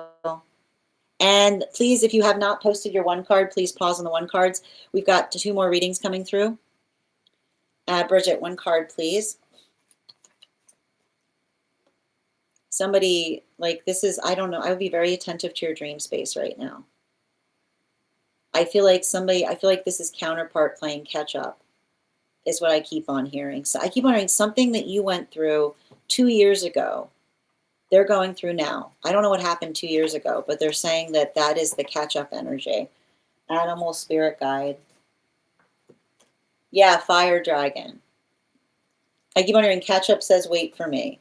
But I keep on hearing catch up says wait for me means look for me, which is like go to places that we would go to, and like we would go together, right? Like, and that's what I keep on hearing. Catch up says wait for me, which is the identification point of doing things that one would aspire or desire with counterpart in order to effectively facilitate finding them there. You're welcome, Ava. Thank you as well, Ella. I see this so much. You're so welcome, Ella. Minnie, welcome back. Okay. This couldn't be more accurate. Me too. Hilarious. I got you, Queen. Like when family looks at my angel decks like I'm beyond repair and the tarot deck is even out. Oh, dear. I got you. Thank you, Angelique, for getting on the list. Hi there. Yep. Excellent. All right. The next person we're reading for today is Minnie. Minnie, could you let me know if we're doing a general reading or if you have a specific question you'd like me to answer? And while we wait for Minnie's question, let's warm up those intuition muscles with an intuition check. I've got the animal spirit. Let's try that again. Okay. I've got the animal spirit guide cards here. I'm going to count back from 10, and when I get to 1, I'll reveal the card. 10, 9, 8, 7, 6, 5, 4, 3, 2, 1. We got the dog. Thank you. We'll do that again after the next reading. And I'm going to pin up Minnie here, guys. Make sure to give Minnie some love. General question in the disco. Got you. And just a reminder, if you're a super fan and you have information that's relevant for our read, you can post it in the notes when you send the donation, or you can post it in the subscriber-only disco channel if you are a super fan. Outside tea. My partner and I had a really vulnerable conversation last night about past partners. And when we first met, he only quickly came over to help me slice a pumpkin, and it wasn't a formal date at all. But the next day, he saw his casual fling. And then a couple days later, we had our first official date, and that's when we decided to delete the apps, and he never saw his casual fling again. He mentioned it, even though it was to pick up his clothes. He didn't want to see her again. And even after our first meeting, he realized he truly didn't want a casual fling and questioned why he was even there. And I have spent every day with him ever since our first official date. I figured he was casually seeing someone and he had to make a decision based off personal readings that I did, but I wasn't too transparent about this before. It triggered my hypervigilance about timelines and the truth. My ex would often lie to me a lot about timelines. I can't help but feel pretty hurt by this. Although after our first date, he never saw her again, I'm more hurt on how I didn't know about this before.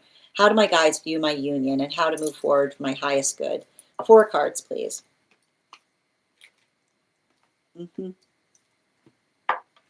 Yep. Yes. Thank you. Okay. Yeah. Because the thing you have to understand, and it's actually interesting because they're actually referring me to a reading that we had earlier today, which is the and I don't know if you were here, but the conversation that we saw that was happening in an earlier reading was the difference between obtuse and intentional. Okay? Obtuse is often the modality by which we don't realize that we're causing energetic harm to something, right? And the modality, and intentional is the space by which we're intentionally, energetically avoiding something that we know that we should not be doing. Now, the modality by which, and I keep on hearing, that we know that we should not be doing is what you need to write down. That we know that we should not be doing. Now, the modality by which, when the person first energetically encountered you, right, there was no bond between you and them, right? And when I say bond, I don't mean bond. I don't mean there wasn't a bond that was forming, but you were in the formation of a bond, okay? And the bond was so strong, I need to point this out, the bond was so strong that it only took a second date. It only took, the bond was so strong that it only took a second date to seal it. That's how strong the energetic bond was between you and another person. But prior to that point, you were boundless, right? You didn't know who you were to one another. You did not articulate the standards or the conditions by which you were choosing to arrive to one another. And the modality by which another person found you and immediately bonded to such an extent that after a second date, they said, even though I'm currently in the space by which I'm entertaining other energy, that all stops today, right? The declaration of intention that came so swiftly in relationality to the bond being formed, right? The energetic concession that you give to another person in relationality to the fact that you saw that they were energetically transitioning away from something. And even in the condition, it would have been more unusual, right? It would have been more unusual and it would have been more distressing to see somebody that had the condition by which they recognized that they were navigating another person's feelings, by which they met you and then they just cut. Like, do you understand that the cruel severity that would occur in the condition by which they said that there was something emotional, like even in the space by which we recognize and even the space by which they identified something as a fling, the space by which they weren't cruel on another person's feelings, saying, oh, I feel like this bond is forming, so this has to energetically stop. The understanding that that was the process of them energetically transitioning away from something potentially had to do more with the weight of the responsibility that they felt in navigating another's feelings. The modality of understanding that the way that we end things speaks just as important in terms of how we energetically begin things. And I feel like there's something about them working through the emotional hygiene of them effectively articulating the fact. It would have been, I keep wondering, it would have been more concerning if they had come into the space by which they met you and they knew that there was something true, and then they became very harsh to enter any energy that was not that, right? That creates whiplash, that creates trauma. So I keep on seeing the modality by which another person was navigating something and being conscientious, right? And I want to point out, even in the space by which they're bringing it up now, right? The space by which they're telling you, because they didn't want anything of lack of clarity between you. See how authentic this energy is. Because even in the context by which they knew that it might be unsettling, they wanted you to know so that the air between you and them was absolutely clear. And this is often the sign of a healthy relationship, because when we are navigating from a place of honesty, we don't hide something out of fear in relationality to how another person will handle it, because that in itself often talks about our own ability of trying to effectively control a situation instead of creating the state of perfect clarity. And the important thing that we're seeing here is understanding. And I want to point out, like, the difference that we saw, and I want to point this out because I feel like this will be a beautiful point of comparison in relationality to what you're experiencing versus what other person said. Another person articulated the fact that they had to end a relationship because the first time when they were first starting to date, they went out to get a cup of coffee with someone that they used to be in a relationship with, and it came up. They addressed it. The person articulated the fact that they were uncomfortable, that they did not know about it, and the person apologized. And then they did it again. But when they did it again, they did not tell the person, right? And the person had to effectively suss out or wring out of them the fact that it occurred again. And again, the observation of that being even worse than the first time, because the first time was an accident. They didn't know how someone felt about it. That was obtuse. The second time was intentional. Someone recognizing the fact that there may be a disparity there and literally circumventing a situation in order to avoid having to deal with it. You're not finding that with this person. This person's doing the opposite. They went through something in the past and they wanted to let you know, because even the space by which there was something unclear between you felt like it was resting too heavy on their soul. So the observation of someone doing the work to say, I want you to know about something that occurred in the space by which we had not solidified our bond, right? That in a way strengthens the bond because they're showing you how authentic they are in the space by which they don't want any marginalia of weirdness to exist between you. And I know it's painful, but recognize, and I keep on hearing, this space by which you can tell the authenticity of this person is the space that they could have just carried that. They could have carried on. They could have told, they didn't have to tell you anything about it. That would not do, right? That would not do. And the authenticity that they effectively gave said is the space of saying, you deserve to know. So I am going to tell you. Bottom of the deck. Yeah, Knight of Pentacles, right? When we are in healthy relationship, it's not about, we don't facilitate healthy relationship by not saying things to each other that hurt. When we have a relationship by which we say, I wanted you to avoid pain, we are infantilizing our counterparts, right? Mature energy can navigate painful conversations. and the modality by which another person was carrying pain, right? Potentially carrying pain because they were not exactly clear in relationality to that. This is the energy that's effectively trying to say, even in the statement and the declaration of telling you, they're basically saying, you didn't deserve that, right? But I also see, and I keep on seeing, it would have been potentially thinking about the fact that it would have been even more distressing and more concerning if they've been carrying on an emotional relationship with someone, because even a fling has emotions attached to it, and the modality by which they met with you and they just, you know what I mean? Like that would have been an execution, right? The modality by which the energy was trying to move out of something peacefully and not cutting someone out entirely is showing the care or consideration that they put in relationality to the situation that you found them in. So the modality by which you may have recognized the fact that they were doing, even in that modality, they were working towards closure, but understanding the space of navigating closure and the space by which they didn't want to hurt another, right? Sometimes the ability to navigate, right, the responsibility of our heart requires us to make hard choices. So I see somebody in that modality. So even in the experience by which they were doing that, they felt the discomfort.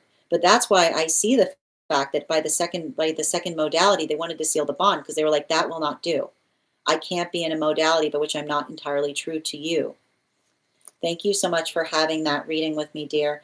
And again, and I keep on seeing too, like one thing to keep in mind is like, you know, and it's funny too, because the Ace of Swords is here as well, which is the observation of another person saying, like, I see somebody who is struggling to tell you, but even in the modality by which they were able to struggle to tell you, right? I keep on hearing the energy saying better to know, because it's the modality or the experience by which they're articulating upon something that they feel that you have a right to know.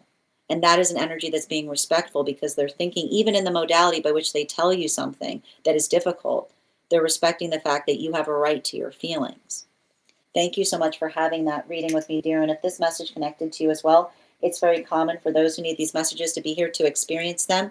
We are doing personal readings right now. I'm going to take a moment to read over some of the comments that came through as I was reading.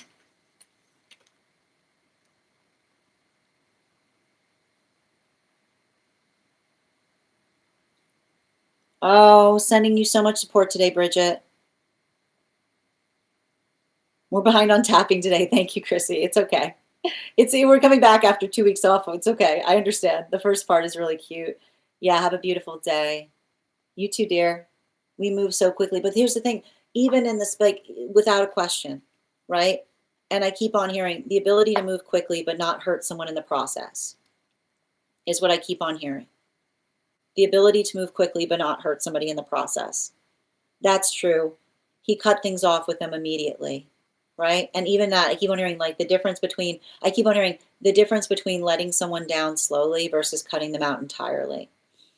You know? Yeah, I'm thinking it's my own. And I want to point out the difference, the way you can tell the past energy was circumventing things. The word you need to look for is circumvent. Were they circumventing, or were they in a difficult situation?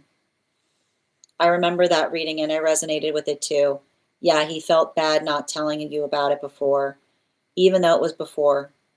Thank you. Exactly. He mentioned last night he'd rather let me know. Absolutely. That is genuine energy. Yes, strangely enough, I want a relationship reading as well, but no partner to read for. Yeah, he was scared to tell me because he didn't want to make me upset, but he wanted to tell me anyway. That's a sign of a good partner, right? I know that you have the responsibility, of saying something painful because they know that that's what they deserve to give you. The list is closed right now. We are going to continue right now. JP, thank you for the follow. The next person on the list for today is Kate. Kate, if you're here, can you respond in all caps? Let me know if you'd like a general reading or if you have a specific question you'd like me to answer. And while we wait for Kate's question, let's warm up those intuition muscles with an intuition check. I've got the animal spirit guide card here. We're going to count back from 10. And when we get to 1, I will reveal the card. 10, 9, 8, 7, 6, 5. You're welcome, dear. 4, 3, 2, 1. We got the Wren. Thank you guys for participating. We'll do that again after the next reading. And Second call for Kate. Second call for Kate. If Kate is not here, we're going to continue right now. The next person on the list for today is Angelique. Angelique, if you're here, can you respond in all caps? Let me know if you'd like a general reading or if you have a specific question you'd like me to answer. And thank you guys for supporting each other in the comments. Hi there from Detroit. How are you doing today? And thank you for recharging your heart, me sister. I got you. Kate's back. Angelique, please hold on your reading. Pinning up Kate here. Guys, make sure to give Kate some love. I sense I need to pursue a new career path, but what is it? Okay. Thank you for letting me know where your question is, dear. I'll look for it there. And thank you too. 4 cards, please, for Kate. Highest priority. In relationality to advice, and just a reminder, we never look at the cards to give us directions in terms of what to do, but can I get some advisement in relationality to the path work for Kate in relationality to career?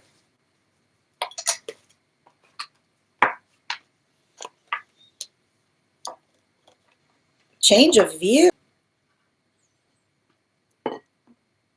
It feels like a change of view.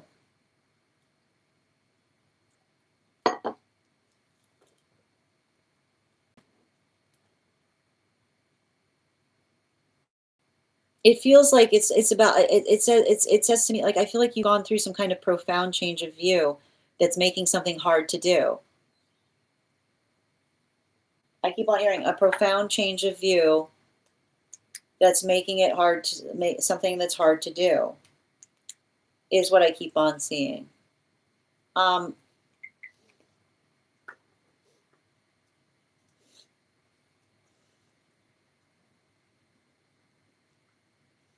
I feel like there's something, and it's interesting too, because I think it has a lot to do with, like, I feel like it's kind of like a part of your namesake in relationality to your username. Your lead the charge energy. You know? Your lead the charge energy. You like being on the forefront of things. And I think that there's something I see that you're navigating that feels like you're working through some kind of stagnancy, because it doesn't feel like it's new. It feels like you've moved kind of into a space of trying to keep something stabilized. And I want to describe this. Sometimes I see energy like this, and this is why some energy gravitates to startup.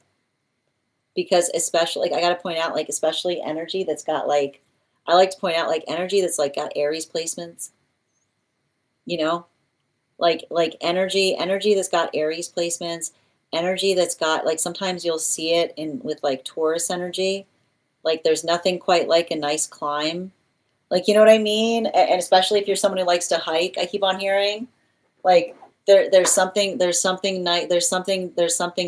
about having a nice climb, right? The feeling of accomplishment you have in the modality by which you're trying to bring something into being that hasn't existed before. I've got a lot of that type of energy around you, right? So I think that that's really important, because I feel like that is what you need to gravitate and focus upon, right? You having to say to somebody, I like to climb, which is, and the space by which we like to climb is the space by which, and those who like to climb like to have challenges, right? They like to work through, they like to be in the problem solver mode. They like to be in the space by which they're trying to figure something out. You're not going to be satisfied with a place by which you're just working on status quo or working on energetically sustaining something, is what I keep on seeing. And so I feel like there's something important here, because I almost feel like there's something that you did, that you climbed to the ceiling. Like, I almost see you like climbing to the ceiling and you being like, well, what do I do now? What do I do now?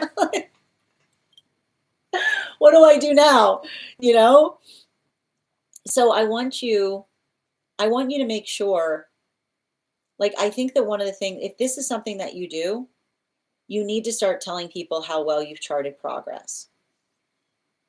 Right? The modality by which you articulate to another. I keep on hearing you have to tell someone the journey from the ground floor to the top, right? The modality by which you articulate to another the space by which you carry an energetic project forward is the modality. You might even want to look like, I want to point out, sometimes when I see energy like this can be very good in a consultancy perspective, because the acknowledgement point of saying to someone else, I want to help you get there. I don't want to necessarily help you maintain it. Right? It's just, I keep on seeing like the modality by which you say, like, I am here to help facilitate that. I'm here to help, I'm here to help energetically direct that. But I don't want to be, I keep hearing you saying someone like, I don't want to be energetically like focused too much into it. Remember, that's a conversation. That's a conversation that you can have with another person, right? And I do feel like you're looking, I feel like I see you like focusing on something that allows some kind of modality of flexibility, right? The flexibility of you being able to bring your expertise to a situation. So make sure that you're doing a lot of work right now to be able to explain to another, like, what that path work looks like. Make sure that you're referring back to your own history is what I keep on seeing. Bottom of the deck on this reading.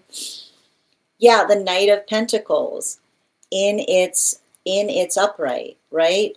It's funny too, because like I feel like there's some kind of energy. Like I feel like there's something about energy looking at you right now and being like, what are you, nuts? You know what I mean? Like, I don't know why. Like, I feel like there's something about you having some kind of comfortable position that feels like it brings a lot of security in. But I keep on hearing for some, security feels like stagnant energy, right? Like I keep on hearing like security has to do with what one prioritizes. So I feel like there's a little bit of this energy, like especially if there's some kind of situation by which you're trying to bring, I keep on hearing you can't bring new ideas I keep hearing it's very hard to bring new ideas to an establishment, is what I keep on hearing. It's like establishment, you can't bring new ideas to an establishment because the energy is often moving more in the preservational context, right? The modality by which another person says, if it isn't fixed, let's not break it, is often the sound of stagnancy occurring. So that modality of potentially articulating to another, like why you're transitioning away from something, talk about the stagnancy, talk about the space by which another person is navigating your ideas. Because I keep on hearing like your ideas will be a panacea for someone that is looking to do something in a fresh and encouraging way. The space by which you navigate something by which another person feels like you're making something overly complicated could often be the space of what you're recognizing you being in the wrong position. Good. I keep wondering, someone with good ideas needs to be in a place that craves them. And I keep wondering, there are situations and circumstances by which another person like literally seeks somebody whose job is to bring ideas to situations. So make sure that you're articulating upon some of those. And I keep wondering something about start to finish, helping another person see like the energetic benefit that you bring to a situation. Thank you so much for having that reading with me, dear. And if this message connected to you as well, it's very common for those who need these messages to be here to experience them. We are doing personal readings right now. The list is closed, but if you'd like to get on the list for Thursday, you'll be the first person read for. You'll also have an additional card in your reading. I'm going to take a moment to read over some of the comments that came through as I was reading.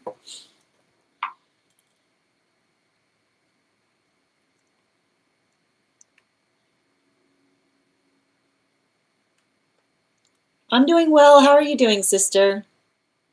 And thank you for letting me know where your question is, dear. I'll look for it there, Sim. Yeah, that's a beautiful. Thank you for those suggestions. Thank you guys so much for supporting each other in the comments. Hi, Betty. What do I mean? I mean energy. What do you mean? What do you mean by energy? I mean energy. What is there to not understand around energy? Everything is energy. Yes.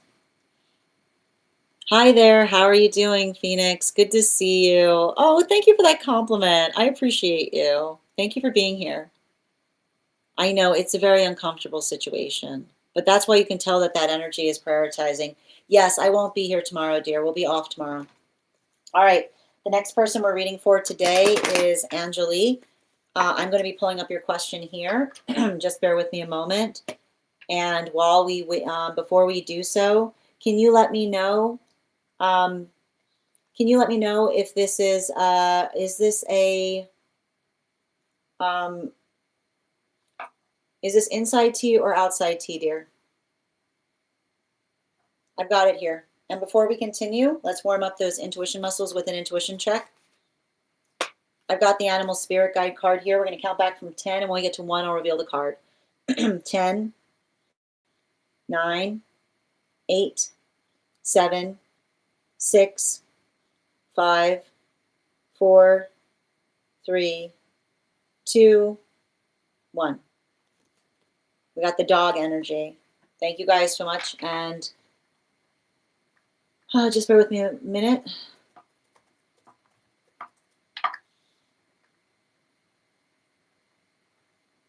Hold on a sec.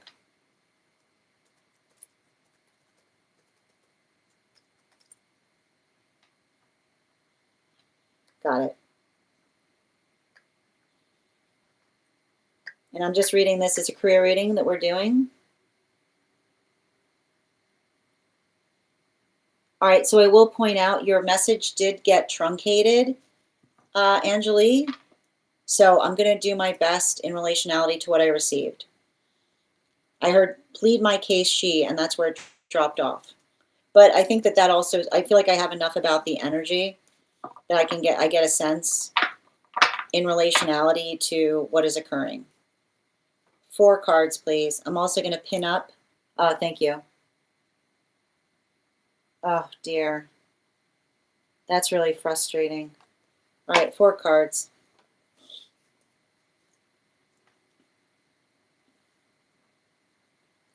And 2 more.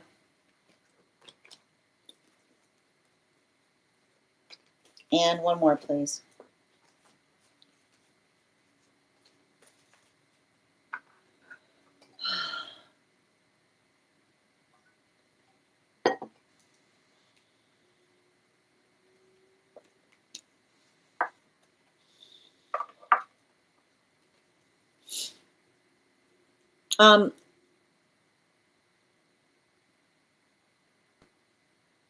I feel like there's something about the time that you're navigating right now that is working towards your benefit, is what I keep on seeing. Because I just keep on getting the same. I think that there's something that you should be doing right now in relationality to, I keep on hearing, writing down your, I keep on getting a message from one of your guides saying, writing down your perception in terms of the events that occurred. Like, let the time be a blessing, because something about you being able to walk into a place with your full documentation about what occurred, like, allow this to be the energy that you are able to energetically sort that out with, is what I keep on seeing. Because I keep on getting some kind of, I don't know what the issue has to do here, but I feel like it's almost you having to help another person understand something that you are experiencing that is simply, I keep on hearing, it's simply only happening to you, is what I keep on getting. And when we're going through something that feels like it's something that's simply only happening to us, the best way to help another person understand it is by articulating our energetic side of something, right? The ability that we're able to have in terms of articulating to another what our experience has been, to help them see. I keep hearing you, when you walk in to talk to someone, you want to give them the gift of your perspective. And when I see here the gift of their perspective, like the modality by which you don't just tell them what has occurred, you have it energetically written down. is what I keep on hearing, right? Like I keep on hearing the space by which you say it's not the space. The difference between explaining and energetically showing is the modality by which you can articulate to another and say that this is not hearsay. And I want you to understand the space by which you're not necessarily responding to what they say, but the space by which you're giving someone. I keep on hearing like the difference between someone trying to articulate that you're being reactive to what you're being told in the moment versus you saying, I already have this to show you. This is what I energetically prepared. If you refer back to what I've shown you, everything you need to know about the situation is clear in terms of how I experienced it. So take the time. I keep on hearing, consider the time a blessing and make sure that you articulate fully your experience of navigating a situation. Because I see that something about the modality by which you come to meet somebody is going to be the difference between you effectively responding to another person's perception versus being able to meet their perception with your perspective. The ability of being able to say to somebody, and I keep on getting there's something important and valuable in terms of you not, like you having that ahead of time and the modality by which you do that energetically independently that is going to effectively work towards your benefit in the long term is what I keep on seeing. So I keep wondering, take this time to help another person fully understand what you yourself have been experiencing, because I just keep on seeing something about you giving someone something tangible, right? Not just talking to them about it, by giving them something truly tangible is going to effectively help you in the long term. Bottom of the deck on this reading, yeah, particularly and especially with that Six of Swords in its reversal, I just keep on getting the modality or the experience by which you're able to articulate to another. I keep on seeing like working through any feeling of energetic confusion versus what they say versus what you say. Like that modality of experience, I keep on hearing this is how you clear hearsay, right? The modality that by which you clear hearsay is the experience by which you're able to say to another, right? This isn't how another person is experiencing. Like this isn't like the modality by which another person is putting hearsay is the space by which someone is navigating a situation with their own prejudices, right? And often I keep on hearing when we are feeling energetically prejudiced, then we look for cause, right? We look for reason to pick on each other. So the modality by which another person is looking for flaws, right? I feel like there's something important about something that you're going through that is potentially the articulation of energy that is prejudice, because energy that is prejudice gets picked on in the modality or the experience by which another person has already like made up their mind about something and then just looks for cause and reason to energetically support something that they don't feel that they want to believe is true but is ultimately not true. So make sure you're pointing out to someone if it feels like someone's having a prejudiced view towards you. And that prejudice is the space by which you understand and saying you haven't necessarily done anything wrong to somebody, but they're perpetually trying to put you in a position by which they feel like they're trying to find harm, is what I keep on hearing. Thank you so much for having that reading with me. And if this message connected to you as well, it's very common for those who need these messages to be here to experience them. We've reached the conclusion of the reading today. I am going to take a moment to read over some of the comments that came through as I was giving that reading.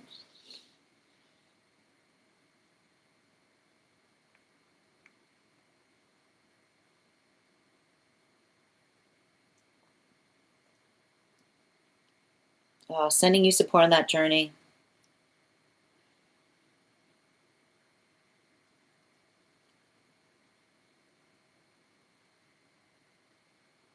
That's very, I mean, again, I like what you're describing, like even the space by which you describe it, like that sounds unreal. Like that sounds like the most, like that's what I mean in terms of like looking, like that's exactly like even just reading over the fact that you're identifying like that is a weird request is what I keep on hearing. Like that literally what you're describing is a weird, distressing request to give to another person.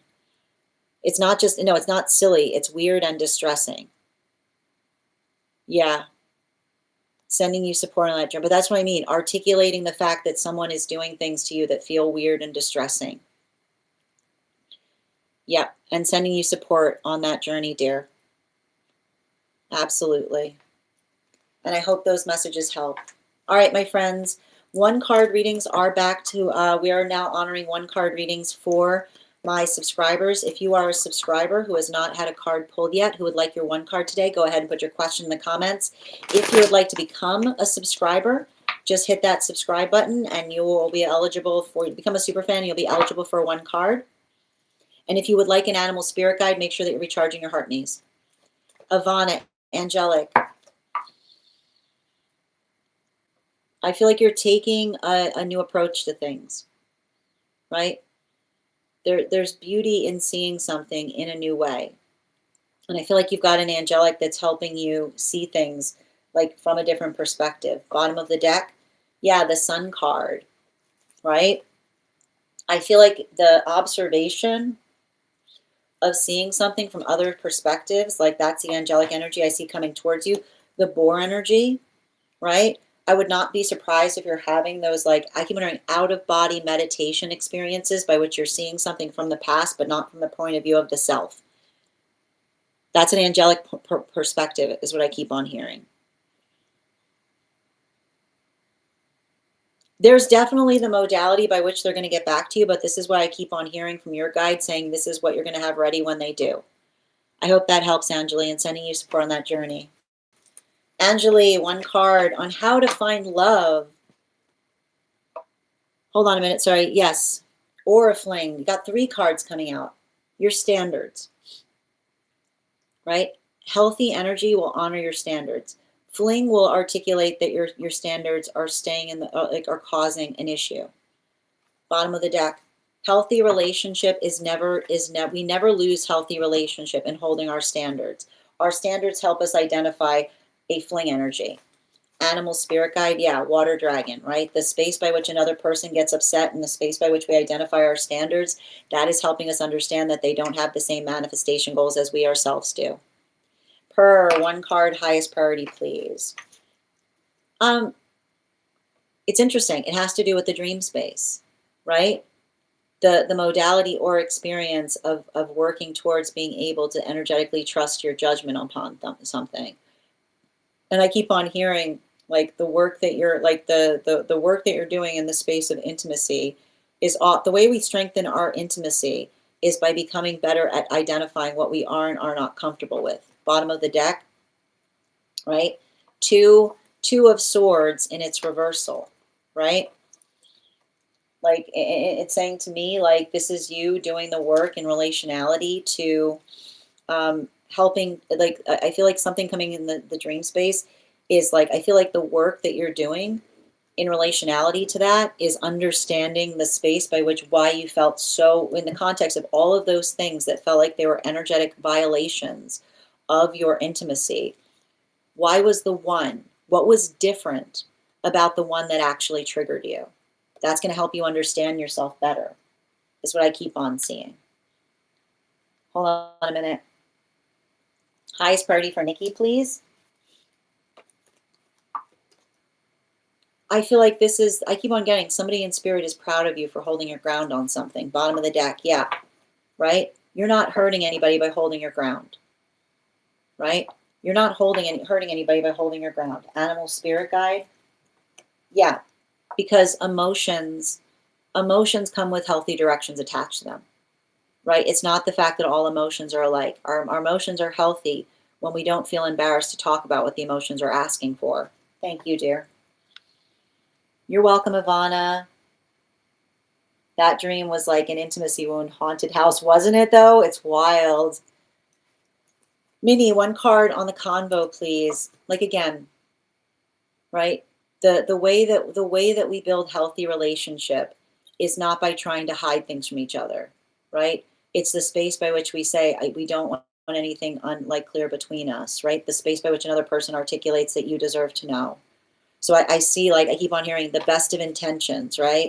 The energy that was almost like looking for an opportunity to bring it up sooner, but was trying to find the right time to talk about it. It was what I keep on hearing. Animal spirit guide.